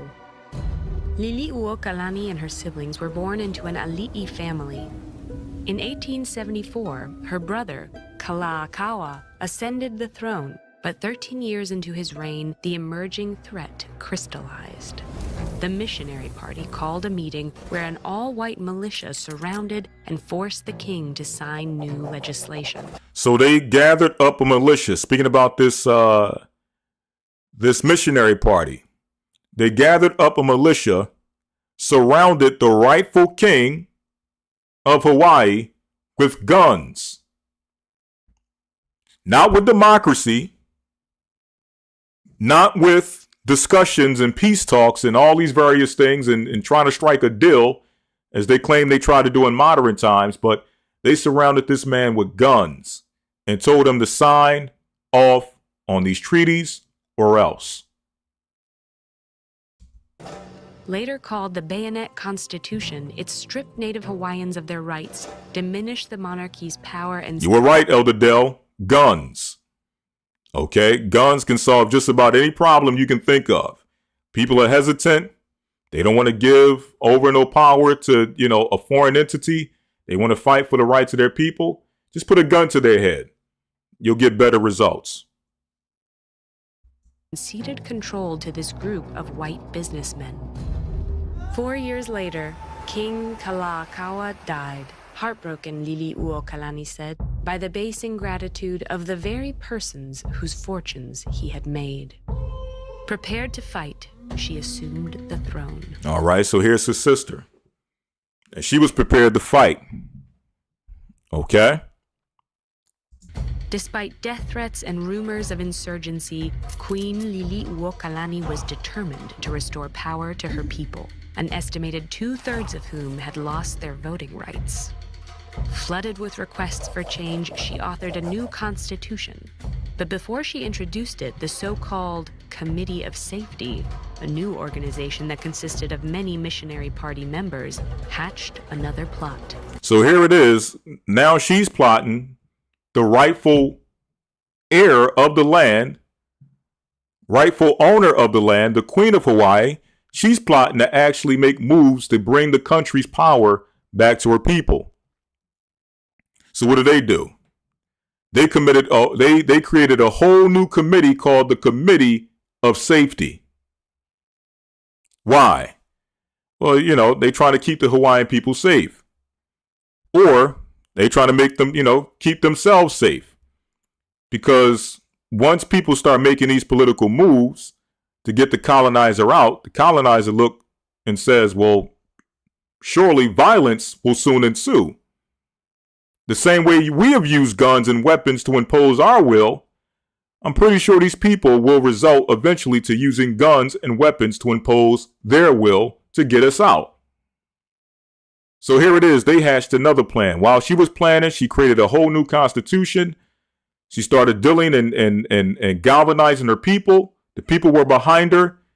Now let's see what Esau does. And this happens time and time again. Okay? Time and time again. Same thing. We saw it in the book of Maccabees. Right? Under the false pretense that this new constitution endangered American property and lives. So they stated that this new constitution endangered American property and lives. Right? So this was the propaganda they used to now galvanize the U.S. against Hawaii. They staged a coup on January 17, 1893. More than 160 U.S. Marines marched to the palace, where the Committee of Safety removed Queen Liliuokalani from office. I guess this is what democracy looks like. Remove the rightful person who belongs on the throne from the throne for your personal interests. That's true democracy. Thousands of Hawaiian people protested, some wearing hatbands reading Aloha Aina, or... So check this out. It says, Hawaii Holomna. Progress. This is what's on this article. The life of the land is established in righteousness. Honolulu, July 2nd, 1894. A solemn protest. Check this out. The people of Hawaii protest against the new constitution and Mr. Dole's republic. How many of you ever heard of the Dole Fruit Company? Dole's bananas, Dole's pineapples. And you thought this was just the name of a corporation, or maybe the name of some family farmers who just love bananas and love growing pineapples and sugar and decided to start a company based on their love for pineapples and sugar and bananas. No, this is a corporation whose roots was founded in stealing land from the Hawaiians. And again, here they come in the 21st century telling you to pull yourself up by your bootstraps. Why can't you just work hard? When everything they got, they stole. Love of the nation. The alleged provisional government declared Hawaii a republic the following year. They proclaimed that Hawaiians couldn't vote or be government employees without signing a new oath of allegiance. So you had to sign an oath of allegiance to America as an Hawaiian in order to get jobs or not to be treated as a second-class citizen. So now that goes back to the book of Maccabees when it says they gave them license to operate in the fashion of the Greeks. In order for you to have respect under Hellenist Judea or Greek-controlled Judea or Seleucid-controlled Judea under Antiochus Epiphanes, you had to show allegiance to the heathen. You had to show allegiance to the Greeks. If you didn't, you were a target. You were a second-class citizen. Your life was constantly in danger. Right? Same thing over and over. Many refused. The following All right, fair use for educational purposes only. year, some of Liliuokalani's supporters attempted a counter-revolution. The Republic responded brutally, jailing hundreds and sentencing 6 people to death. In exchange for their release, the Republic made Liliuokalani sign a document that claimed to relinquish her throne, and they imprisoned her in the palace. All right, that's how much she loved the people. The people who were loyalists to her, they rose up and tried to revolt. The revolt was unsuccessful. 6 of the people, a part of the revolt, was murdered, were killed. And in order to get these people out, she was willing to abdicate her throne. Right? She signed a document stating that, listen, I'll leave my throne, just let my people out of prison. That's how much she loved her people. Right? And they made her pretty much a political prisoner for the rest of her life. This is how your Dole Fruit Company was started. Who still got produce right there in your grocery stores. You'd be hard pressed to find a banana that don't say Dole on it. Or to find a pineapple that don't say Dole on it. Okay? Or some canned fruit that don't say Dole on it. You'll be hard pressed. And these are criminals who started the corporation. Right?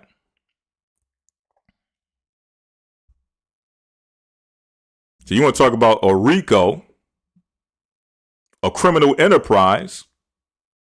We're looking at one right here. And that's why we don't fall. And I want to keep bringing this up. That's why we don't fall for these narratives when they talking about P. Diddy. They're trying to make you believe that he's the worst. He's the sickest man on the face of the earth.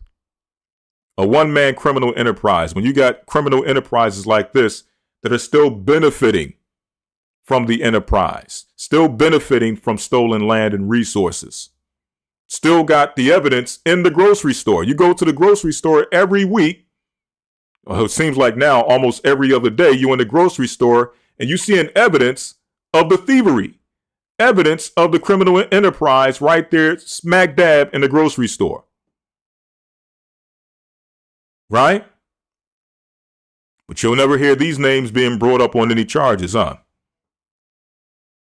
Let's go on. Under constant guard, she composed songs expressing her love for her people and began making a patchwork quilt that told the story of her life. All right, so this is what she did while in political imprisonment. Started writing songs for the love of her people. So she really never, lost the fight. Okay? As much as she could, she still had that spirit in her to liberate herself and her people at whatever capacity she could. Okay? While she was only allowed news that had been reviewed by her jailers, her supporters often brought her bouquets from the garden she dedicated to them, wrapped in newspaper.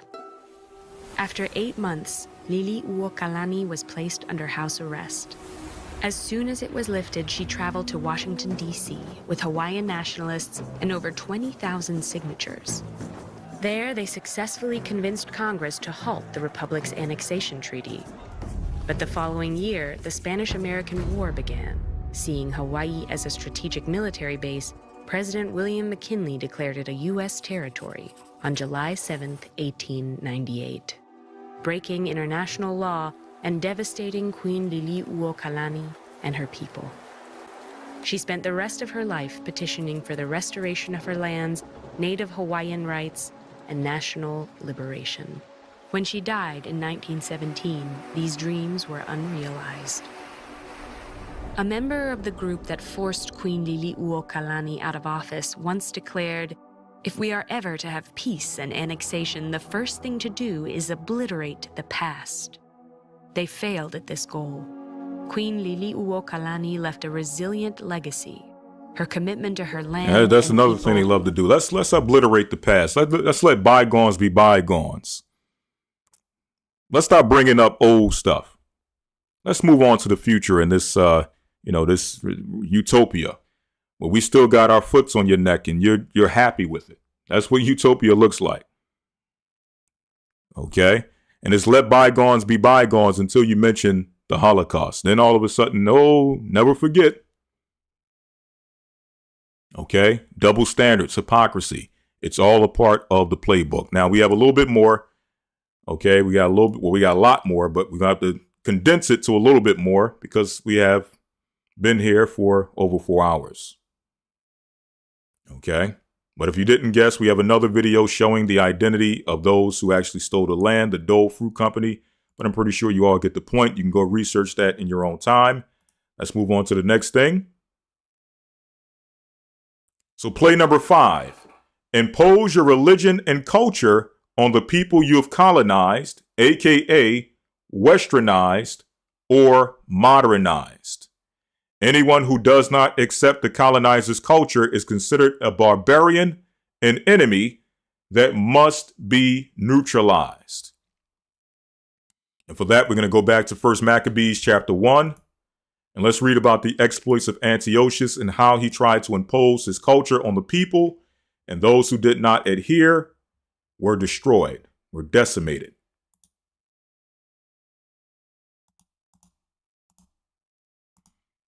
So 1 Maccabees 1 and 41 says, "And moreover, King Antiochus wrote to his whole kingdom that all should be one people, and that everyone should leave his laws. And so all the heathen agreed according to the commandment of the king." So that's like Britain going into Iraq, Britain going into Egypt, Britain going into Zimbabwe, right? And stating that, listen, now that you're under my control, I want all of you to now accept British traditions and values. Whatever you were doing before, who cares? Who knows? And who cares? Right? For now on, you drink tea, you got tea time, you eat crimpets, okay? You speak the Queen's English, and that's how we're going to operate going forward in all of these places where I have colonized, okay? All the places that I have put in subjection. all of you are now going to accept and adopt British culture. Okay? So it says, yea, many also of the Israelites consented to his religion and sacrifice unto idols and profaned the Sabbath. So you have those who willingly accepted the colonization. For the king had sent letters by messengers unto Jerusalem and to the cities of Judah that they should follow the strange laws of the land and forbid us. Now, someone said that this is coming soon for us. I'm not sure what part you're talking about. It's coming soon for us. Maybe you were speaking about something earlier in the chat, but it ain't coming soon for us. It's already happened to us. That's why I want to do a second part to this, showing that the same exact thing. We're focusing more on international because we just had a recent international conflict in which they were talking about certain things such as regime change and why this one needs to be moved out. And, you always hear these talking points when these conflicts come up. Right? So I wanted to focus on the international, but make no mistake about it. What's been done internationally to the world abroad has already been done to us right here on American soil. It's been done to our brothers in South America, in Mexico, our brothers on the Caribbean islands, okay? So-called Puerto Ricans, the so-called Haitians, the Dominicans, the Jamaicans and West Indians. It's already happened to us, right? So we're going to explore that and show how these same tactics were used against us in times past, but also how it still affects us and is used against us till this day. Okay? But going back, it says here, these were the things that Antiochus set in place. This was a civilization that they talk about, this high civilization and morality that they say was spread through the Greeks. Okay? The pioneers of Western civilization. Check this out. Forbid burnt offerings, which was a part of our custom, and sacrifice and drink offerings in the temple, and that they should profane the Sabbaths and the festival days. This is what high civilization looks like. Okay? No more Sabbath, no more offerings, no more temple worship, and to pollute the sanctuary and holy people, to set up altars and groves and chapels of idols, and sacrifice swine's flesh and unclean beasts. Again, this is what their civilization looks like. This is where America and Britain get their civilization from when they're going to establish high civilization and democracy. This is what they're establishing. Right? That they should also leave their children uncircumcised and make their souls abominable with all manner of uncleanness and profanation. Profane yourself.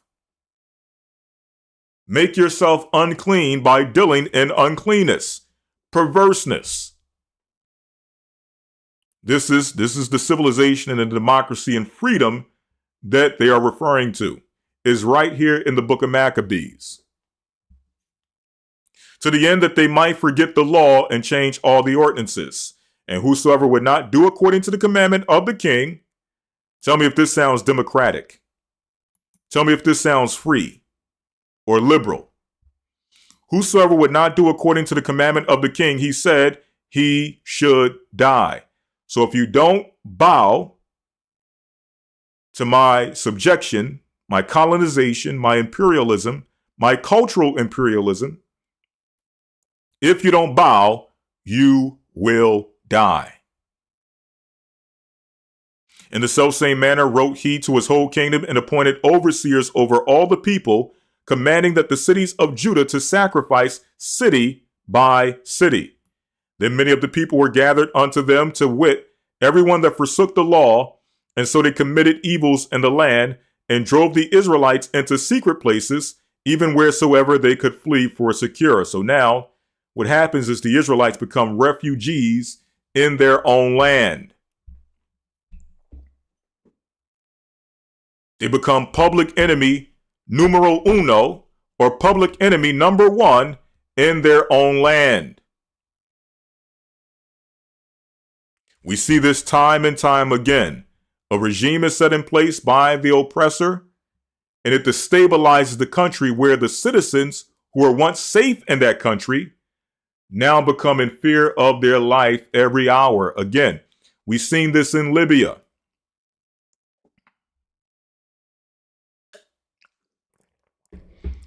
Right? We've seen this in Libya, where now you have people now being subject to slavery.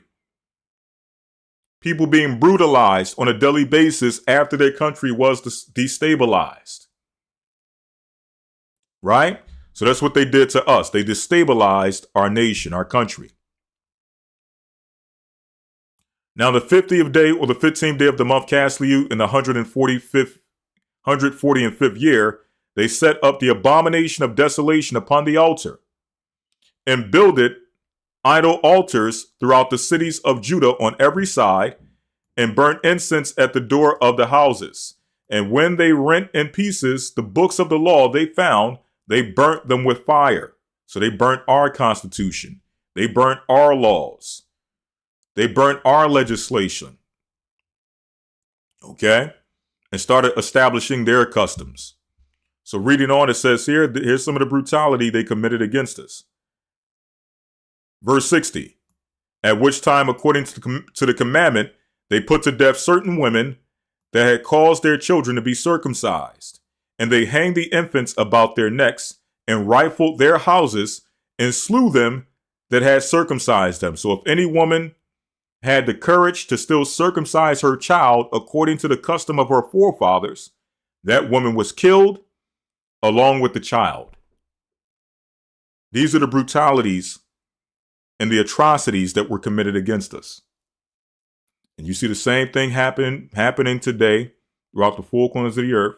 They go into a place to stabilize it, murder anybody who is a representation of what was formerly there, so that now they can establish thoroughly the culture and the customs of the colonizer. Howbeit many in Israel were fully resolved and confirmed in themselves not to eat any unclean thing. So you have those who stood strong and were willing to suffer the consequence for doing such.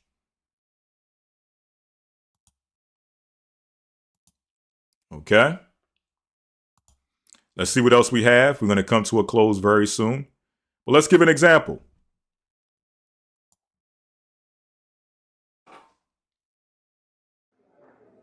Our budget. For educational purposes only.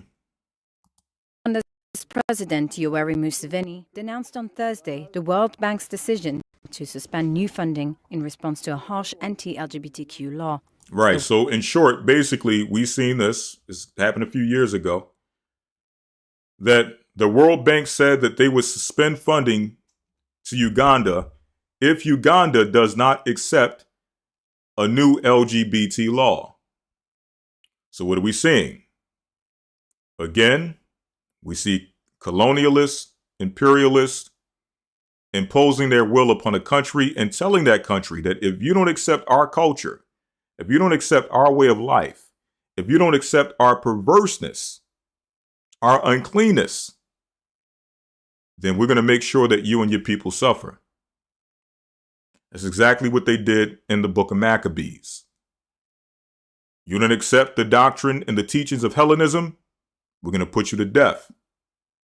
This time, they got to play it a little bit more covertly. They'll destabilize the country.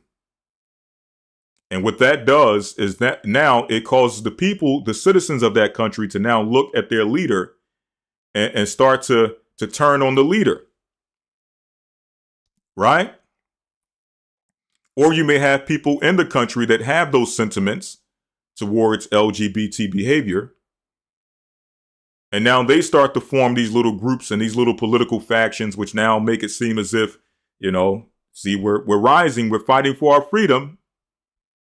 Again, a camera gets put on it. Look at these people being oppressed. They want their freedom. America, it's time for us to spring into action. Or Britain, it's time for us to spring into action. France, time for us to spring into action. It's time for us to go free these people.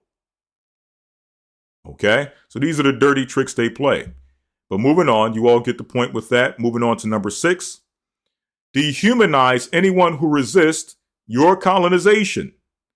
Dehumanize them by calling them terrorists, rebels, insurgents, or radicals. And we saw that a lot during the invasion of Iraq. We start hearing all these new terminologies. Okay, insurgents, rebels, radicals, terrorists. Right? And it's the same exact tactic they use over and over. Anybody who stands as a protector of their culture, a protector of their people, a protector against imposition, automatically they're labeled as some type of radical, some type of barbarian, some type of insurgent, or some type of terrorist. Okay? When you look in what's going on in Burkina Faso, now he's rising up, and I'm pretty sure they're plotting and planning and have been plotting and planning on trying to find a way to address Burkina Faso. What's going on in that country? Okay? It's no different than when you go to the book of Maccabees, when we rose up, if I can go there real quick, I can't read the whole account, but when we rose up, right, we had to flee, right, for our lives. So you had a revolt that took place. They we're tired of this. We don't want this imposition of the Greeks upon our country. We don't want their culture. We don't want their religion. We don't want their swine. So eventually we got tired of it. And when we saw one of our people going and sacrificing on the altar a pig, we lost it. Put the sellout to death, started rebelling, ran to the mountains, and they started planning a revolution. They started planning the rebellion. Got all of those of like minds who thought exactly the same way, got them all together, and started planning their response to the Greek imposition. And you've seen it time and time again. That's what happened with the Islamic Revolution. Many of you, we have the videos on it, but I don't have time for it. Many of you may wonder, well, how is it that Iran, who was once an ally, in fact, let me go ahead and play it. Let me go ahead and play it.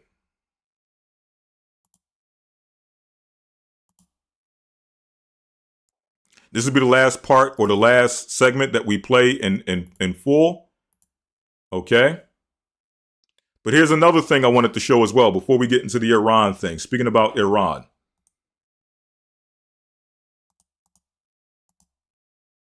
Here's a video called The History of Women's Rights in Iran. So now you have this big thing, this big debate about whether the Iranian regime, the current regime, is oppressive against women. And by the current regime, we mean the regime that's been in place since 1979, since the Islamic Revolution. Right? So I wanted to show this very quickly to show you an example of the cultural imposition, the cultural imperialism. Right here on the image of the video, here you see an Iranian woman before 1979, before the Iranian Revolution or the Islamic Revolution of Iran. And here you see after the Islamic Revolution of Iran, right? So let's check this video out. We're only going to play a little bit of it. This was Iran 40 years ago. So this video is from 2 years ago. This woman, I'm assuming she's an Iranian, probably was raised in the West, probably was raised in America, California somewhere. Right? I know it's hard to believe, but this... And she's showing images of women in Iran, okay, before the Iranian Revolution. Now, we look at how they're dressed. By today's standards, we would consider this very modest. Okay? If you were to look at these women, before she mentioned that these women were from Iran and that these were Iranian women 40 years ago, if she didn't mention that, you would have assumed these women were somewhere in America, somewhere in Florida, somewhere in California, somewhere in New York City. Because after all, they look, outside of certain things you can kind of notice as far as their features. Outside of that, these look like regular, everyday American or Americanized or Westernized women. Right? This was Iran 40 years ago. I know it's hard to believe. So again, here's Iran. Okay, they look like they, no different than someone in Florida, California, Texas. They look like Americans. But this is literally how we used to dress. This is Iran now. So this is Iran now. Literally how we used to dress. This. Okay, full hijab. This is Iran now. Okay? So for many, they would say that this is oppressive. Right? And I'm not saying that those sentiments don't exist there. I'm not saying that. Okay? But now this shows us cultural imposition. Now, if we know anything about fashion, right? We know that fashion, the world of fashion is relative, meaning what? What's fashionable yesterday, or what was fashionable yesterday, is subject to change today. And what's fashionable today, or acceptable today as far as fashion goes, is subject to change tomorrow. So if you have a country or a people who the way they deal with fashion or the way they dress themselves is dictated by what's relevant today, even though it may seem like it's you're free to express yourself and dress the way you want, that can become a trap. Why? Because let's look at these women again. This is Iran. Okay? These are Iranian women. And again, the standard 40, 50, 60 years ago was what you see before you. Many of your mothers may have dressed like this. Many of your grandmothers may have dressed like this. And again, this was considered modest for the time. Or not modest for the time, modest by today's standards. Now, you may go back a little bit further, and what they're wearing now may have not been modest in the time previously. But again, it shows you that fashion changes over time, right? What's acceptable today may have not been acceptable in a time prior or an era prior. But for the most part, there's really nothing wrong with what they have on. It's pretty modest, pretty well put together, right? But if you allow this to go on, where how you dress is dictated by today's fashion, the women would eventually go from this to this.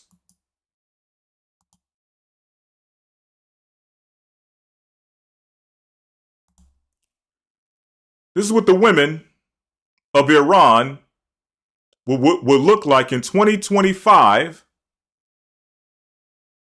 if they allow things to just continue on with how or what's acceptable with today's fashion.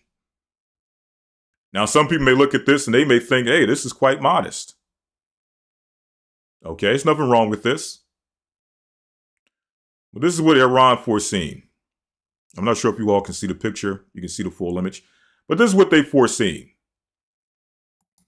Eventually, if you leave things up to chance and there's no cultural norm, no cultural standard, eventually the women will go from this to this. Okay? I don't know why the image is not. Let me adjust it so you can see the full thing. 1 second.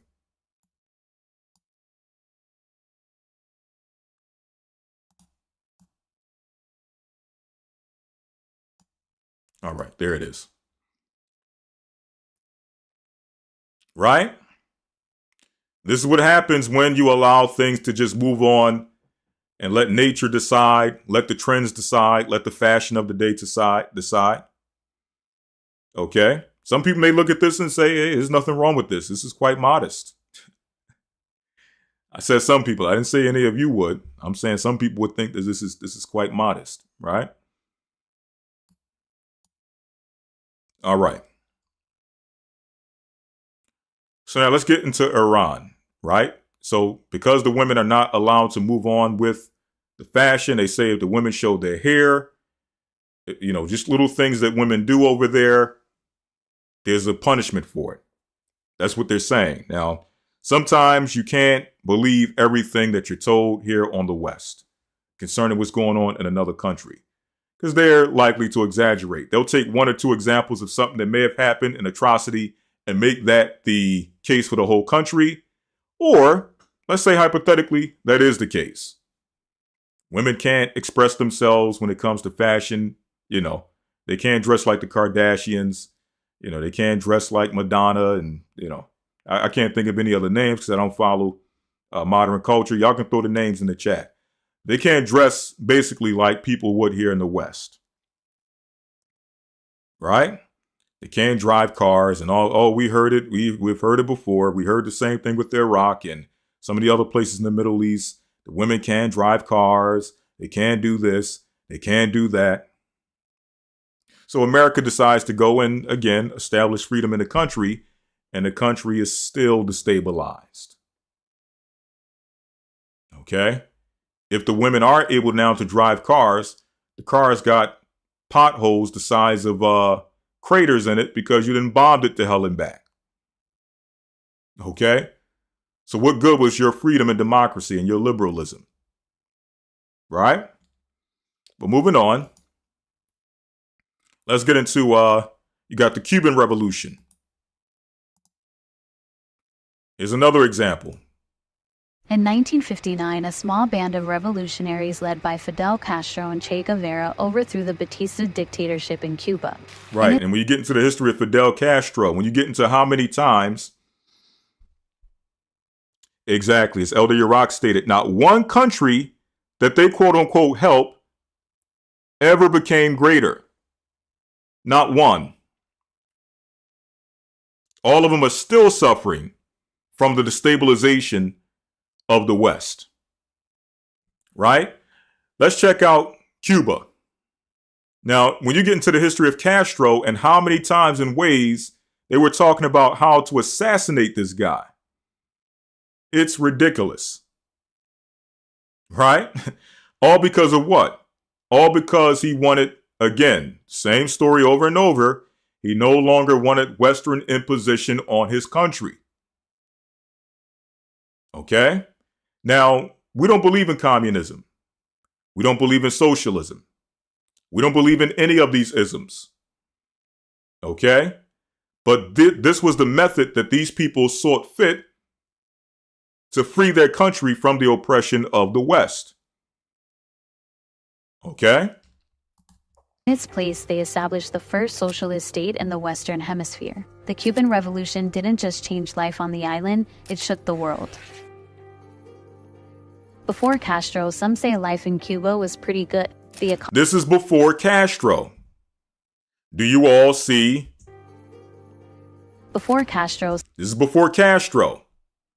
Do you all see the same pattern over and over? Before a revolution takes place, the country looks no different than America. The women, Americanized, Westernized. The men, Americanized, Westernized.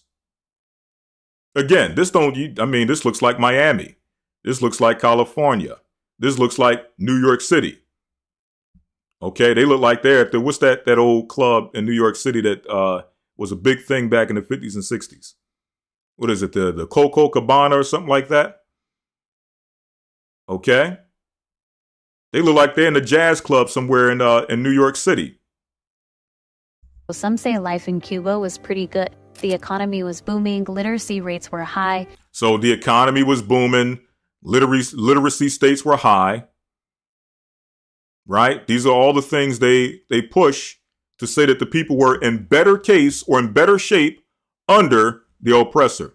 At least the oppressor allowed them to read or taught them to read. Took everything else, right? Pillaged the country, pillaged the women, but hey, he gave them a few books to read. And people in Havana enjoyed all the modern conveniences. Look, this is like a jazz club in New York City. Look. But beneath the surface, there was rising inequality, rampant racism, and a corrupt U.S.-backed dictator named... A what? A U.S.-backed dictator. So yes, it was good times for some, but it was poverty and destruction and devastation for the majority. So when they say that, well, you know, the country was better, and you'll hear this also from people from Iran. Well, you know, before the Iranian Revolution, man, the good times were rolling. But the question is, good times for who? Of course, if you were an aristocratic family or you were a family of means, yeah, it was good times for you. But for the rest of the people, it was hell and devastation. Right? So here we see the same case in Cuba. You got a Western-backed dictator, right? There was rising inequality, rampant racism, and a corrupt U.S.-backed dictator named Fulgencio Batista. This reality led some young Cubans to call for change and more distance from the United States. Among them was a young lawyer named Fidel Castro. In Mexico in 1955, Fidel Castro met Ernesto Che Guevara. Che had become a Marxist while riding his motorcycle through the Americas in the early 50s, witnessing poverty and the impact of U.S. intervention.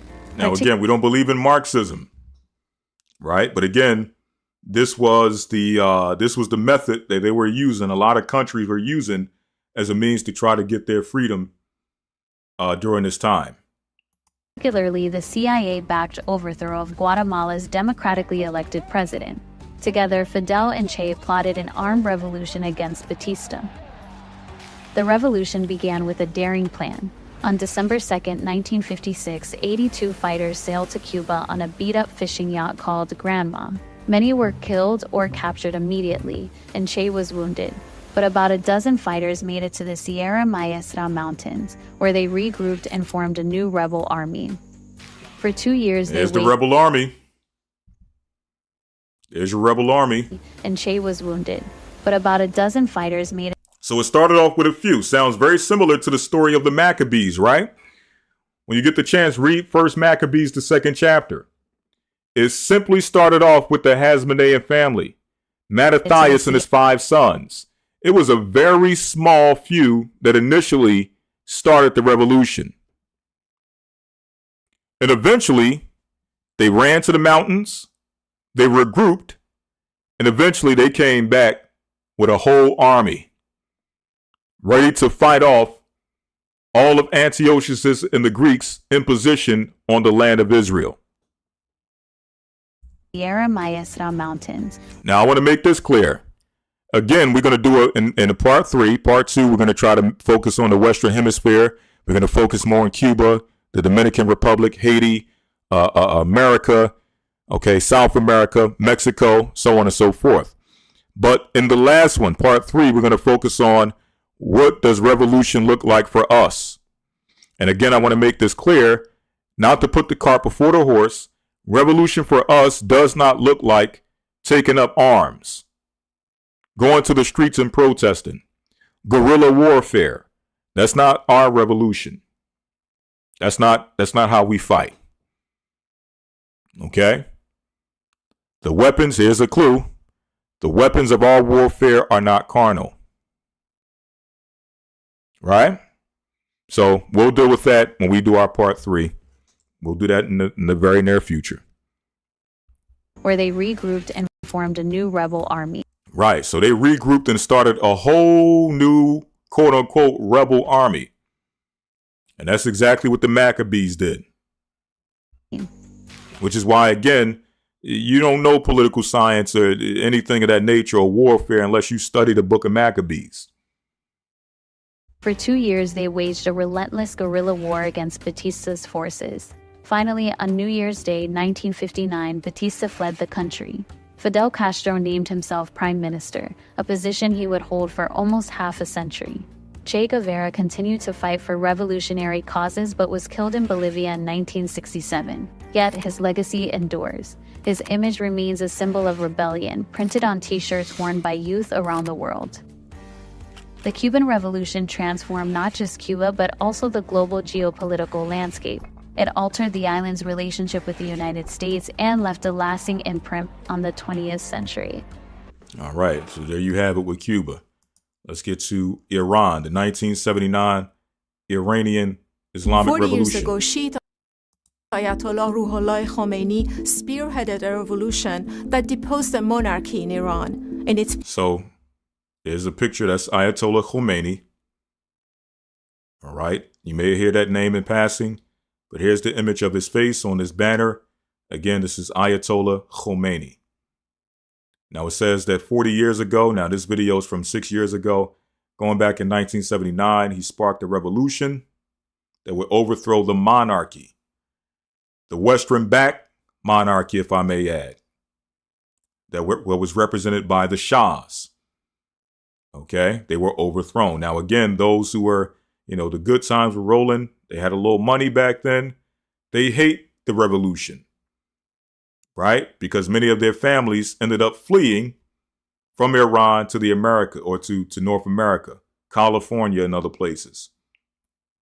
You see that guy, Patrick Bet-David, he's one of those people whose family fled during the Islamic Revolution. And usually when he speaks about Iran, he speaks about it in a negative light. Okay, now I'm not going to speak against his experiences. I don't know what his experiences were. But again, he represents that class. He would be in the time of Maccabees. He would be those who are under Jason, right? Who are okay with the imposition of the oppressor, just as long as he could survive and, make a little money and get his comeuppance in that environment, while the rest of the people suffer. place arose an Islamic republic.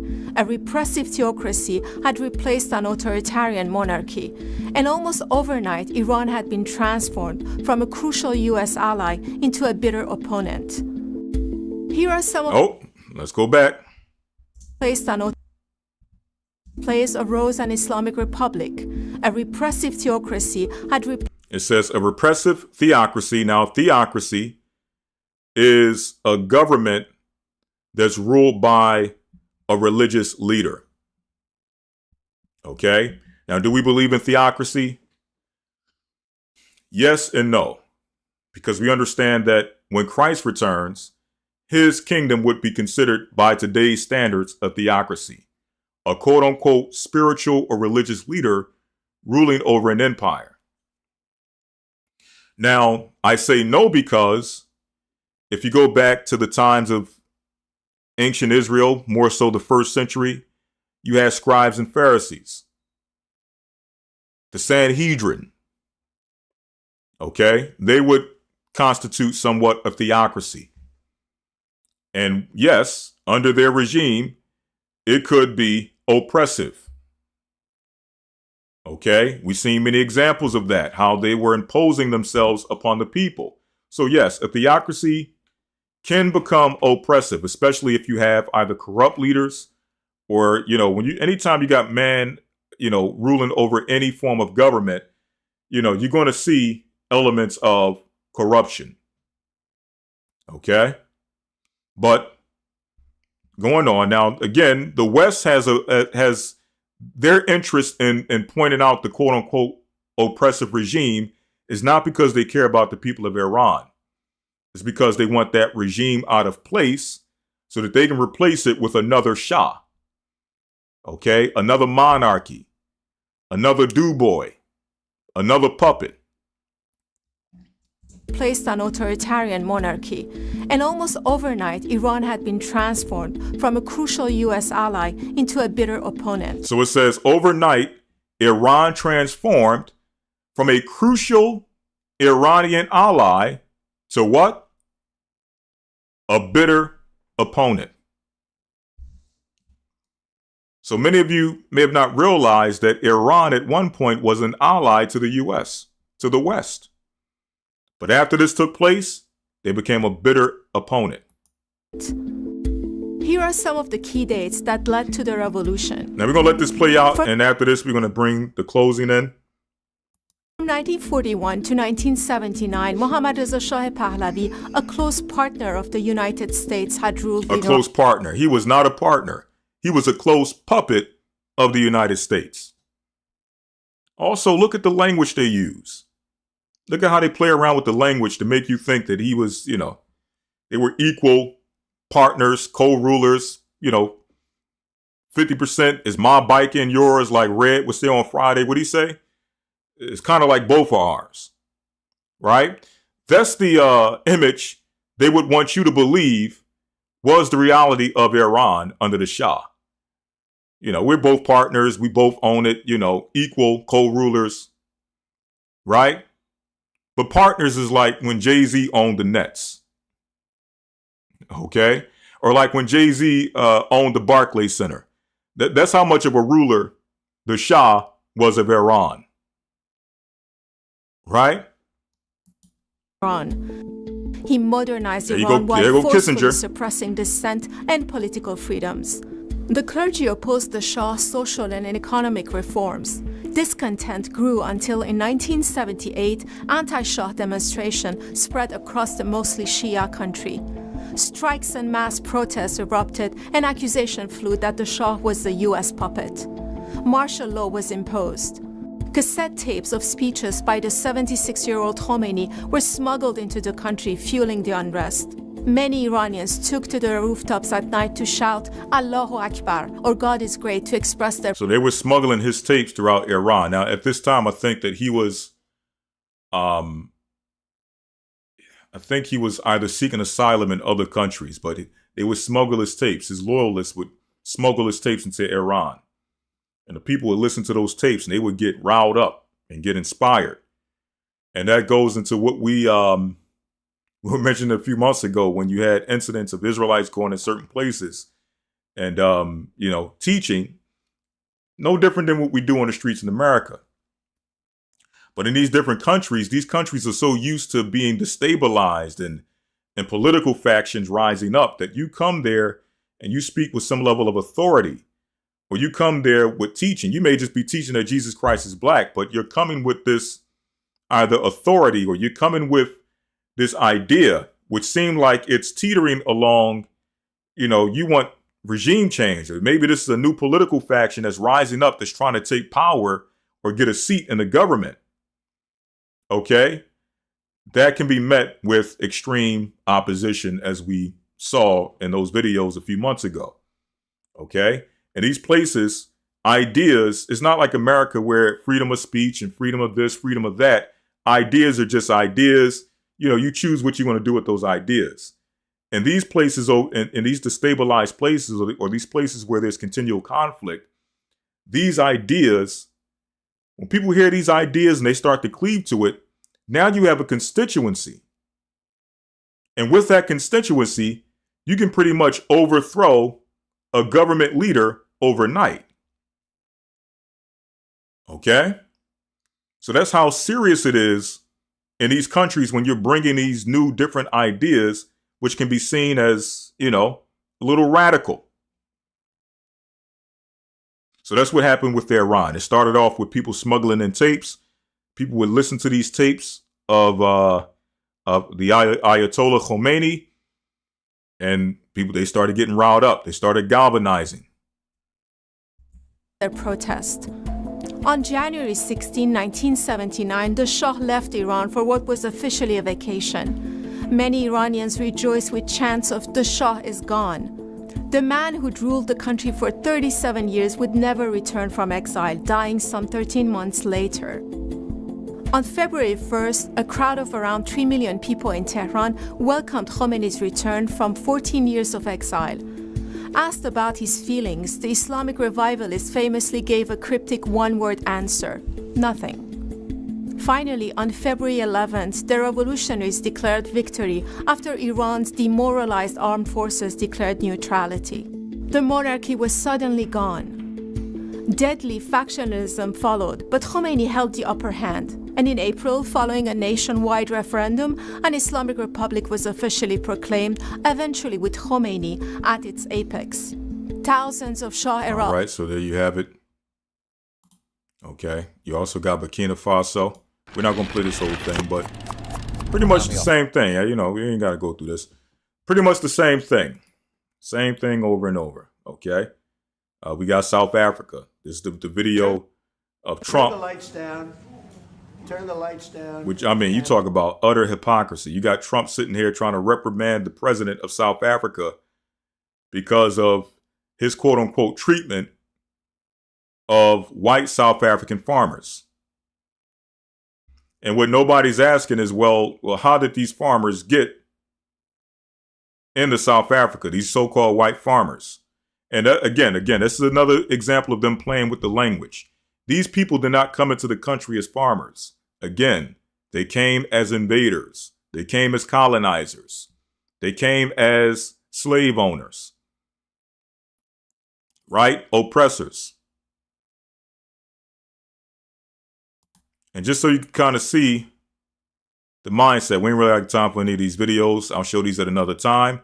But to show you the mindset of those who came to South Africa as quote-unquote farmers, that now the people are saying, we're tired of this, even though it's not, you know, it's not like the, you know, like they're promoting it in the media. There's no genocide of farmers. But now the people, you know, there's different movements raising up saying, listen, no, we need our land back. Now all of a sudden they're getting all of this sentiment. But now let's look at the mindset of the so-called farmer.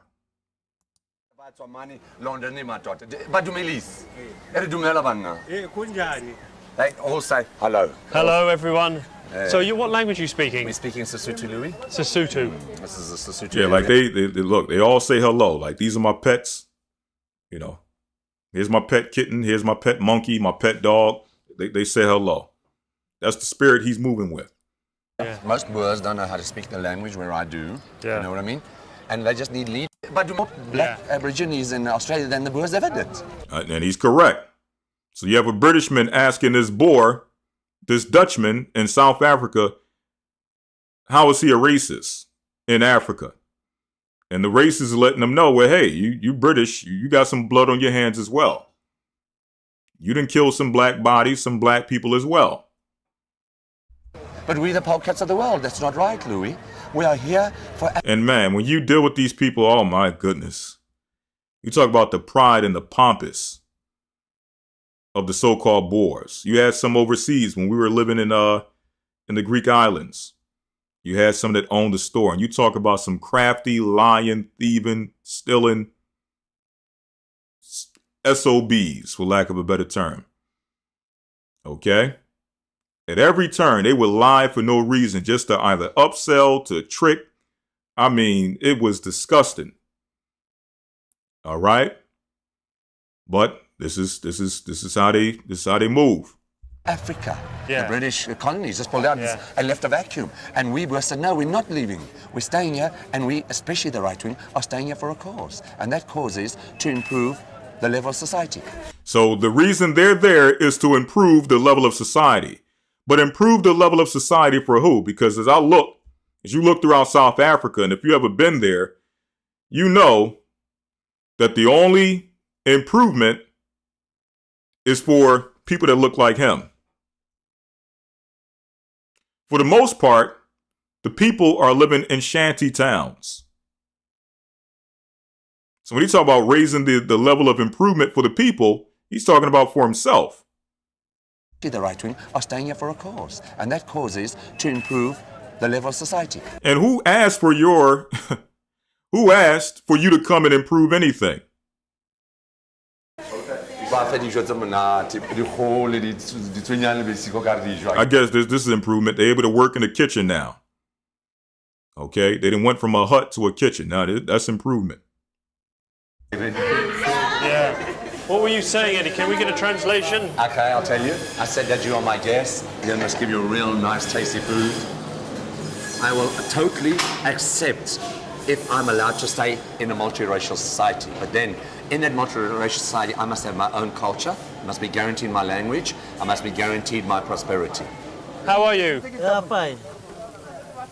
All right, it goes on and on. But you all get the point.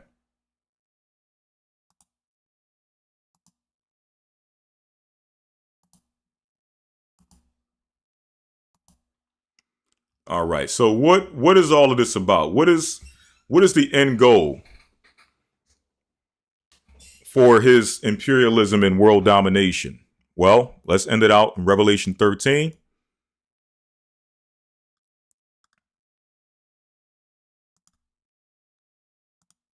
Revelation 13:1. And I stood up upon the sand of the sea, and I saw a beast rise up out of the sea, having 7 heads and 10 horns. So we understand that this is speaking about the Roman Empire. Now, why is this important? Well, we understand that the so-called Western civilization that Greece pioneered was eventually taken up by the Romans. Right? So now we're reading a prophecy about the Roman Empire. Okay? Now we're reading about the Roman Empire. And upon his horns 10 crowns, and upon his heads the name of blasphemy. And the beast which I saw was like unto a leopard, and his feet were as the feet of a bear, and his mouth as the mouth of a lion. And the dragon gave him his power, his seat, and great authority. All right, so the Roman Empire was comprised of all the previous empires that came before it. When you go back, it says that this was like unto a leopard, meaning this beast, the Roman Empire, was like unto a leopard. Who was the leopard from Daniel 7? Well, the leopard represented the Greek Empire. What aspects did the Roman Empire take from the Greek Empire? Well, the culture of Rome was 99.9%, in fact, 100% Greek. Okay? Roman culture was nothing more, nothing less than Greek culture. Same gods, same deities, same practices, different names, but the same thing nonetheless. So the beast was like unto a leopard. It was culturally Greek, and his feet were as the feet of a bear. We know that the bear represented the Medo-Persian Empire, which was a bear on 2 legs, raised up on one side, right? Or in Daniel 8, a ram with 2 horns, meaning what? That the Medo-Persian Empire was ruled by 2 different nations, 2 different powers. When you look at the history of the Roman Empire, there came a time in which the Roman Empire was divided into what? 2 separate powers. The Western Roman Empire, which its seat was in Rome, and then the Eastern Roman Empire, whose seat was in Constantinople, right? Known today as modern-day Turkey. All right? In his mouth as the mouth of a lion. What is the lion? The lion represents ancient Babylon. What is the Roman Empire called? Mystery Babylon the Great. Okay? Mystery Babylon the Great. So that's what it means when it says that it had the mouth of the lion.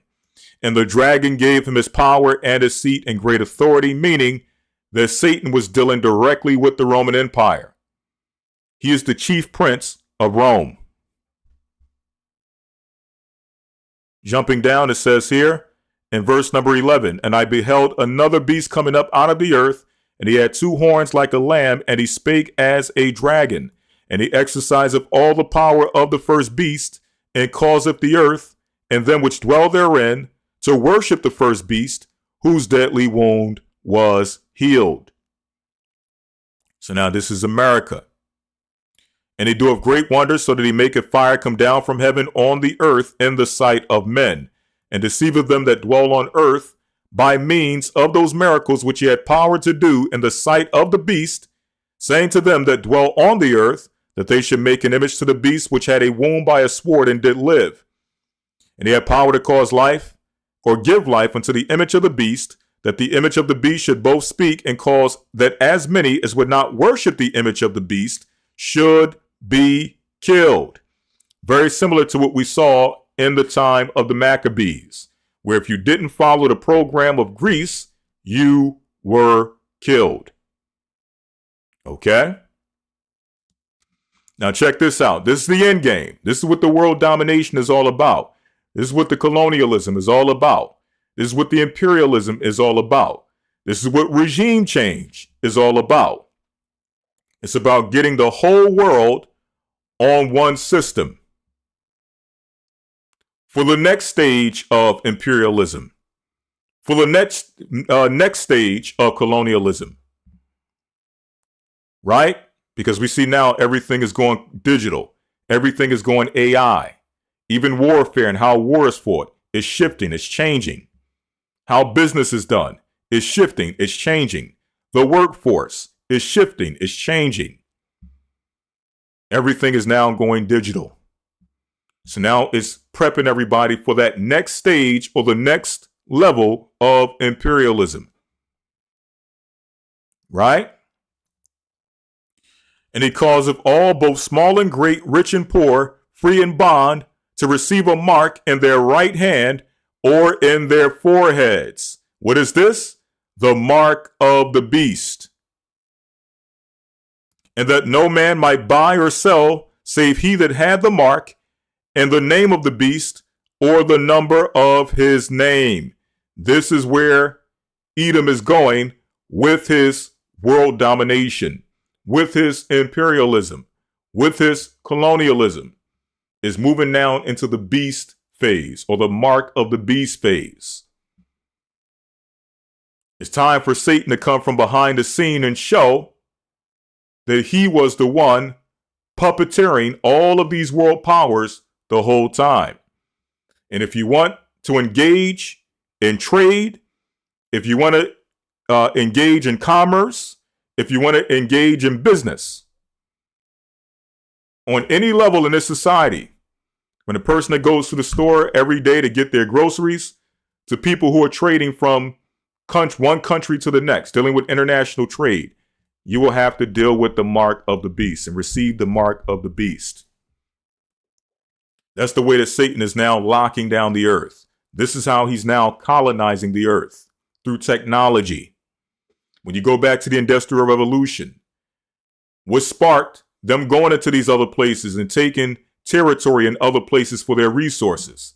It was the technology.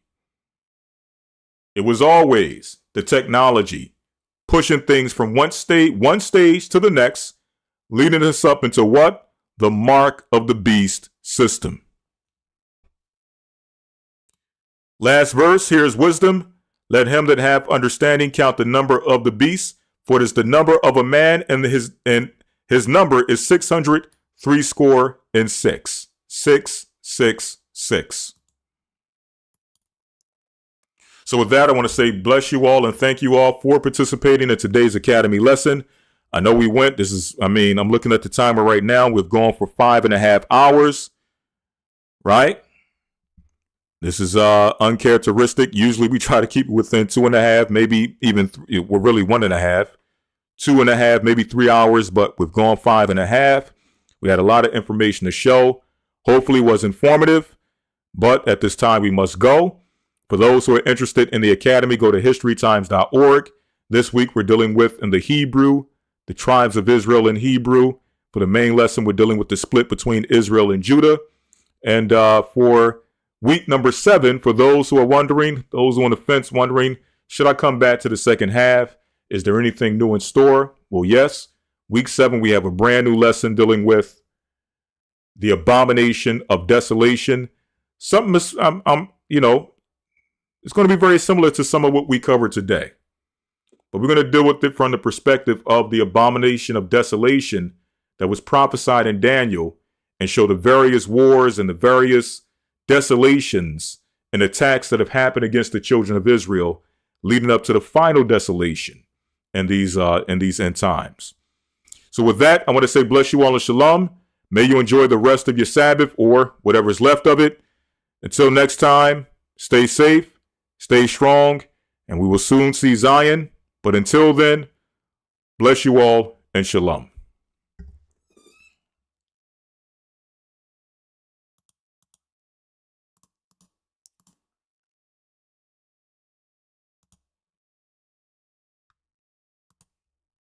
The Bible. Is it hard to understand? When it comes to reading the Bible, the first thing that comes to mind is the fact that this is the Word of God. The seals have been broken, and the truth is here. And when we go throughout the scriptures, when we go throughout extra biblical records, we find that the language that God employed, that He used to create the heavens and the earth, was the Hebrew language. Christ said, I came for the lost sheep of the house of Israel. But yet no one, no religious leader, no religious church out there anywhere can now identify the 12 tribes of Israel. Can we? God is quite simple, but it seems as if man makes understanding Him hard. What are those mysteries? The truth of your book and the truth will make you free. The Hebrew and Bible Academy, you're invited.